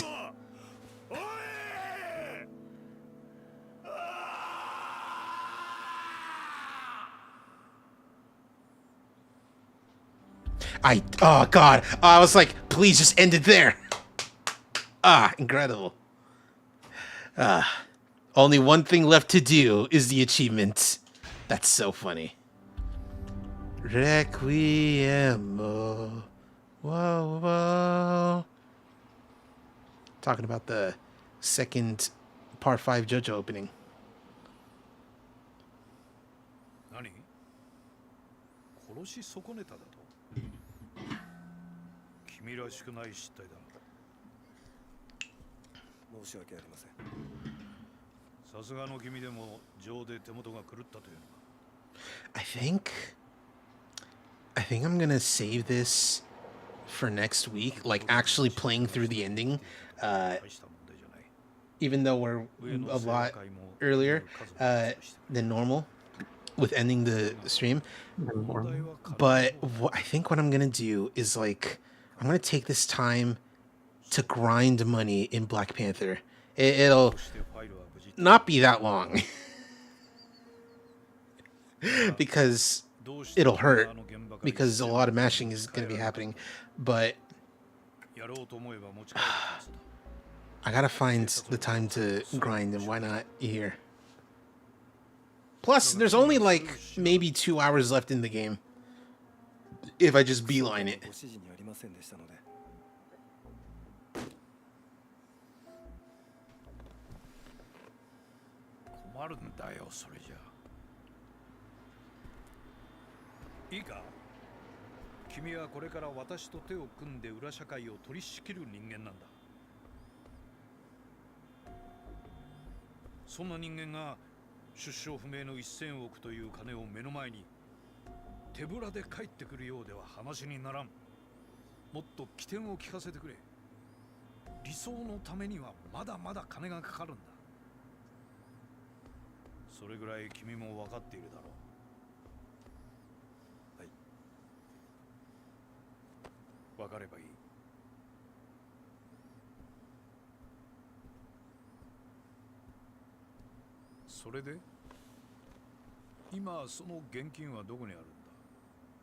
Kiryu Kazuma それにその協力者の元にあると。1000億は君に責任を持って奪ってきてもらうよ。どうやって？取引するんだ。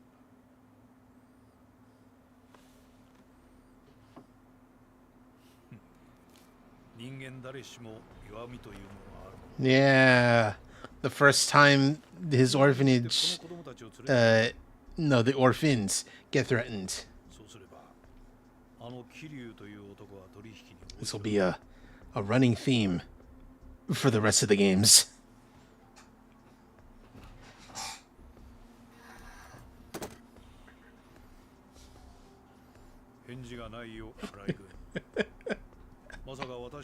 Pulls out of pictures of Kiryu's orphans and a gun. It's like, yeah, he's threatening the orphans.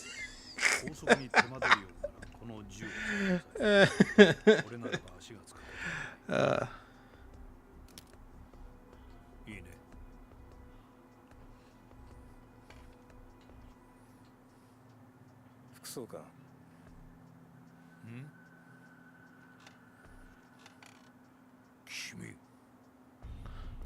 Oh.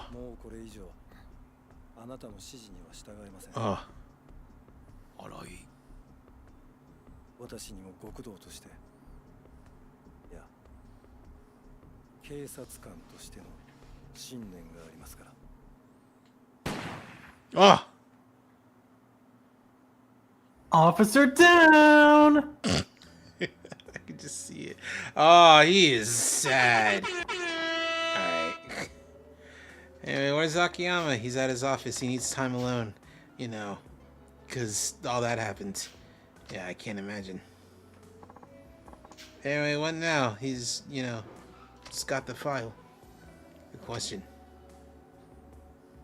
Saijima, you good? Anyway, if I can, we gotta do something about this.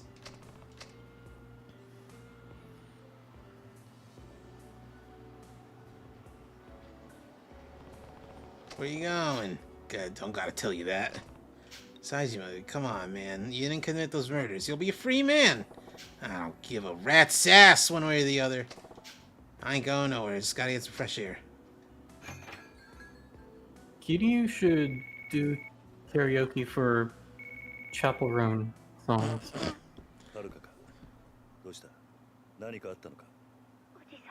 Don't you want to hear him sing Good Luck, Babe? I'll be totally honest, I have not seen a... Oh, God, he's dead! Well, you know, that makes sense. But I'll be totally for real, I've literally never heard a single Chapel Roan song.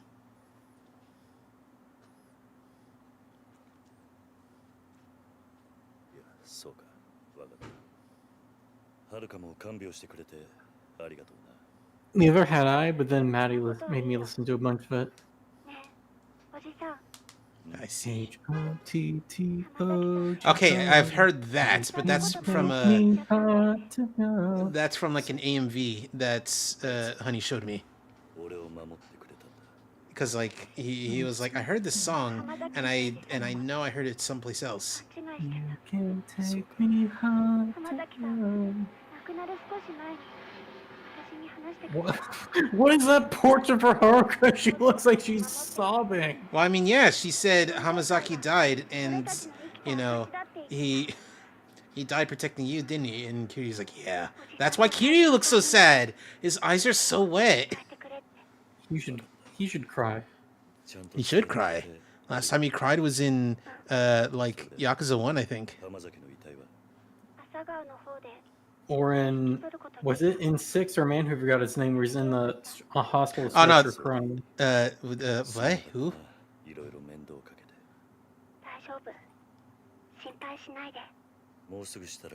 No, it wasn't in the hospital stretcher. It was this.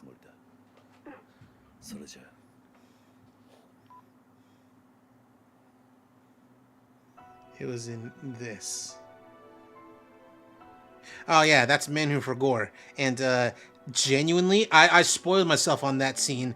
Genuinely, one of the most like heartbreaking scenes in any of these games.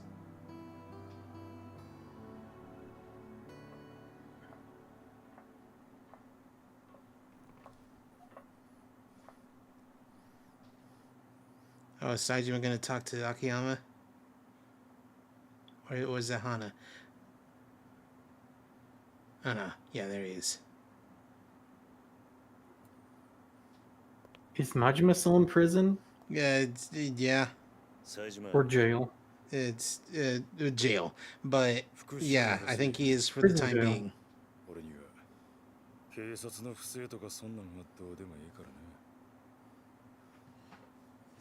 Don't give a flip. I don't give a flying flip, man. No offense, Kiryu, but I don't give a flip, a heck, or a dang about dirty cops. What about a darn? I almost give a darn. He said, I said he didn't give a dang. But a darn is different. We can't, this is a Christian server, you can't say darn.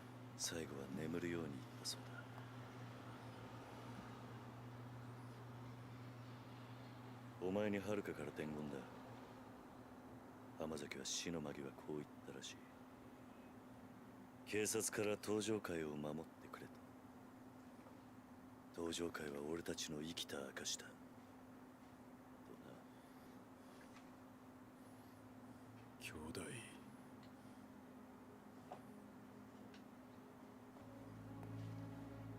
40年も。Hello, Lewis. やっとわかった。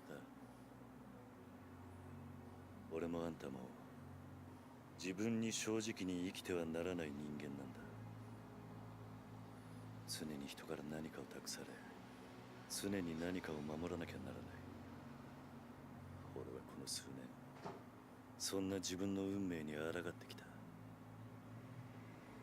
だがもうそろそろ抗うのをやめようと思う。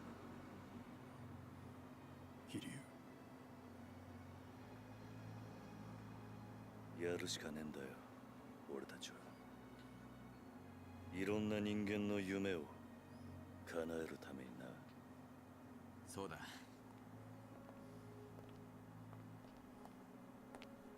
俺らはまだやらなきゃならないことがあるんだ。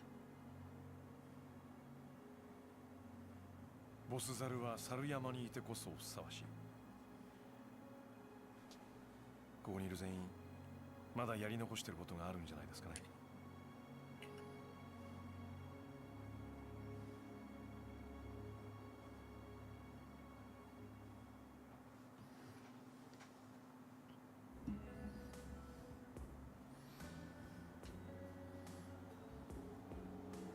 Alright, so how are we switching characters?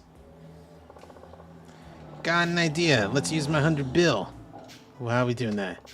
Simple. We get some nice tuxedos and then we just go up there and pull out the blicky and shoot them in the face. Nani? What? That's it? The blicky? That's it. Back up and say, what are you doing? Bring all the files buzzing straight into our web. Flies. Not, literally. I'm talking about our enemies. It's kind of a broad term. Excuse me. Who exactly are you going to think it's going to show?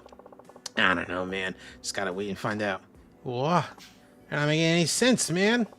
Hold on a second. Think about everyone we know who's wrapped up in all this.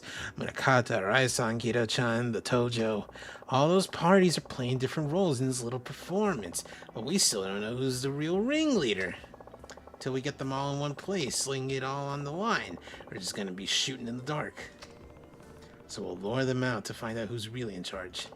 Exactly. Tell them, each party, that we're keeping the cash on the roof of the Millennium Tower. They can come up and get a deal with us. Player cards right, they'll slam headfirst into each other. And they'll duke it out over the money. Yeah, I don't care if they fight or not. All that matters is that we figure out who the big bad is. From then on, it's just good old-fashioned beatdown. It's my kind of plan. That's the what and where settled. What about the when? It's gonna take a while to haul the money up there. You sure you have stuff you want to do before then? How about we go separate ways for a while? Grab some food, have your kids, come back when we're all ready. Works for me. Yeah. And you, Saijima? Yeah. I'm sad, but I'm in. Man, I wish I was home playing on my Xbox. Saijima, you missed out on 25 years of video games. What the fuck is a video game? You mean the Famicom? That shit was for nerds. Dude, you were like... Yeah, but he had an Xbox. He wants to catch up. He wants to play Halo 2 Deathmatch.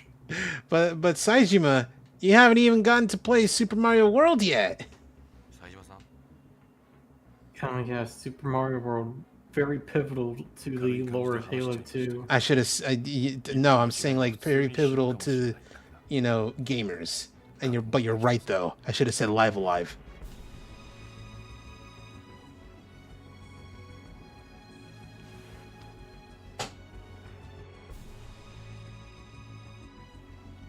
If I was gonna assign... Yes.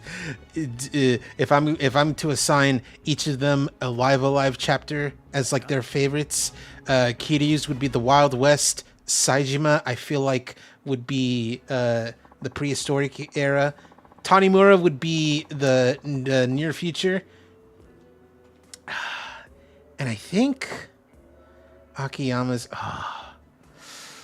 Because like Akiyama's kind of like a chill dude. I don't know if he would like distant future more or like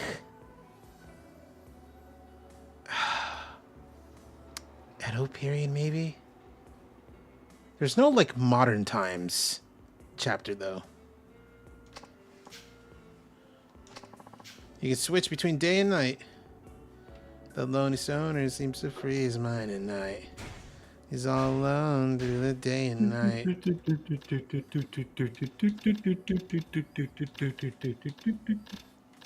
I don't remember how that beat goes. Day and night. What? Yeah, you're missing the person going like Oh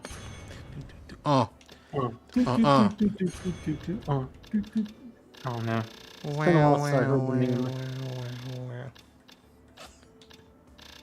Okay, now all I have are the 4s. Alright. Hey you. You're next. Do you have any level ups? You don't. Well, no, you have the one. Okay. Items are not shared. So that means, Kiryu, you're gonna have to drop off some things.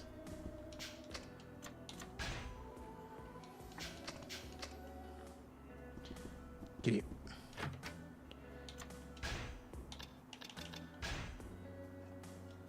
That's not what I wanted. Gotta drop these off because they're gone forever. Alright, okay. You hold on to one, and Akiyama holds on to the other. Also get rid of this and this. Protect. Oh, I can. Oh, okay. That makes a lot of sense and also is incredible. No wonder I saw like 2 eyes there.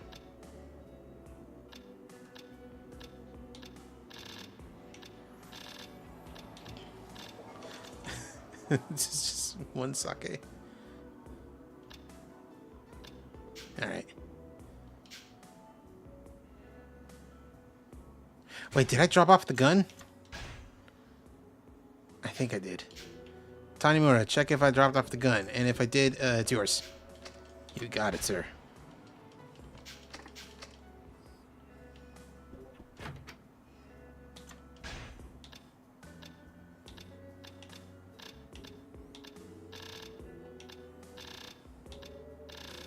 Oh no, this is just switching items, I think.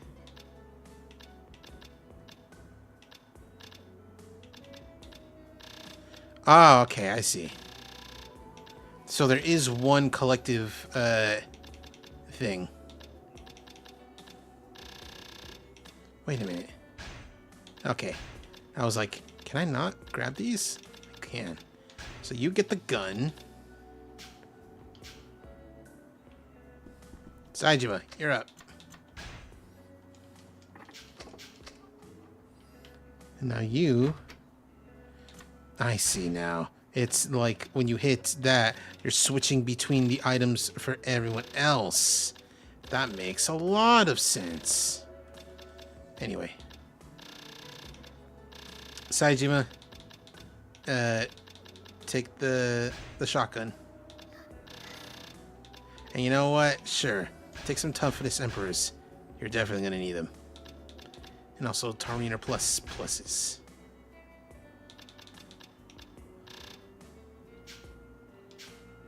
Alright, Akiyama.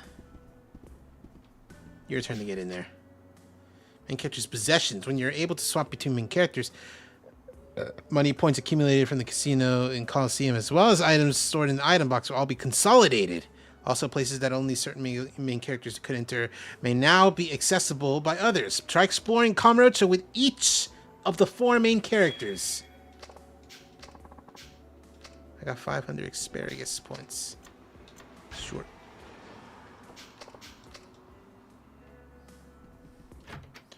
Alright, now Akiyama. This is important. Alright, okay, alright, okay. I'm gonna drop off all of these, except for the Staminans.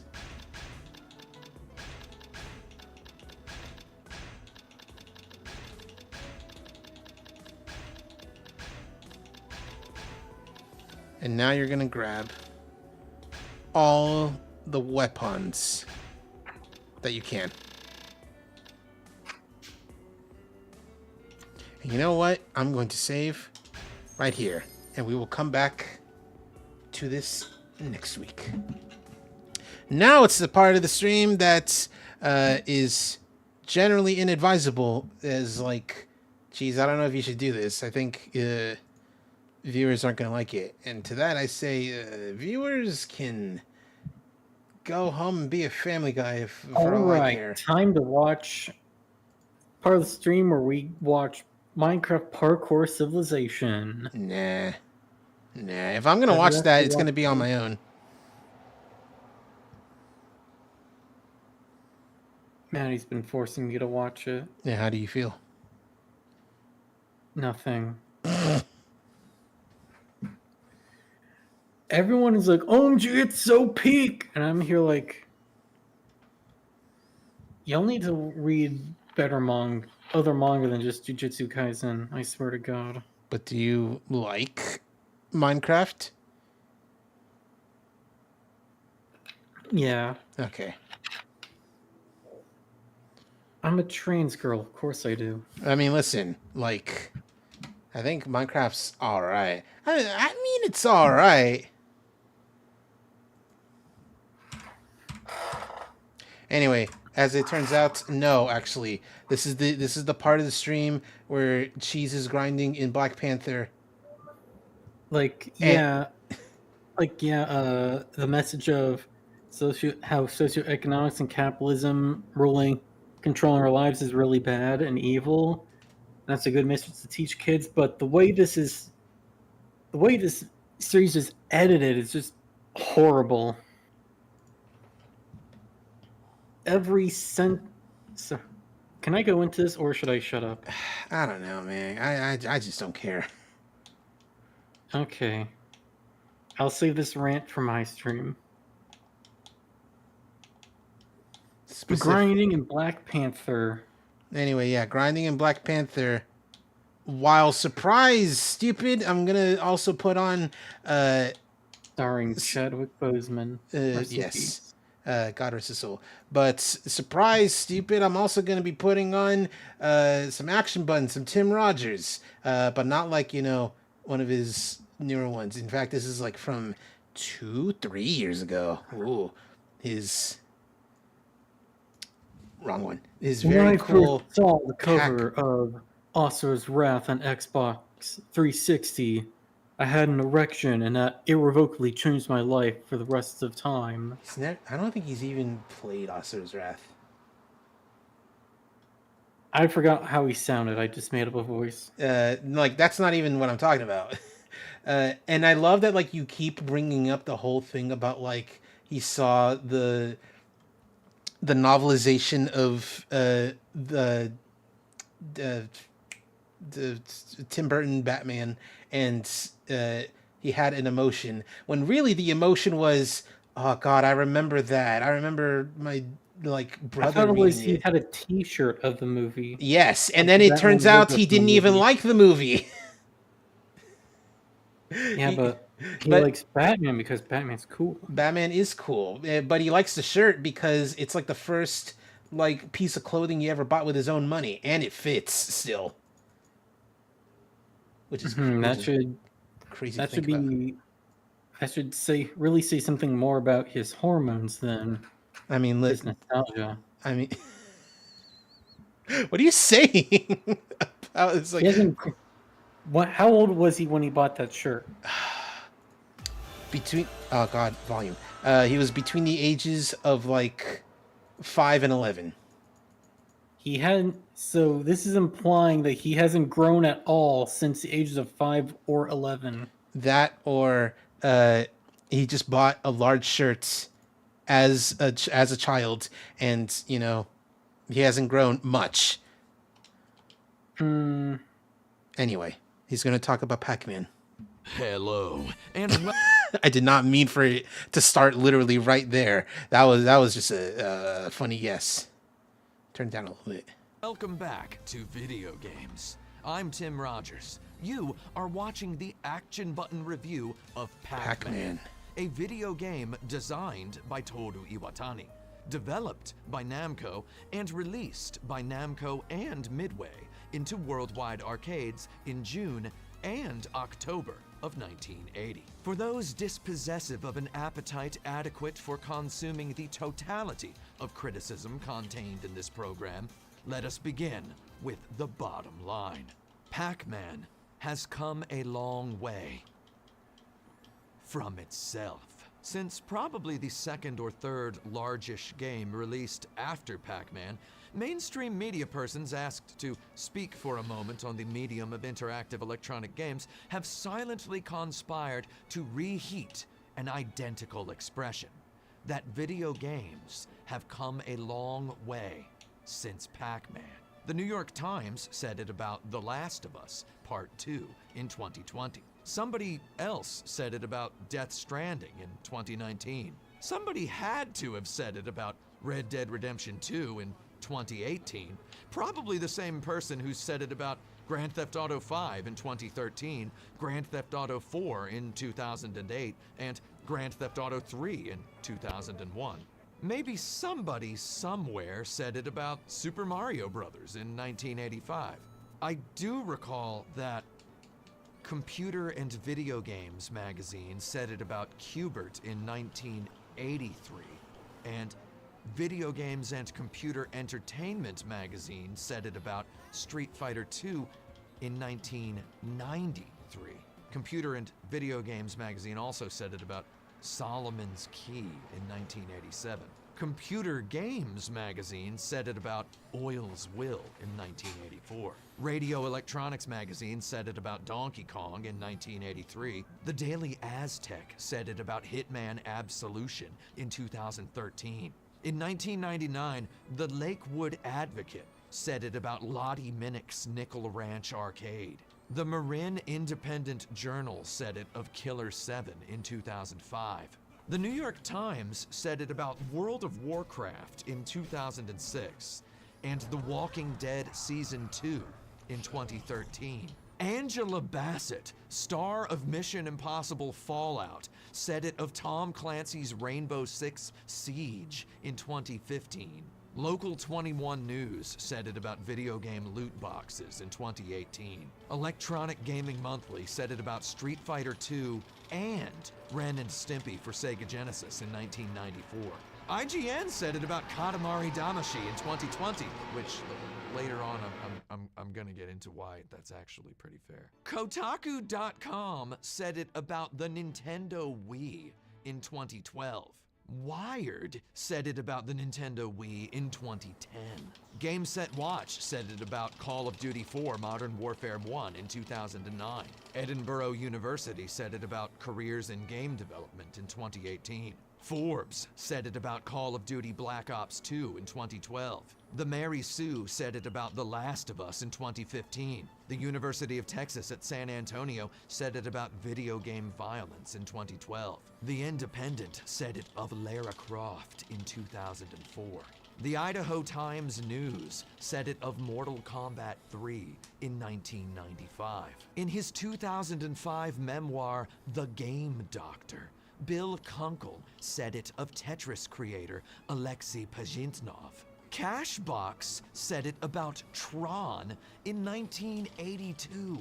Baseball card manufacturer Topps said it of their new line of Donkey Kong Jr. trading cards in 1983. ABC News said it about Naughty America, the game, in 2006. In 2007, GameSpy said it in the introduction to their listicle, The Top 25 Cinematic Moments in Video Games. In his 2012 book, Hooked Up, a new generation's surprising take on sex, politics, and saving the world, Jack Myers said it of online gaming. Ahoy Magazine said it of Karate Champ in 1986. Run Magazine said it of Paperboy in 1988. The book Game Over by David Sheff says it of Street Fighter II in 1993. The Kansas State Collegian said it of Halo 3 in 2007. The National said it of the Microsoft Kinect in 2010.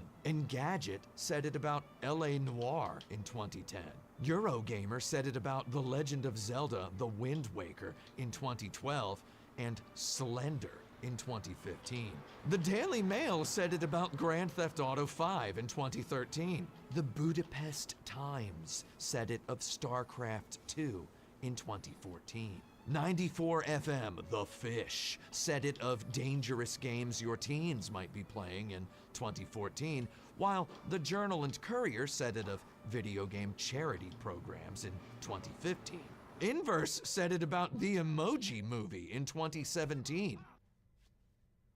The Crocker Art Museum said it of Fortnite in 2018. The Courier said it of Fortnite in 2018. The Times said it of Fortnite in 2018. The BBC said it about women in the video game industry in 2019. PC Zone said it about Unreal Engine 3 in 2004. The Guardian said it about Portal in 2012 and Red Dead Redemption 2 in 2018. In his 2005 book, Mastering Anger and Aggression the Brazelton Way, T. Barry Brazelton said it of violence in video games. Education Week said it about video game stereotypes in 2020. Fodor's Guide to Los Angeles said it about laser tag in 1990. And let's not forget, the 2012 book, The Art of Video Games, From Pac-Man to Mass Effect, said it about Mass Effect. I'm pretty sure there's a lot more of them. That's That's just off the top of my head. In 2011, the TV network TNT said it about Angry Birds. I just want to thank Alex Jaffe for researching that segment right there for me. In my previous review on this channel of the 1993 game Doom, I declared somewhat bluntly that any claims of Doom's distance from Pac-Man... I love that Maxi just refuses to engage with Tim Rogers in any way, shape, or form. It's so funny. Every time he shows up, she's like, "I'm out," or is being discussed. Like, she just doesn't want anything to do with that. Amounted to an exaggeration. With perhaps grating terseness, I said, video games have and video games have not come a long way since Pac-Man. Not 20 minutes after I finished recording that spoken sentence here in this basement studio in front of this red 6K Hobbit camera in South Bend, Indiana, a pizza arrived. You may have seen this pizza on my Instagram. I took a slice of the pizza and I began angrily consuming it, as one does when one receives a pizza after having not eaten so much as a speck of sawdust in 12 hours. Then, I looked down at the pizza that still remained in the box. Looking at that pizza, I knew what I had to do. I photographed the pizza. I uploaded the photograph to my Instagram with a caption indicating that the Doom review had just finished shooting. Days later in Indianapolis, Indiana, my flight back to New York was canceled because of a hurricane which ultimately became no more than a regular tropical storm. Stuck in my parents' house for 24 more hours, I borrowed my mom's car. 2018 Kia Soul. The car sucks. I drove to Castleton Square Mall. I went to Hotbox Pizza. I called my dad. I asked if he wanted a pizza. I purchased a large pizza for myself and a large pizza for my dad. I took them home. My dad and I queued up the Kevin Costner and Gene Hackman film No Way Out on Amazon and made ready to consume our respective pizzas. I removed a slice. I looked down at the pizza, which still remained in the box on my lap. I knew what I had to do. I photographed that pizza and I uploaded the photograph to my Instagram. Just then, Gene Hackman was speaking within the television. His last name in my brain resounded like a rhyming gong in my skull. I knew that these two photographs would be enough information for my viewers to immediately begin speculating that the next Action Button review was probably Pac-Man. I observed the hashtag Goblin Bunker channel of discord.gg/actionbutton for a period of 2 weeks, during which only one viewer, to my knowledge, dared present the theory that I would review Pac-Man next. Consider yourself gifted 10 bunker dollars. I'll explain what bunker dollars do in a later episode. I won't mince words. The fact of the matter is this. The pizza in South Bend, Indiana spoke to me. It called me out. I glimpsed this delicious substance forming Pac-Man's iconic shape, and I felt regret beginning to well up. Mere minutes before, I had sat in front of a camera, this camera, looking like I had slept under a train the night before, because I had, and recorded myself reciting a premeditated and rehearsed, flippant, unjustified, hyperbolic statement. I decided then and there, looking at that pizza, that in order to truly embark upon this endeavor of meaningfully critiquing video games at great length in a series of YouTube videos that will persist in history long after my bones are gone, I must perform the conscientious video game critic's equivalent of paying my taxes. I thereby took it upon myself to review Pac-Man. Central to this piece is one prickly question. How far exactly have video games come since Pac-Man? Consider this review the definitive investigation. Right about now, you might find yourself turning to your significant other to ask, can this Muppetesque humanoid individual talk for over an hour about a game that has one screen, one level design, 4 enemies, no buttons, and 1 verb? Buddy, I can talk for 2. Before we can get into the 6 sizzling stories I composed for this edition of Action Button, let me tell you the details of the research process I performed prior to the composition. I played a lot of many versions of Pac-Man. For the entirety of the research process, I found myself separated by 2 landlords and a virus from the personal computer I use for all my content creation work.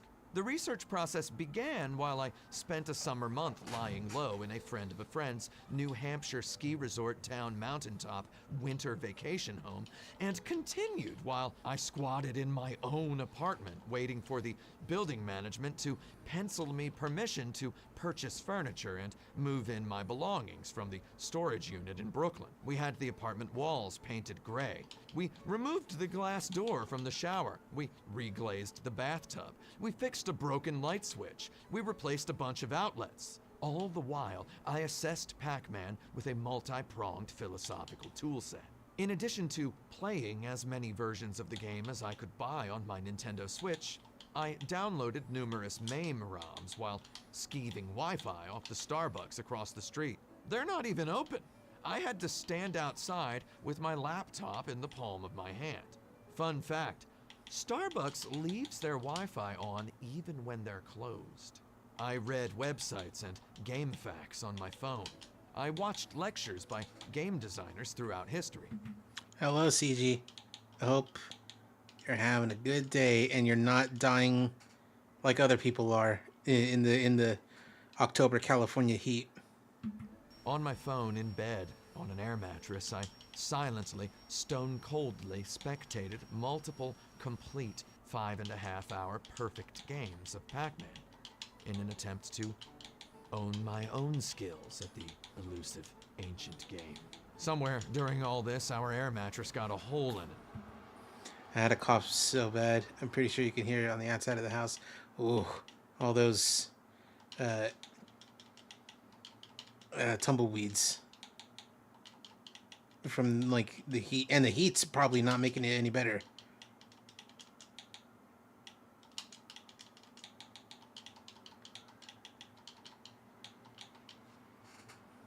I have low tumbleweeds near me. Ooh. We tried to patch it with Gorilla Tape. That didn't work.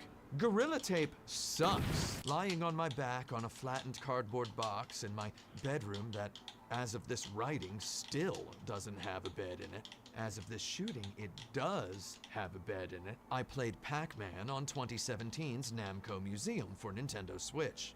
I also played the excellent NES Famicom version of Pac-Man on the similarly titled M2-developed Namco Museum Archives Volume 1, also for the Nintendo Switch. Namco Museum Archives Volume 1 was released for the Nintendo Switch, PlayStation 4, Xbox One, and Steam on June 30th, 2020. I'd recommend both of those collections, by the way. Namco Museum includes Rolling Thunder 1, Rolling Thunder 2, Sky Kid, and Tank Force. Namco Museum Archives Volume 1 includes the 1984 NES version of Pac-Man. The 1984 NES version of Pac-Man is absolutely my favorite version of the game. Before beginning the research process that preceded the writing of this review, I considered Pac-Man Championship Edition for the Xbox 360 my favorite version of Pac-Man. Before playing Pac-Man Championship Edition on my Xbox 360 in 2005, I considered Ms. Pac-Man my favorite version of Pac-Man. Now, it's number 3. Wow! I'm over 40 years old, and my opinion about something has changed. One opinion of mine that has not changed in almost 40 years is that my least favorite version of Pac-Man is still the Atari 2600 version. I confirmed this again in 2020 through carefully observing many YouTube videos. So what's with the game in the corner?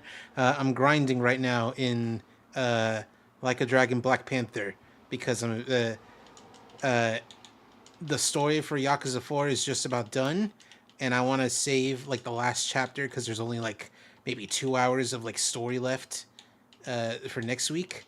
So now I'm just grinding for money in Black Panther, which is the game that I play on Saturdays. I've rolled the suitcase and Why is it so small? Because you don't want to, like, this grinding is going to be really boring. I'm just going to be playing the same mini games over and over. So I'm having the more entertaining thing up for everyone to see in big.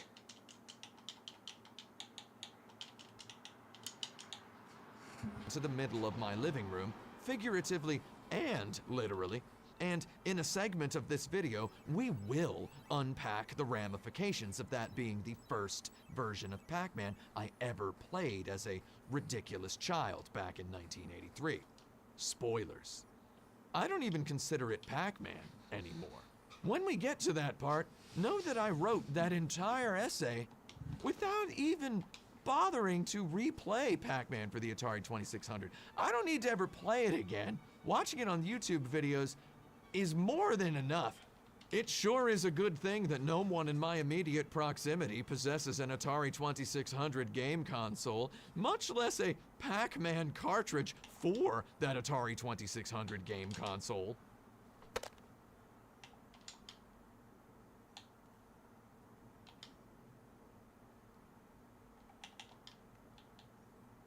M2's Namco Museum Archives Volume 1 also contains a brand new M2 developed, hilariously excellent 8-bit version of Pac-Man Championship Edition. Pac-Man Championship Edition originally released for the Xbox 360 in 2005 in commemoration of Pac-Man's 25th anniversary. This brand new remake arrives in 2020, just in time for Pac-Man's 40th anniversary. Wow. Pac-Man is almost as old as me. I'm older than one of the most legendarily, rhetorically old video games. Got Fate Extra to work. Very cool. I hope you enjoy.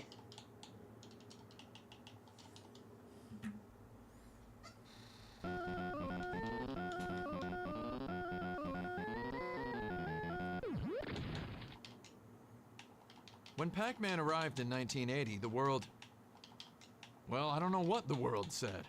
In June of 1979, I exited the womb of somebody I'd see once in 1984 and then never again.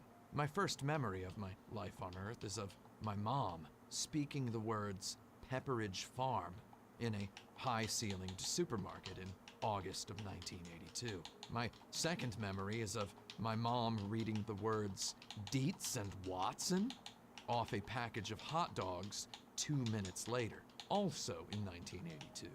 I've remembered literally everything since, and I hate it. So I can't confirm whether or not the world freaked out or lit on fire when Pac-Man materialized in arcades across North America in October of 1980, because I wasn't mentally there. Though I can tell you this much.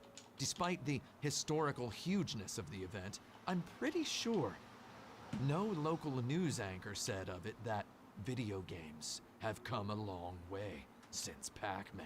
Maybe one especially brilliant future Pulitzer Prize winner said video games have come a long way since Pong. Though, knowing what I know about the editorial practices of local TV news networks, I'm pretty sure their overall critical faculties were not honed sharply enough to recognize such granular user experience design evolution in, let's be honest, simplistic expressions of a yet emerging newborn art form. What must it have been like to play Pac-Man in 1980? Again, I can't tell you. However, I can tell you what it was like to play Pac-Man in 1983. It was great. Even though I first played the 1981 Atari 2600 version, which I freely admit today is the worst possible version, Pac-Man was great to a 3-year-old. The 1981 Atari 2600 version of Pac-Man's graphics are dinky, lacking all the minute graphic design brushstrokes of the arcade original. The colors are all wrong. The maze is stretched horizontally. The sound grates abrasive. And the Atari 2600's controller, that infernal stiff joystick, feels about as responsive as jabbing a chopstick into the permafrost ground of a tundra, and twiddling it vainly in an attempt to manipulate the clouds overhead. I hate the Atari 2600 joystick. I hate anyone who doesn't hate the Atari 2600 joystick. It's a wonder it didn't turn me off from video games entirely. Whenever I could, I favored Atari 2600 games that used... You and your granny safe from the hurricane, or... Bruh, buddy, do you know where the hurricane's going? Because, it ain't on the West Coast. Do you just forget that I live in California? I think you do sometimes. The little tennis paddle controller. I preferred Breakout to pretty much any other Atari 2600 game by virtue of the required controller alone. I was a discerning 3-year-old. At the time I first played Pac-Man at age 3 in February of 1983, I only possessed 6 months of recorded memory. I'd been playing video games for 3 of those months. One day in September of 1982, my dad had plunked a cardboard box full of plastic and wires down in front of the 25-inch living room television. My dad said, and I quote, "Yous boys are gonna get a kick out of this." My dad had been 22 years old, a recent college graduate and a newly enlisted trainee in the United States Army when Pong had released in November of 1972. Between then and his presentation of a cardboard box full of video games to me and my big brother, he had risen to the rank of captain in the U.S. Army, with his detailed job description including the words, "computer guy." As an aspiring computer guy and a single white dude from West Virginia in his early 20s, he had accumulated many technological tchotchkes, including an Atari 2600 and, if I recall correctly, and I do, 12 cartridges, which he and my mother, and by extension myself and my big brother, called game tapes.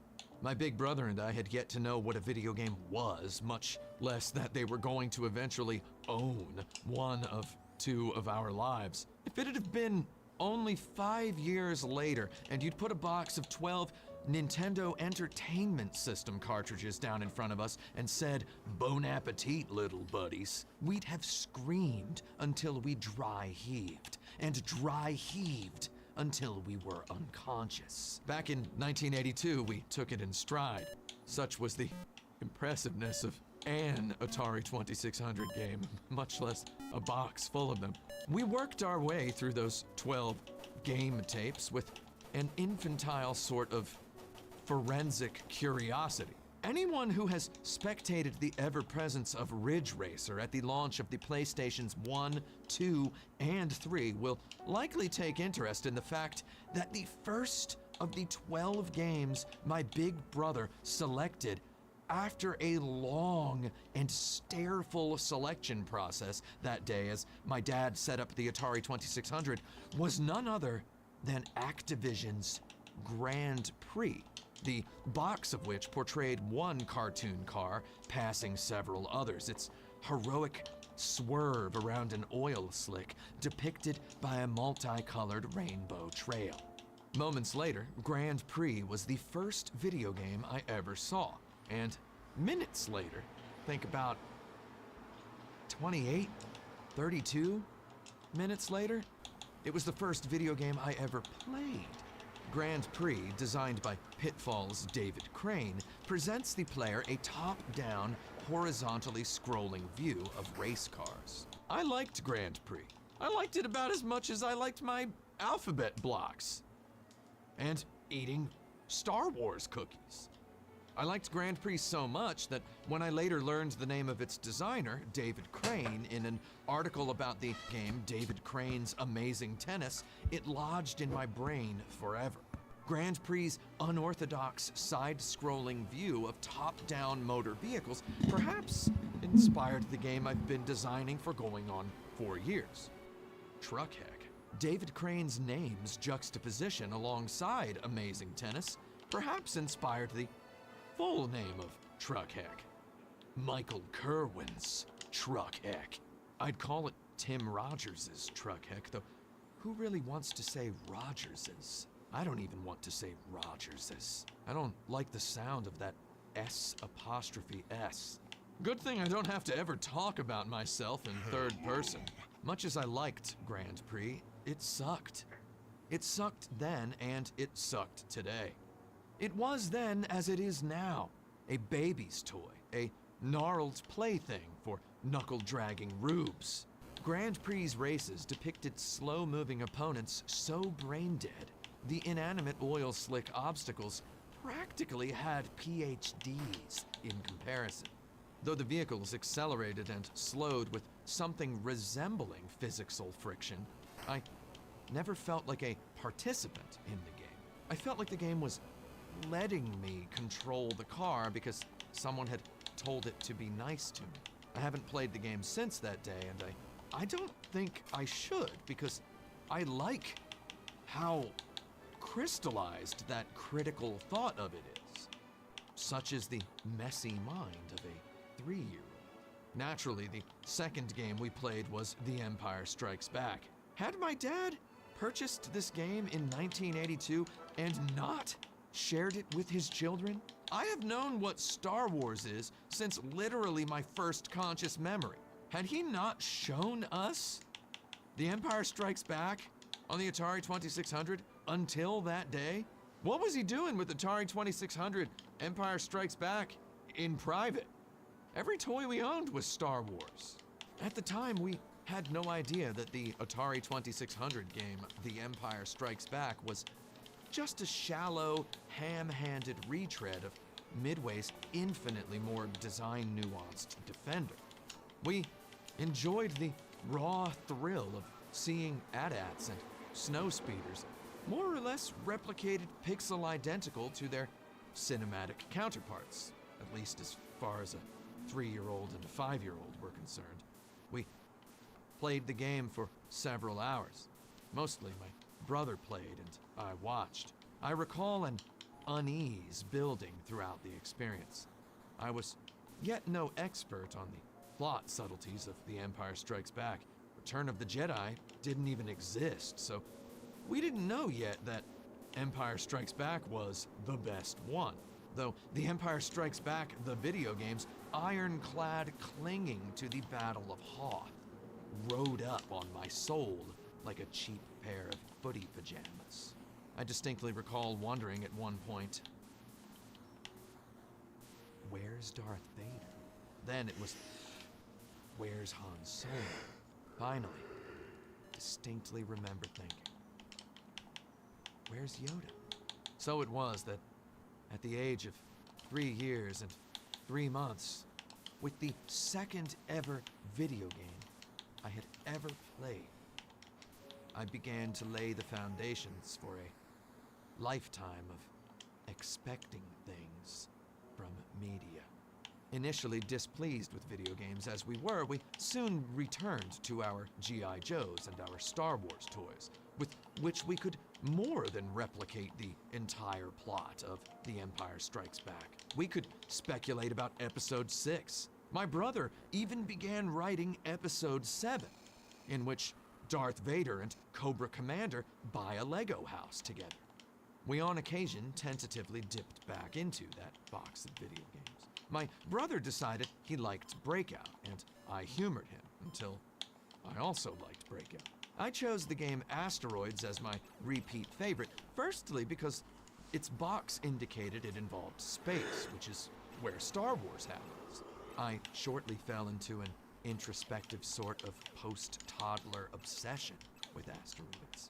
The heavy metal crashing loudness of its hideous sounds, the brutal chaos of its explosions, the sad popping finality of player death, the mysterious frictionlessness of the player ship as it slowed effortfully to a stop, the ship's brain-blasting tendency to warp off the edge of the screen and wrap around instantly to the other. Asteroids presented me a play school perfect Zen garden of video friction. Asteroids thereafter was my game. I carried it around our apartment like a trophy, much like the 13-year-old kid I would later know in middle school who carried around road rash. Except I never took asteroids out of the house. That kid was 10 years older than I had been, and he took road rash to school. I've got to admit, that guy was weirder than me. Trust me, I definitely don't continue to carry an Atari 2600 Asteroids cartridge around with me everywhere I go. Hey, where's my glass of water? I need a glass of water, because I drink a lot of water while I'm recording these videos, because I talk a lot. Is it over here?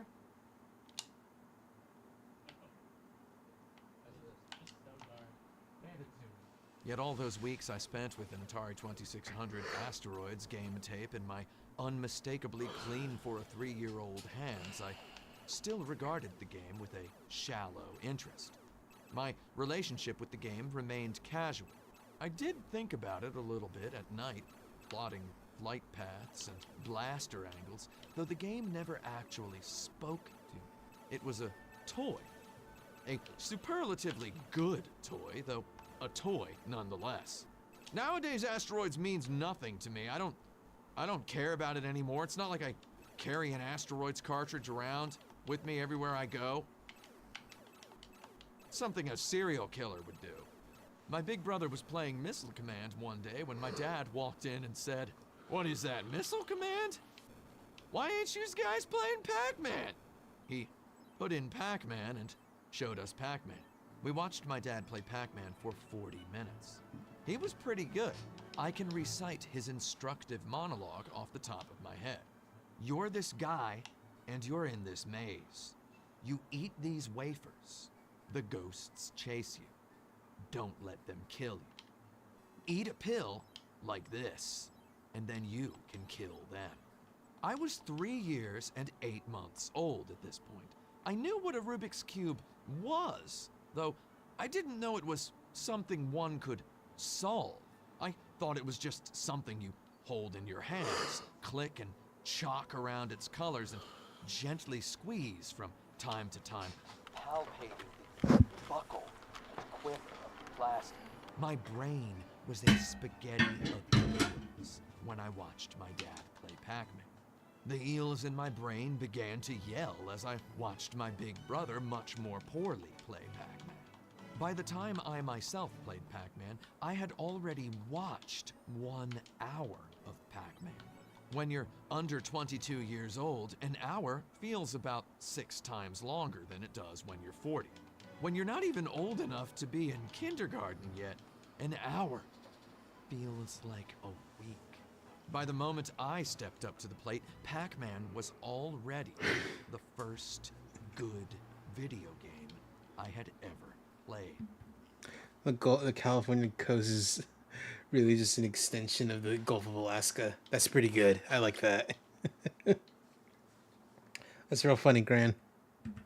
Let me run down the list of 3-year-old me's newborn infant requirements for a good video game. Pac-Man had a clear goal, eat all the things, clear opponents, the ghosts whose movements always eluded my understanding, and clearly dynamic design mechanics. If I ate one of the pills, I became the bad guy. That was the way I phrased it in my mind's voice when I was 3 years old. As hours turned into days and days into weeks, I slowly untangled some unspoken, unspeakable understanding of the slightly differing motives of each of Pac-Man's menacing phantom oppressors.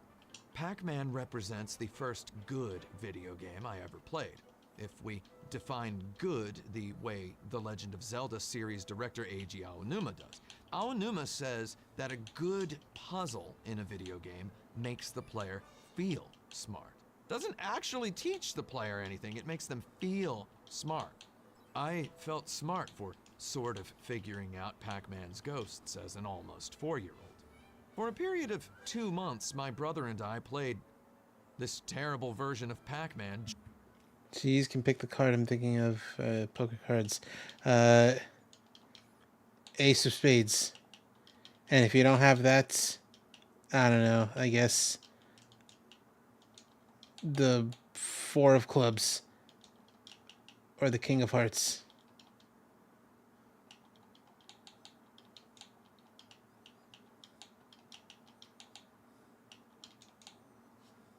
Just about every day. We played it in the afternoons. We played it at night until it was time to brush our teeth. He got pretty good at it. I got pretty good at it. We became aware of the Pac-Man cartoon series, which we had until then ignored because we hadn't played the video game. Eventually, we stopped playing Pac-Man. Maybe everybody did.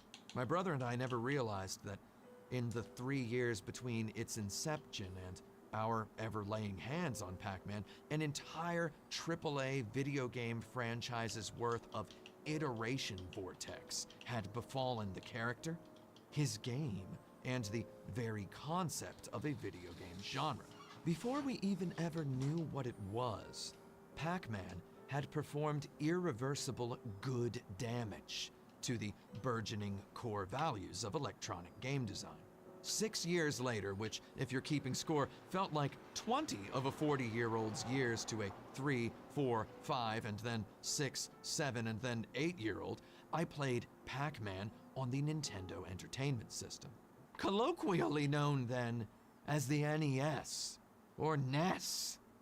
If you're a weirdo, this was Namco's 1984 Famicom port, published in the United States by Tengen in 1988. At this particular period in time, my family was living in proximity to McConnell Air Force Base in Wichita, Kansas. Every Friday night, my mom made pizza. Every Friday afternoon, my mom stopped at the video store, Pop and Go Video, on the way to pick my brother and I up at school. My taste in video games thus evolved at the bizarre pace of my mom's sudden presumptions. We got into my mom's car after school one Friday afternoon, and my brother grabbed the crinkly plastic Pop and Go video bag, flipped over the rectangular plastic VHS cases in search of the square plastic case containing a video game, and instantly made a "we need to talk about Kevin" face. My brother then said, and I quote, "Mom, I told you to rent Trojan." My brother had been obsessed with the Capcom game Trojan. The box of which he had seen at a KB toy store. My mom was like, and I quote, "I am not renting yous boys a game called Trojan. That's filthy." My brother then said, "Pac-Man is for R words." Except he actually said the R word. Robocops. That's what he said. He said Robocops. Pac-Man is for Robocops. Now Namco can create Pac-Man Frontiers, but instead of obstacle platforming sections that are unnaturally placed within a realistic space, you're put in unnatural mazes.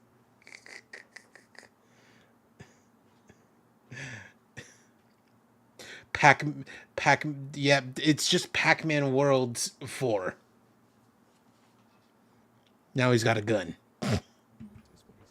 It was 1988. We'd seen RoboCop. He didn't like RoboCop. Anything that wasn't cool was for people who were like RoboCop. His favorite scene was that scene where Murphy gets his hand shot off. Actually, can I just take a second to say that yes, it was 1988. Me and my brother had seen RoboCop. We were white. We grew up on military bases. I said that word a lot, all the time, about lots of stuff. About people who did stuff I didn't like, stuff that I didn't like. We said that word. I'm not trying to say my brother was exceptional for saying it. It might be what it comes across as in this script.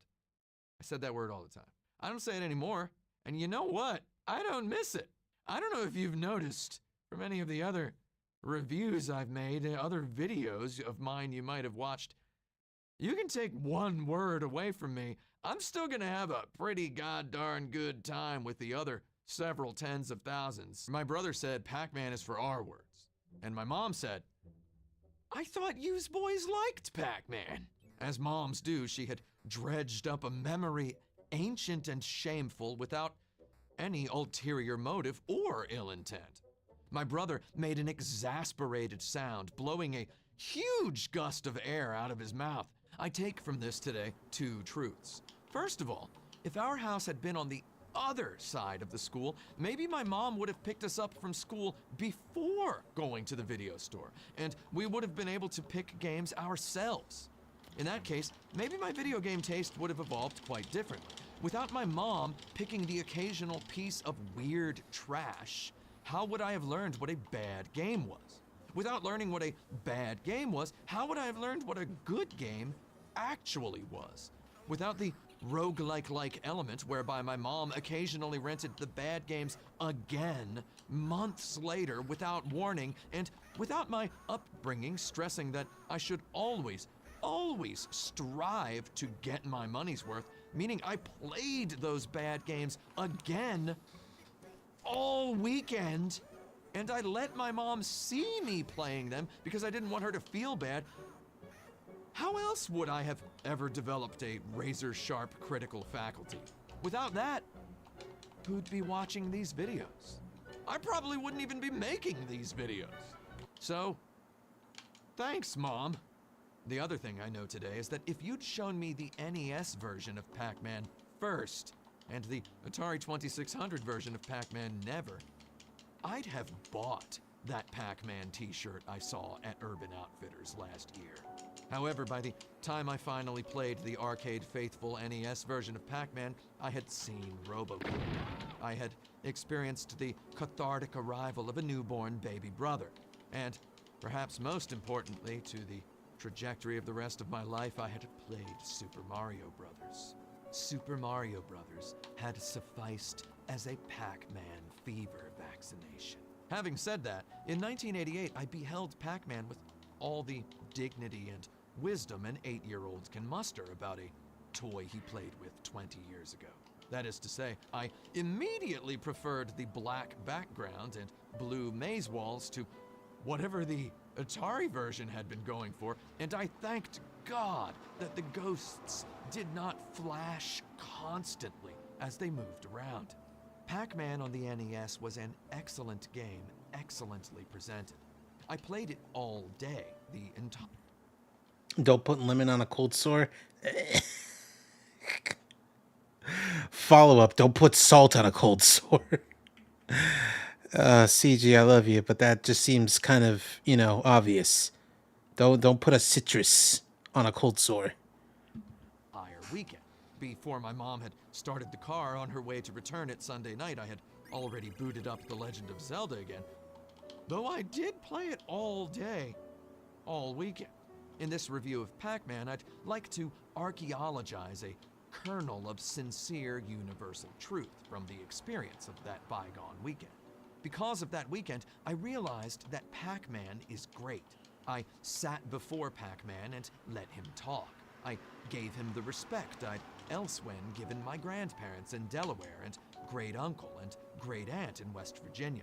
I played Pac-Man that weekend in a churchy state of brain, just sort of gently knowing that I was going to be playing video games for the rest of my life, and just sort of gently feeling the way an 8-year-old does that this one was important to me like no other.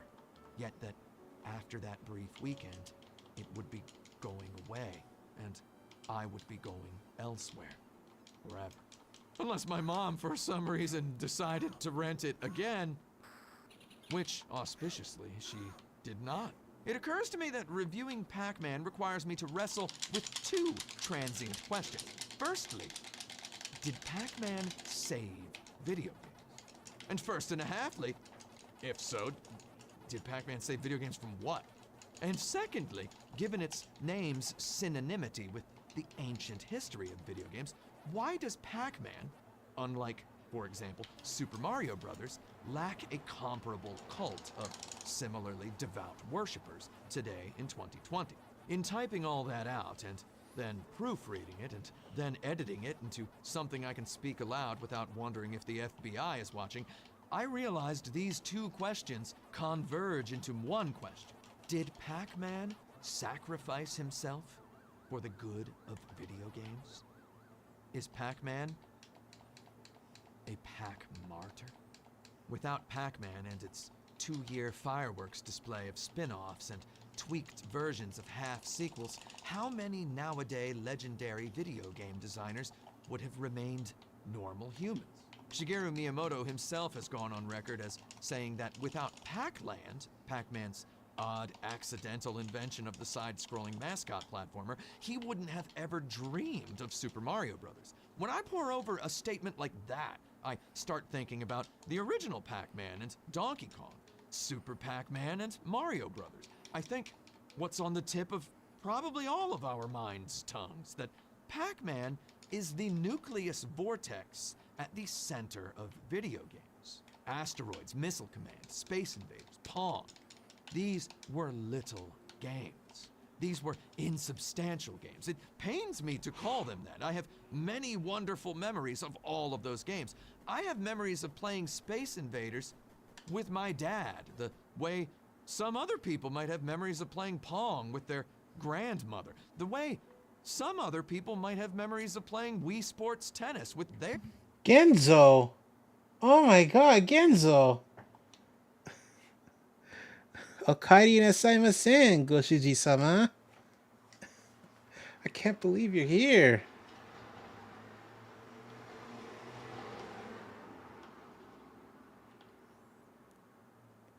Wow. It's been so long. Wow, you know more Japanese? Sure, let's say that. No, I haven't been studying, no. Mostly because Duolingo is not good anymore. But no, it's just something that I learned from anime.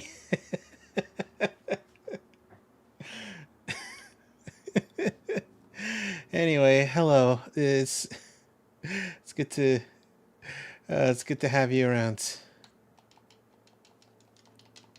Unfortunately, you've missed. Well, not necessarily. Unfortunately, you missed me playing Ryuga Gotoku. At least the fourth one, successor to the legend. But I'm playing in the background. I'm playing Kurohyo, the PSP spinoff, because I've been playing it on the weekends, on Saturdays. And right now, I'm actually just building up money, because it takes a while to get money, and you need a lot of money. But I also have this video playing also in the background. Their grandmothers. To that nostalgia, I say, your grandmother didn't play Wii Sports Tennis or Pong with you because Wii Sports Tennis or Pong are dramatically important works of game design. Your grandmothers played Wii Sports Tennis or Pong with you because you were talking to her. We love to see the grind. Thank you. Thank you for encouraging this. Anyway, enough about Kurohyo and grinding. Genzo, tell me, are you seeing a new boy? Be honest. You can say no. It's all right. I won't judge you, but I also would like to know.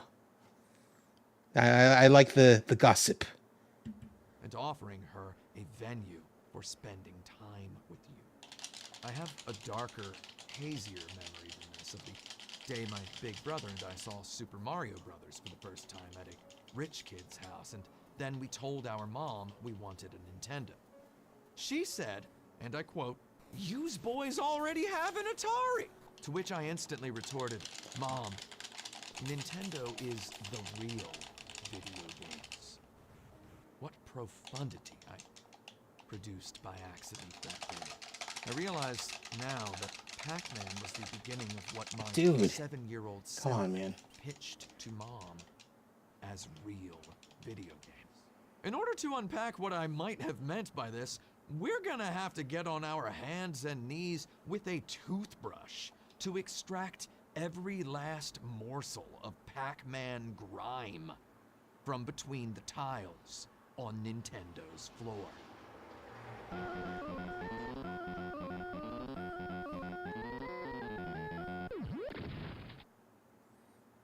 To lay the first brick in the foundation of our towering critique of Pac-Man, I present one simple observation.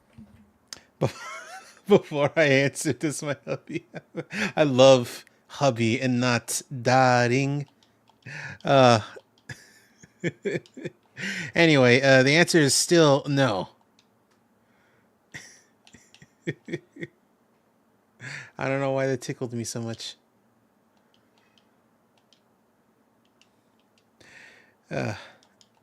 Anyway, I think I'm good on grinding.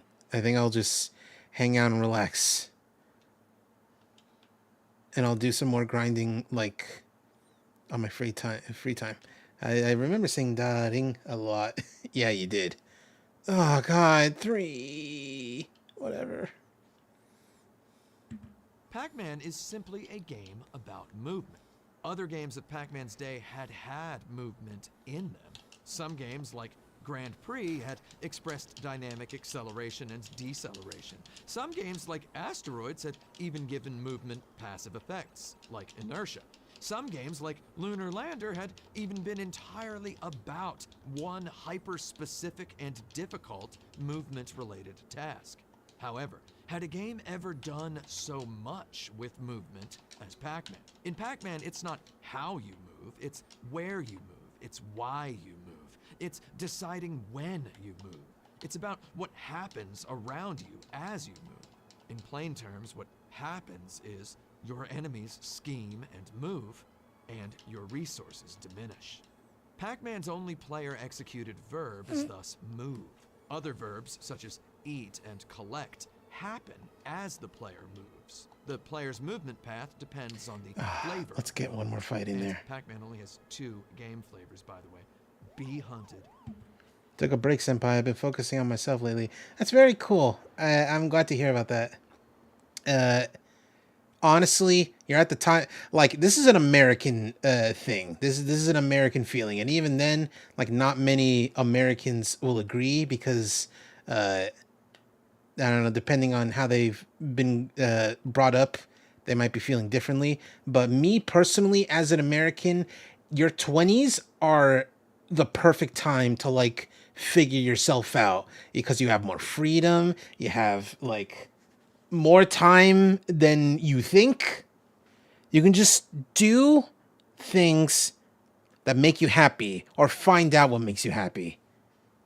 And that's one of the most beautiful things about being a young adult, about being in your 20s. Again, this is an American thing. I don't know at all whatsoever if it's like that over in Japan. I assume very much not. And hunt. Meat and potatoes. With just one level design, one active verb, one screen, and 4 enemies, Pac-Man paints a portrait of an unthinkable sport, unimaginable in any more meaty media. Most popular video games back then in Pac-Man's day took something or other from sports. Let's not forget that the very first mass-marketed video game, Pong, was a Stone Age primitivization of the sport of tennis. Breakout felt like a single-player racquetball. Even Asteroids Guess what? Please tell me. I'm excited to hear about this. possessed such a soccer-like purity that it inspired one child to make a soccer-like Asteroids-like game 37 years later. Pac-Man, however, abstracted and defamiliarized sports into virtual unrecognizability. I'd forgive you if you've been playing Pac-Man your entire life and never thought about sports even once. I, however, have been calling the ghost house in the center of Pac-Man's stage the hockey box ever since that weekend my mom rented the NES version for me and my brother. Whether Pac-Man designer Toru Iwatani was inspired by the penalty box in ice hockey when he dreamt up the hockey box in Pac-Man, I can't say. Though I can say that Pac-Man's original English name, Puck-Man, contains a hockey reference. Or does it? Wikipedia says that the... Oh, you're officially an English teacher? Oh, I'm so happy to hear about this. I'm so proud of you. Good job. I'm glad you were able to get it all done. It feels very like you got it done quickly, but then again, I don't know how long it's supposed to take to do that. Oh, but I'm so happy to hear about this. Very proud of you.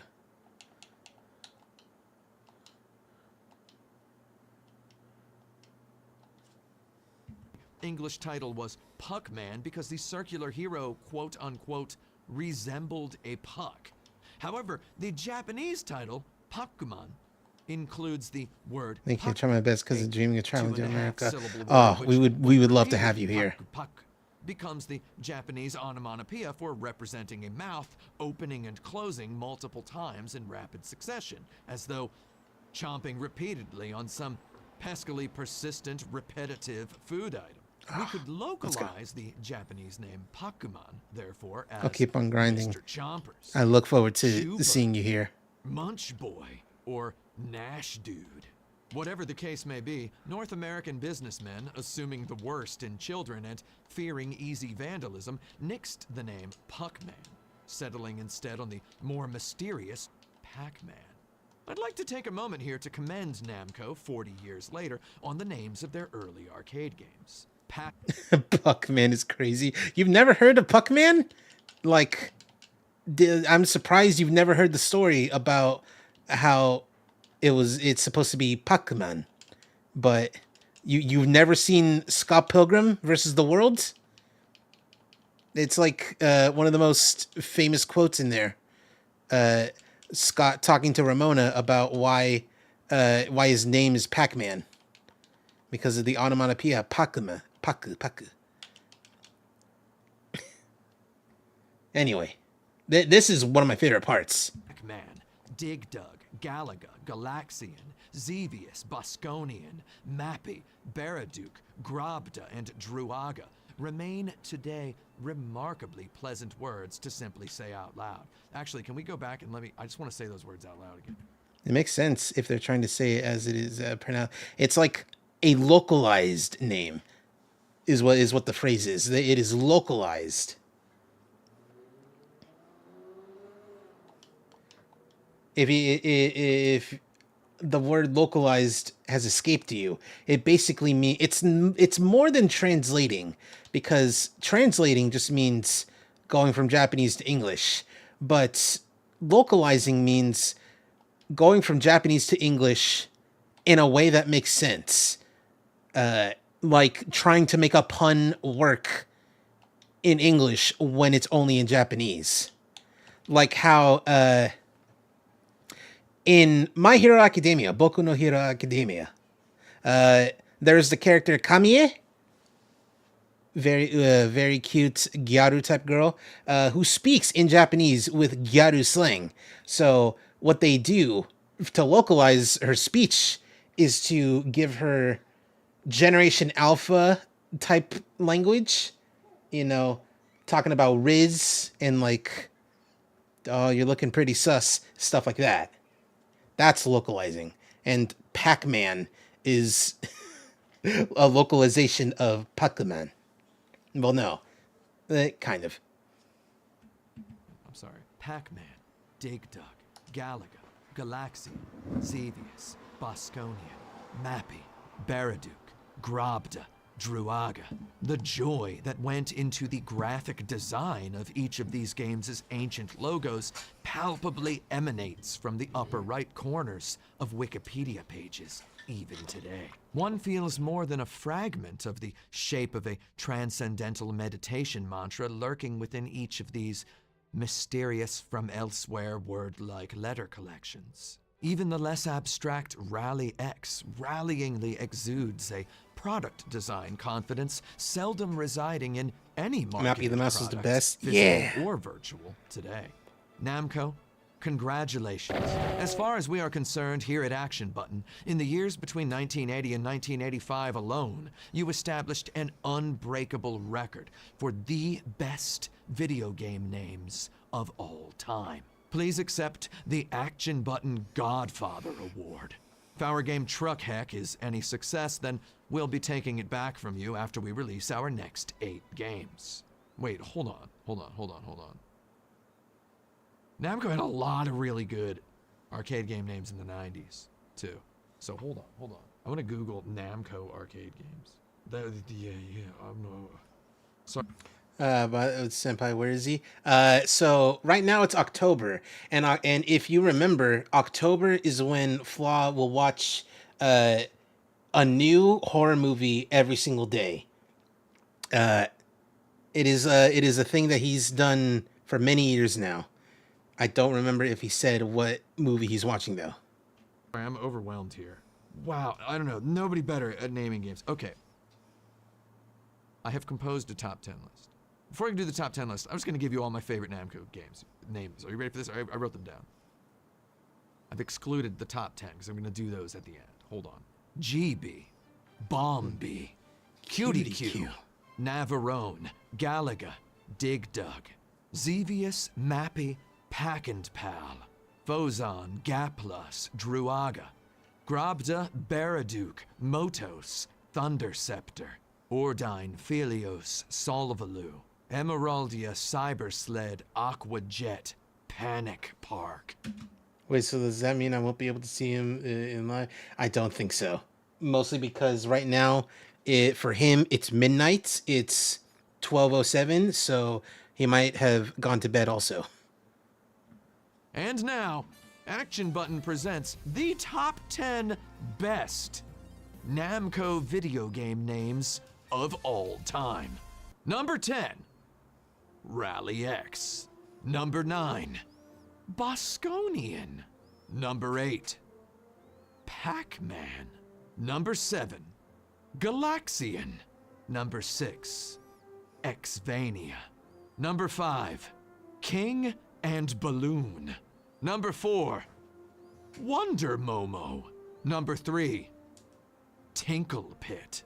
Number 2, Dirt Fox. And according to Action Button, the number 1 best Namco video game name of all time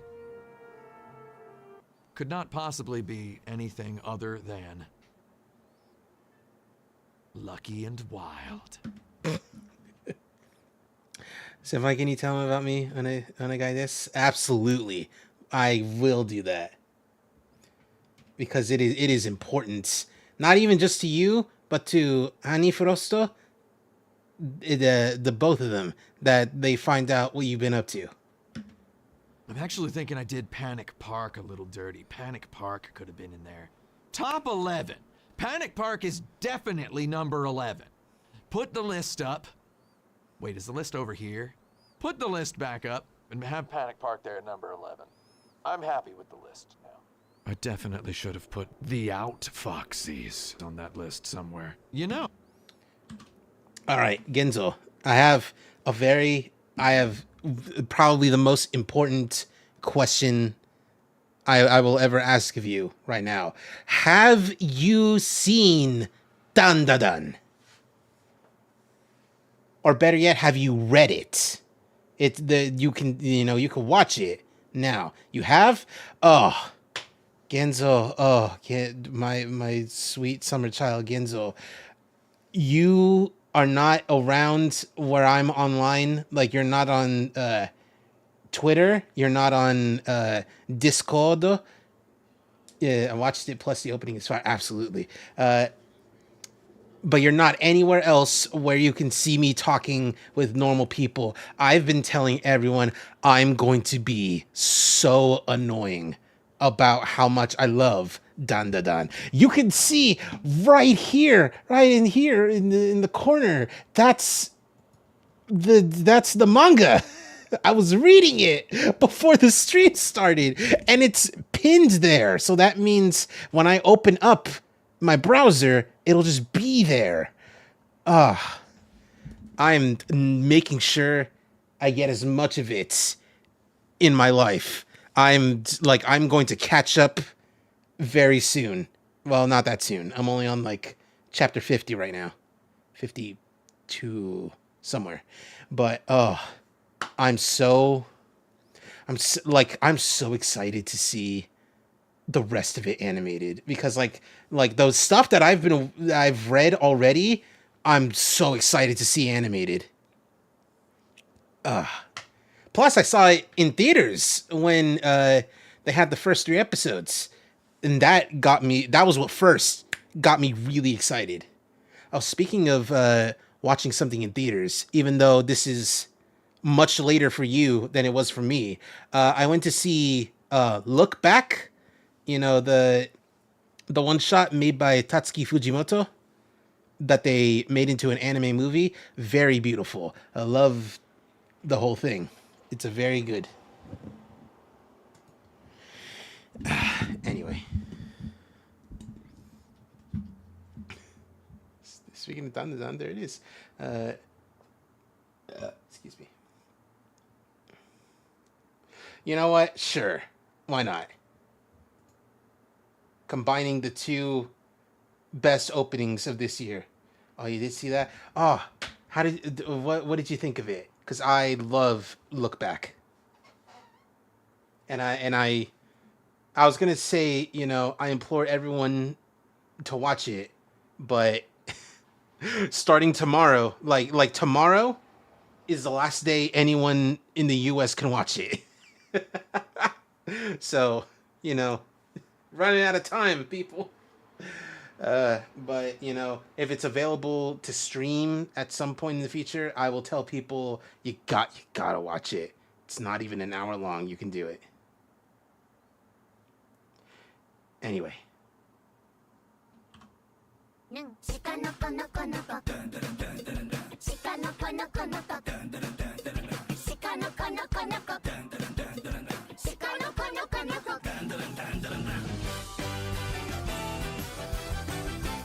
Actually, you know what? I'll keep this on.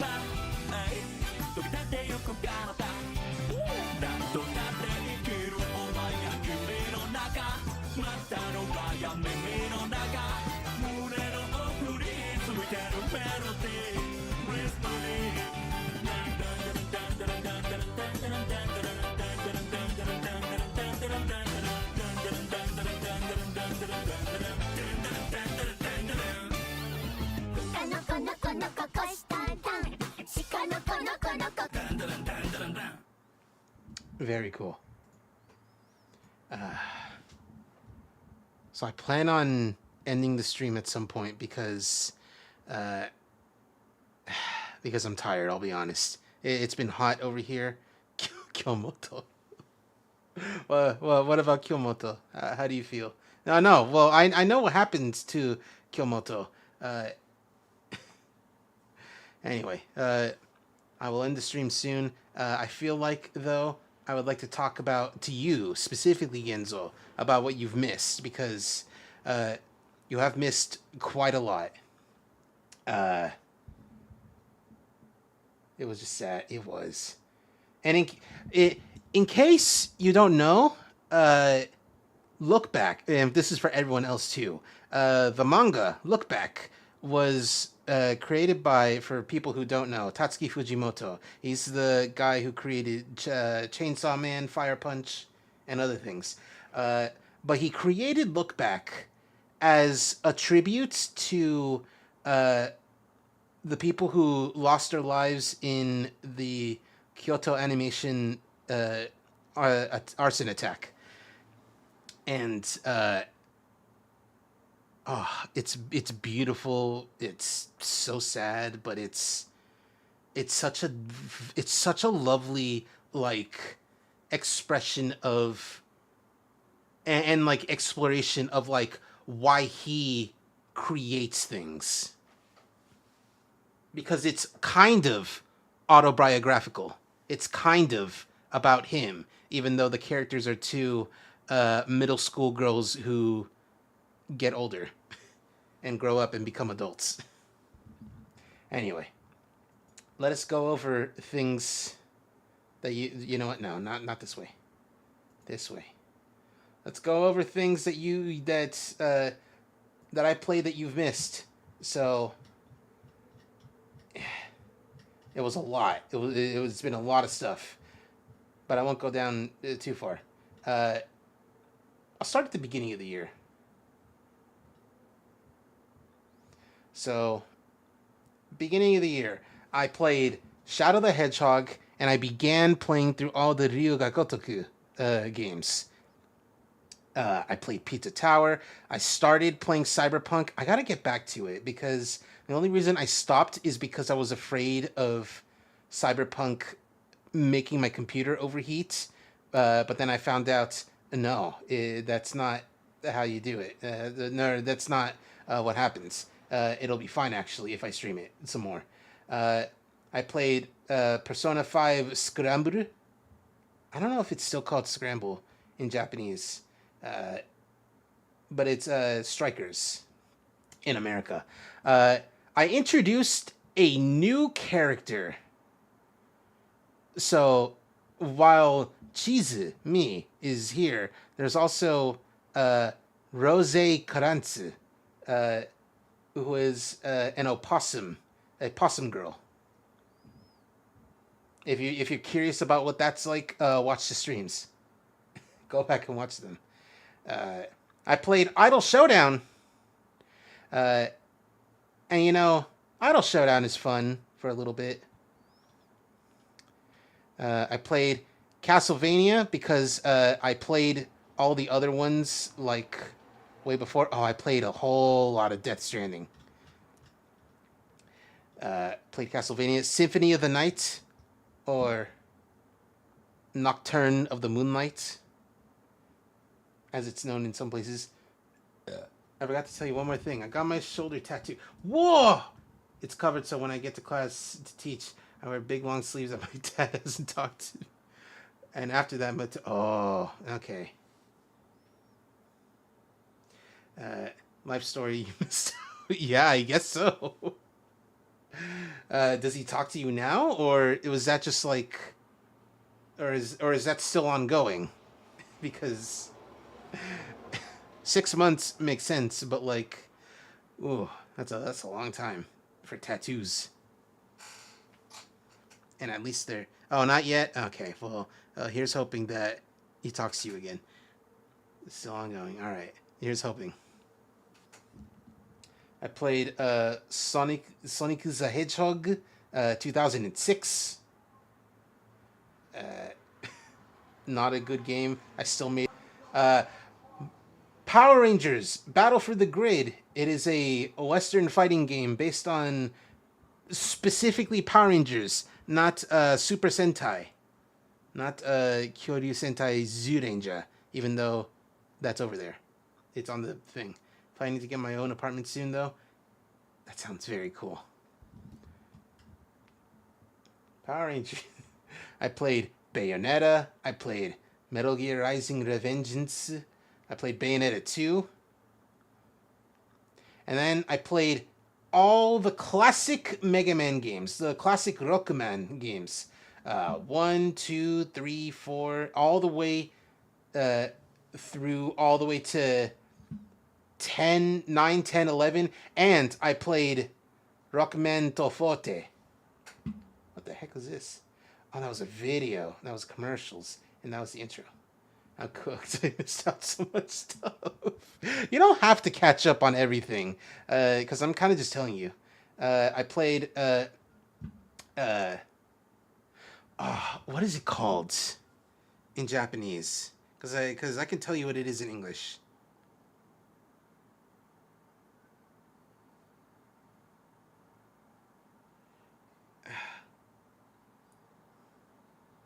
Okay, I played Mega Man Powered Up, known in Japan as Rockman, which I think is funny. And I played Street Fighter Kurosu Mega Man, or Street Fighter Kurosu Rockman, which is the one made by fans. I played Gotoku Kiwami. I played Dragon Ball Fusion, which, honestly, one of my favorite Dragon Ball games. I started playing Dragon's Dogma.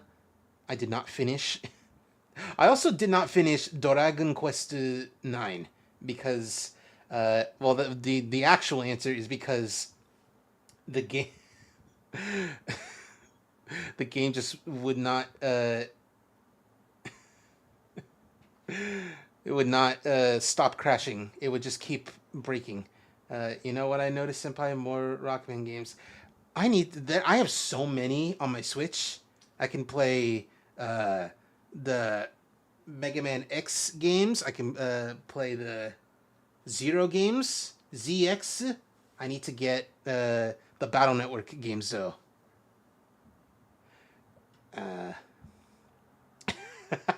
An April Fool's joke that I did, where I advertised it as playing Smash or Pass with the Persona characters, but you open it up, you watch a little bit of it, and as it turns out, no.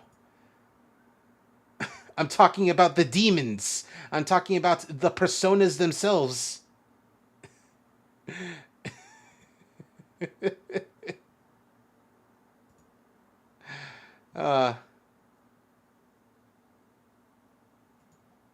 Anyway, I played Pokemon Showdown. Senpai, what? It was a joke. It was a prank. It was April Fools. It was to fool people into thinking that I was doing one thing, but I was doing another.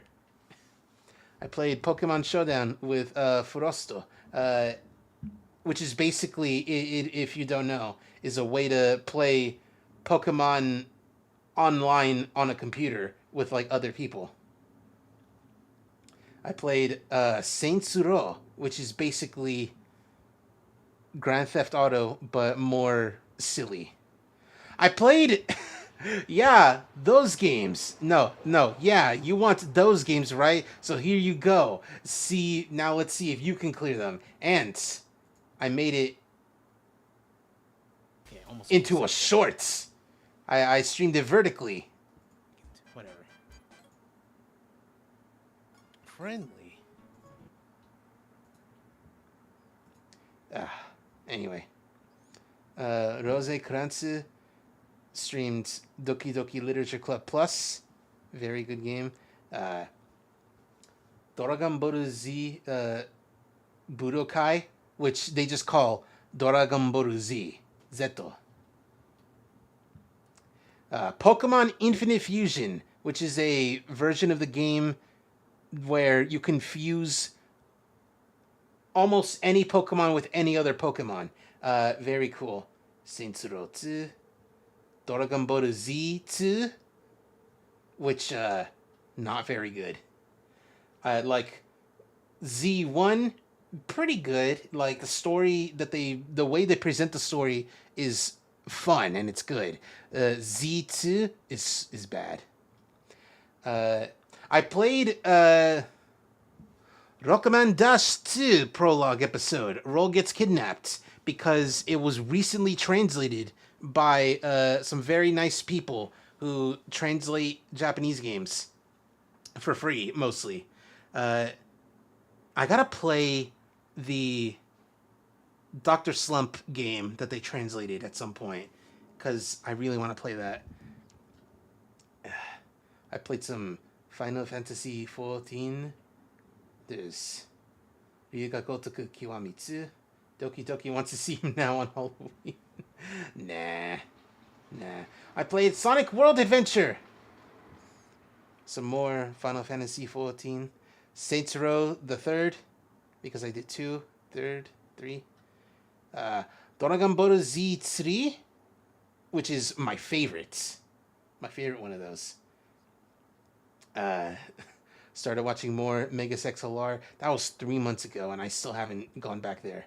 I played Sonic Adventure, but I modded it so that way it was...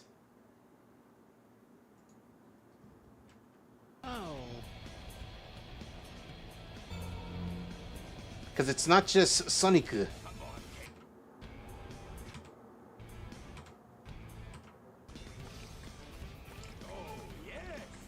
Oh, yes. It's Blaze, it's Cream, and it's other people. Instead of Knuckles, it's Rouge the Bat. I play. I played Dragon Ball Z Infinite World. I don't know what it's called in Japanese.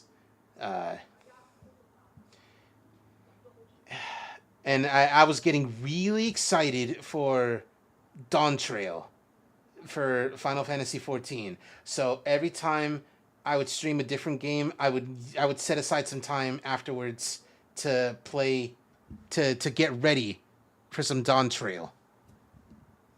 And then I streamed nothing but that for 6 streams.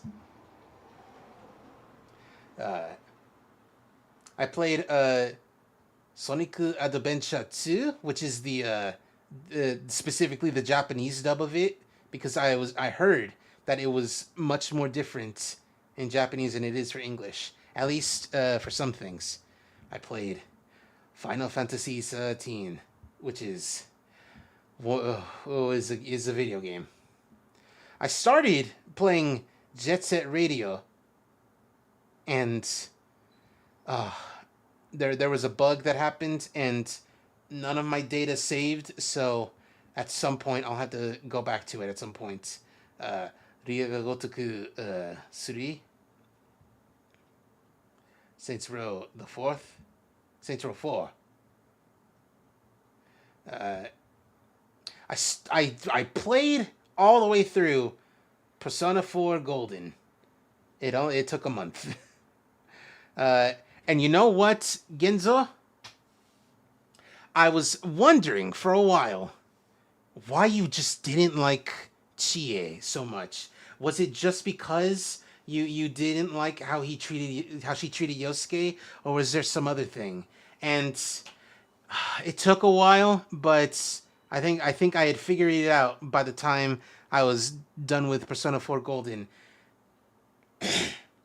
Because Chie is like the most mean friend. She's so mean to like everyone except Yukiko. She's so mean. She's the only one who doesn't have a job. That's not to say, she's mean because she's unemployed, but, she's always asking Yosuke for money. Meanwhile, everyone else has a job. It's like, come on, Chie. You're the only one who doesn't work. Man. But anyway, the game's very good. Risei Kujikawa is my favorite. I played Goodbye Volcano High. It was a lot better than I was expecting, but also very much their very first game. I do find her really annoying. She seems unnecessarily loud and upbeat. Like she can't form 2 sentences without screaming or saying the most quirky and unnecessary things ever. Oh, you're so right. But like that was part of the reason why I really liked her when I played the game when I was 19. Like on PlayStation 2. I played the original, and I really liked her back then. She was the first girl that I liked. And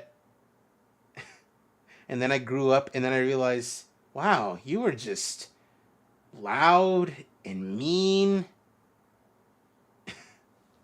And like the only person that you really like is Yukiko.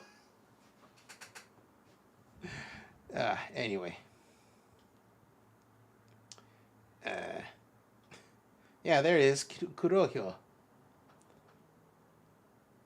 And then there's Riga Gotoku 4.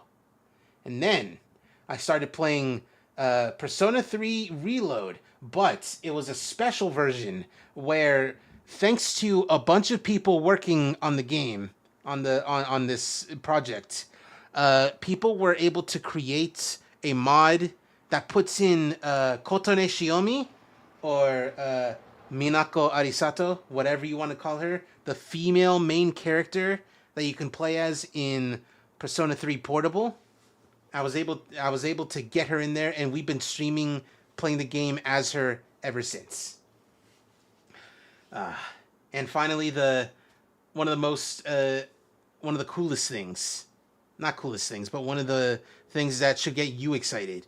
I've been playing Naruto Ultimate Ninja or Narutimate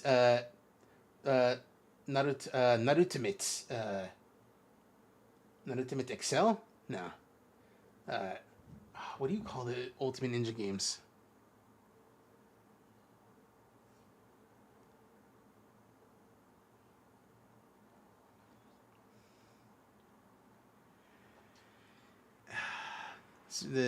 Mostly because of her English voice.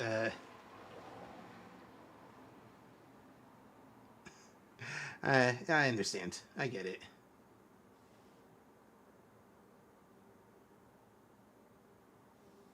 Okay, no. Naruto Meto Hero. That's the game. I played the first one here. It was very short. I played the second one here, also very short, featuring characters from the first movie, Ninja Clash in the Land of Snow. I played The Missing, J.J. Macfield and the Island of Memories. Beautiful game. Very sad. Naruto Meto Hero. Yes, exactly. I played the third one, and I'm not done with the third one yet. So this Friday, I think I'll be finished with it. Oh wow, that's it. All right, cool. Anyway, we can't actually end the stream because we have to do it. It's been a while, but we got to do it. We have to watch our commercials. I watched this one. It's been 2 weeks. Where have they been? Anyway, now to watch this one. Oh, that's right. I remember. I think I did watch this, but did I? I think maybe I did. I don't know. I'm gonna watch it anyway. But I started watching this, and then I got to this part, and I was like, oh, they read my mind. Kamen Rider Gavu. Because I was thinking, like, they have to make the candy for it. They have to make Kamen Rider Gabu candy. And they did it, and I was like, you guys are geniuses. You did it. You knew what to do. I guess his voice actor in English sounds super pretty. Are you talking about in English? Not English. Are you talking about the original or in Reload? Reload. Because it is a different actress for both of them. They replaced everyone pretty much for Reload. On Reload? Yes. Her voice is very pretty. Someone said it, and I agree with them. The actress is doing a very good job sounding like she's a robot with just a tiny bit of humanity in her. And they were right. Anyway.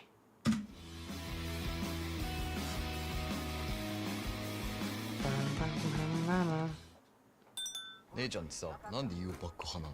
ちっちっちっ服だから。え？服だから。え？マジ？服だから。U パックなら毎月お得なチャンス。当たれ。U パック。カルビー、今度のポテトチップスは傑作な軽い食感。超薄切り。仮面ライダーグミ。ガブッとグミグミ、ガブッとグミグミ、ガブッとグミグミ、ガブッとグミグミ。変身中。ガブッと変身。仮面ライダーグミ。お菓子売り場でごちそう当たる。サイゲームス。ウマ娘がはちゃめちゃカジュアルアクションゲームになって登場。バスケにどっち OV 二大障害4つのはちゃめちゃ競技で最大4人転戦。1人でもやり込める要素も満載。ウマ娘プリティダービー熱血はちゃめちゃ大感謝祭8月30日発売。 So, I have a confession to make. I like Uma Musume. I don't play it. I don't watch it. The only reason I like Uma Musume is because I really like Gold Sheep over here. Gold Sheep is my favorite. 手を払って言われなくても押したくなっちゃう青スタンプ咲いたよ花肉に肉球楽しくてビオレ U 泡スタ Oh, Pikmin. 超メルカリ市8月29日から始まるよ。事前にエントリーすると超メルカリ市がもっとお得になるキャンペーン You have that? 今すぐアプリを開い That's て cute. I 超メ like ルカ that. リ市に集合。アプリをチェック。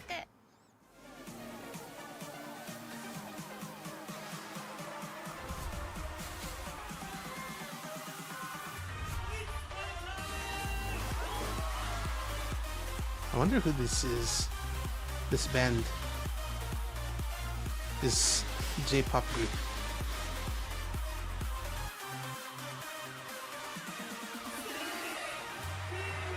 Cost me 300 yen. Wow, that is super cheap.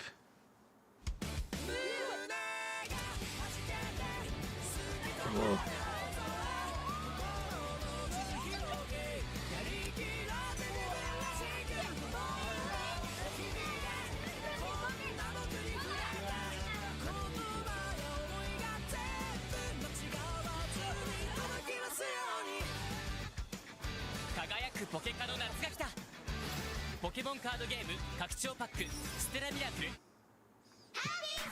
The fact that I don't like Pokemon. Yes, I've come to accept this about you, Ginzo.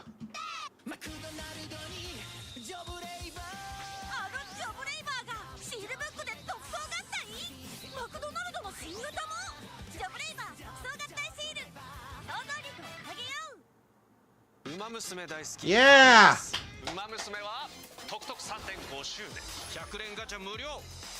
And then we see her gold ship Colonel. I don't know how you would say that. McDonald's had Chikawa. Where they at? It's really funny.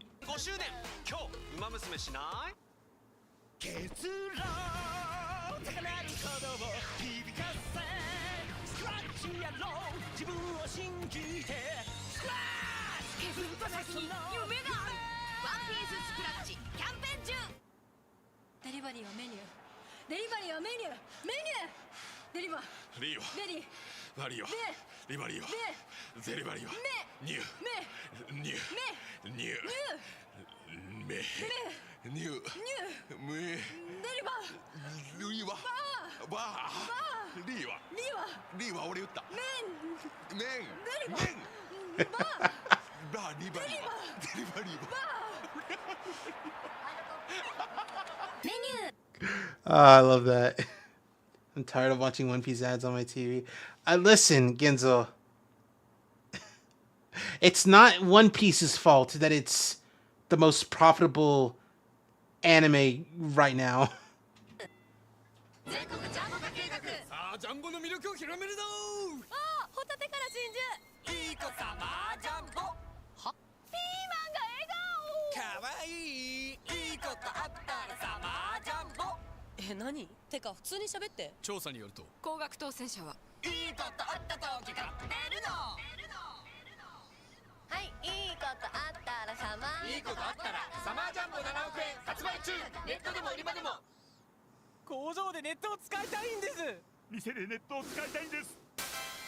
Senpai stream froze.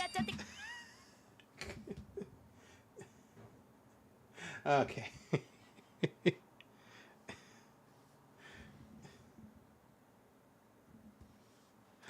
Hello, okay, well, I'll just type.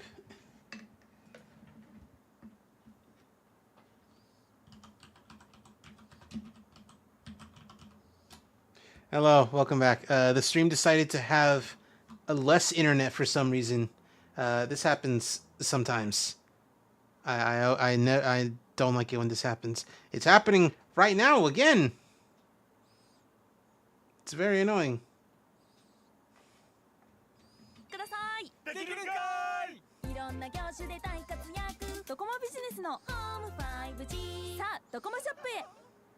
Why, come on, English!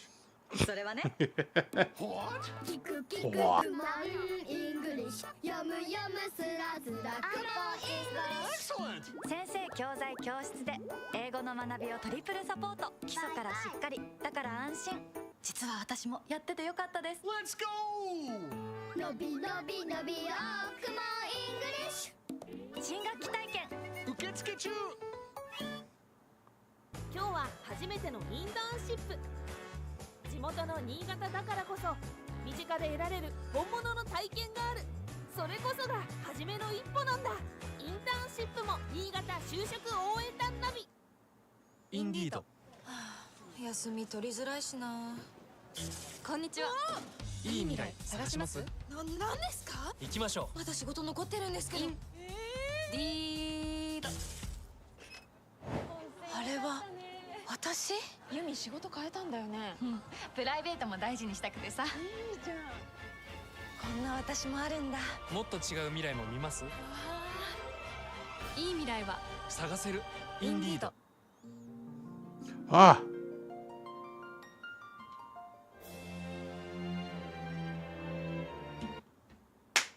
I can't believe they start with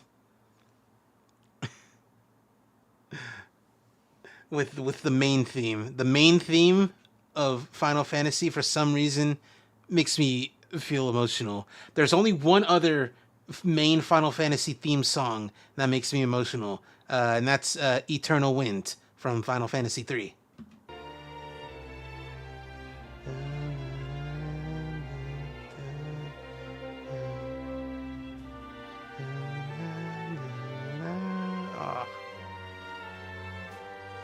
I gotta play these. I have the first 3 on my computer right now.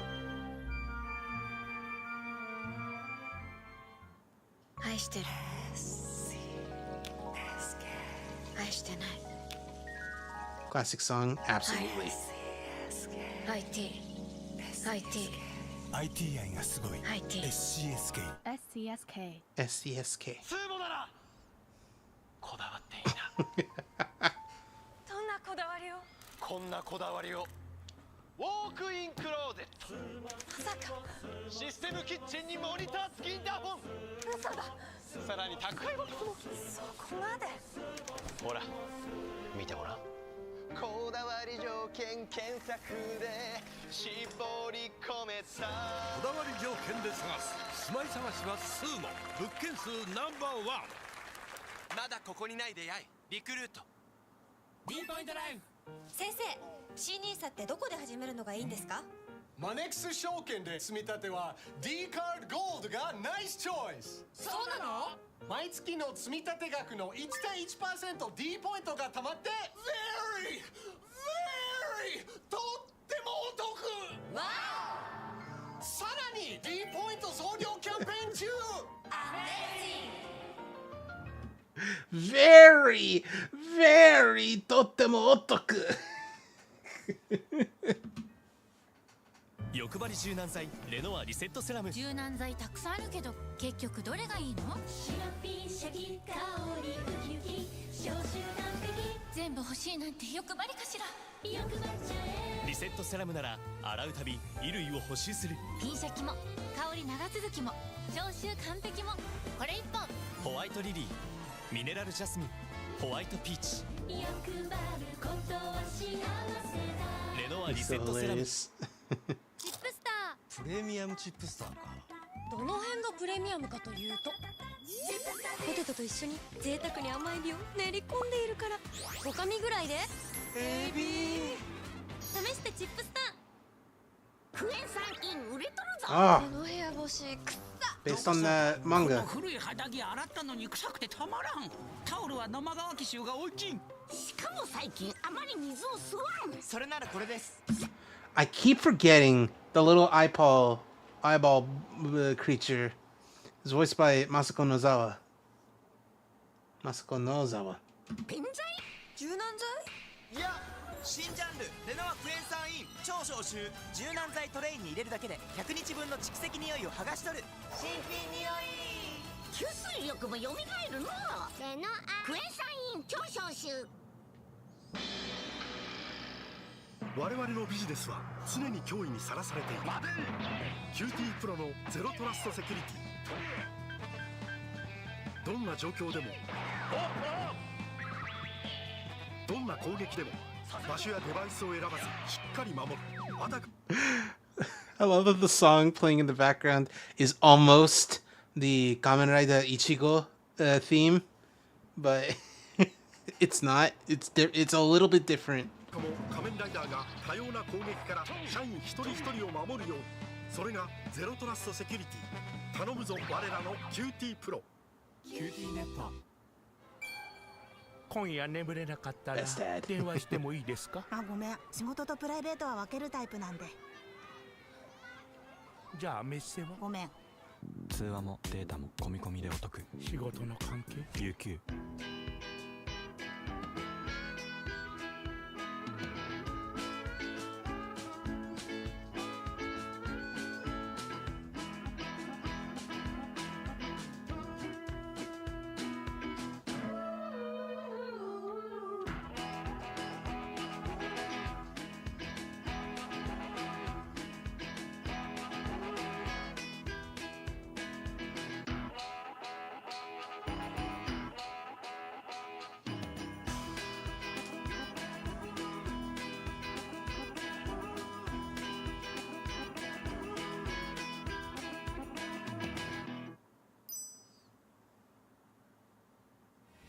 Yeah. All right. Before the stream is over, I have to show you Ginzo. Probably my favorite. That ad looks so American. I think, like it's directed by some American guy. But I need you to see Ginzo. My favorite Japanese ad ever. This is one that I discovered a long time ago.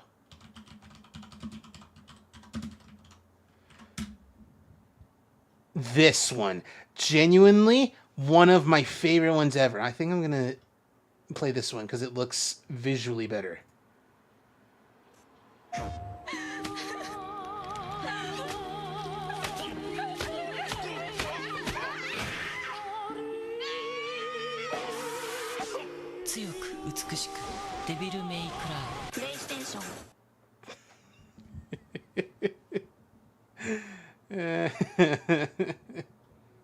Oh, there's no... You know what? I'll give you, like... Because I love it. Alright, everybody. Alright, gang. Alright, chat. Alright, everybody. And Ginzo. Hello, Pokey. Balls. Balls. Anyway, that's the end of the stream. Thank you, everyone who came by, for coming by. Including, thank you, Ginzo, for making your grand reappearance. That was so random. Nah, that's just what Pokey does. They're very silly like that. Alright. You know what? Hold on. Okay. I'm going to do something very, very quickly. But while it's, you know, ending. Because, don't tell them my update, I will. So, that'll be the end of the stream. Just for you, Genzo, I will show you, and chat here, the special, like, stream is over video that I've been making for a while. I don't plan on making it the normal one until much later. I don't know when, but soon. But until then, I will very quickly switch it because I need to get it ready properly. You'll understand what I mean. Anyway, Persona's tomorrow, so look forward to that, whoever's going to be here. Anyway, see you later. Bye-bye.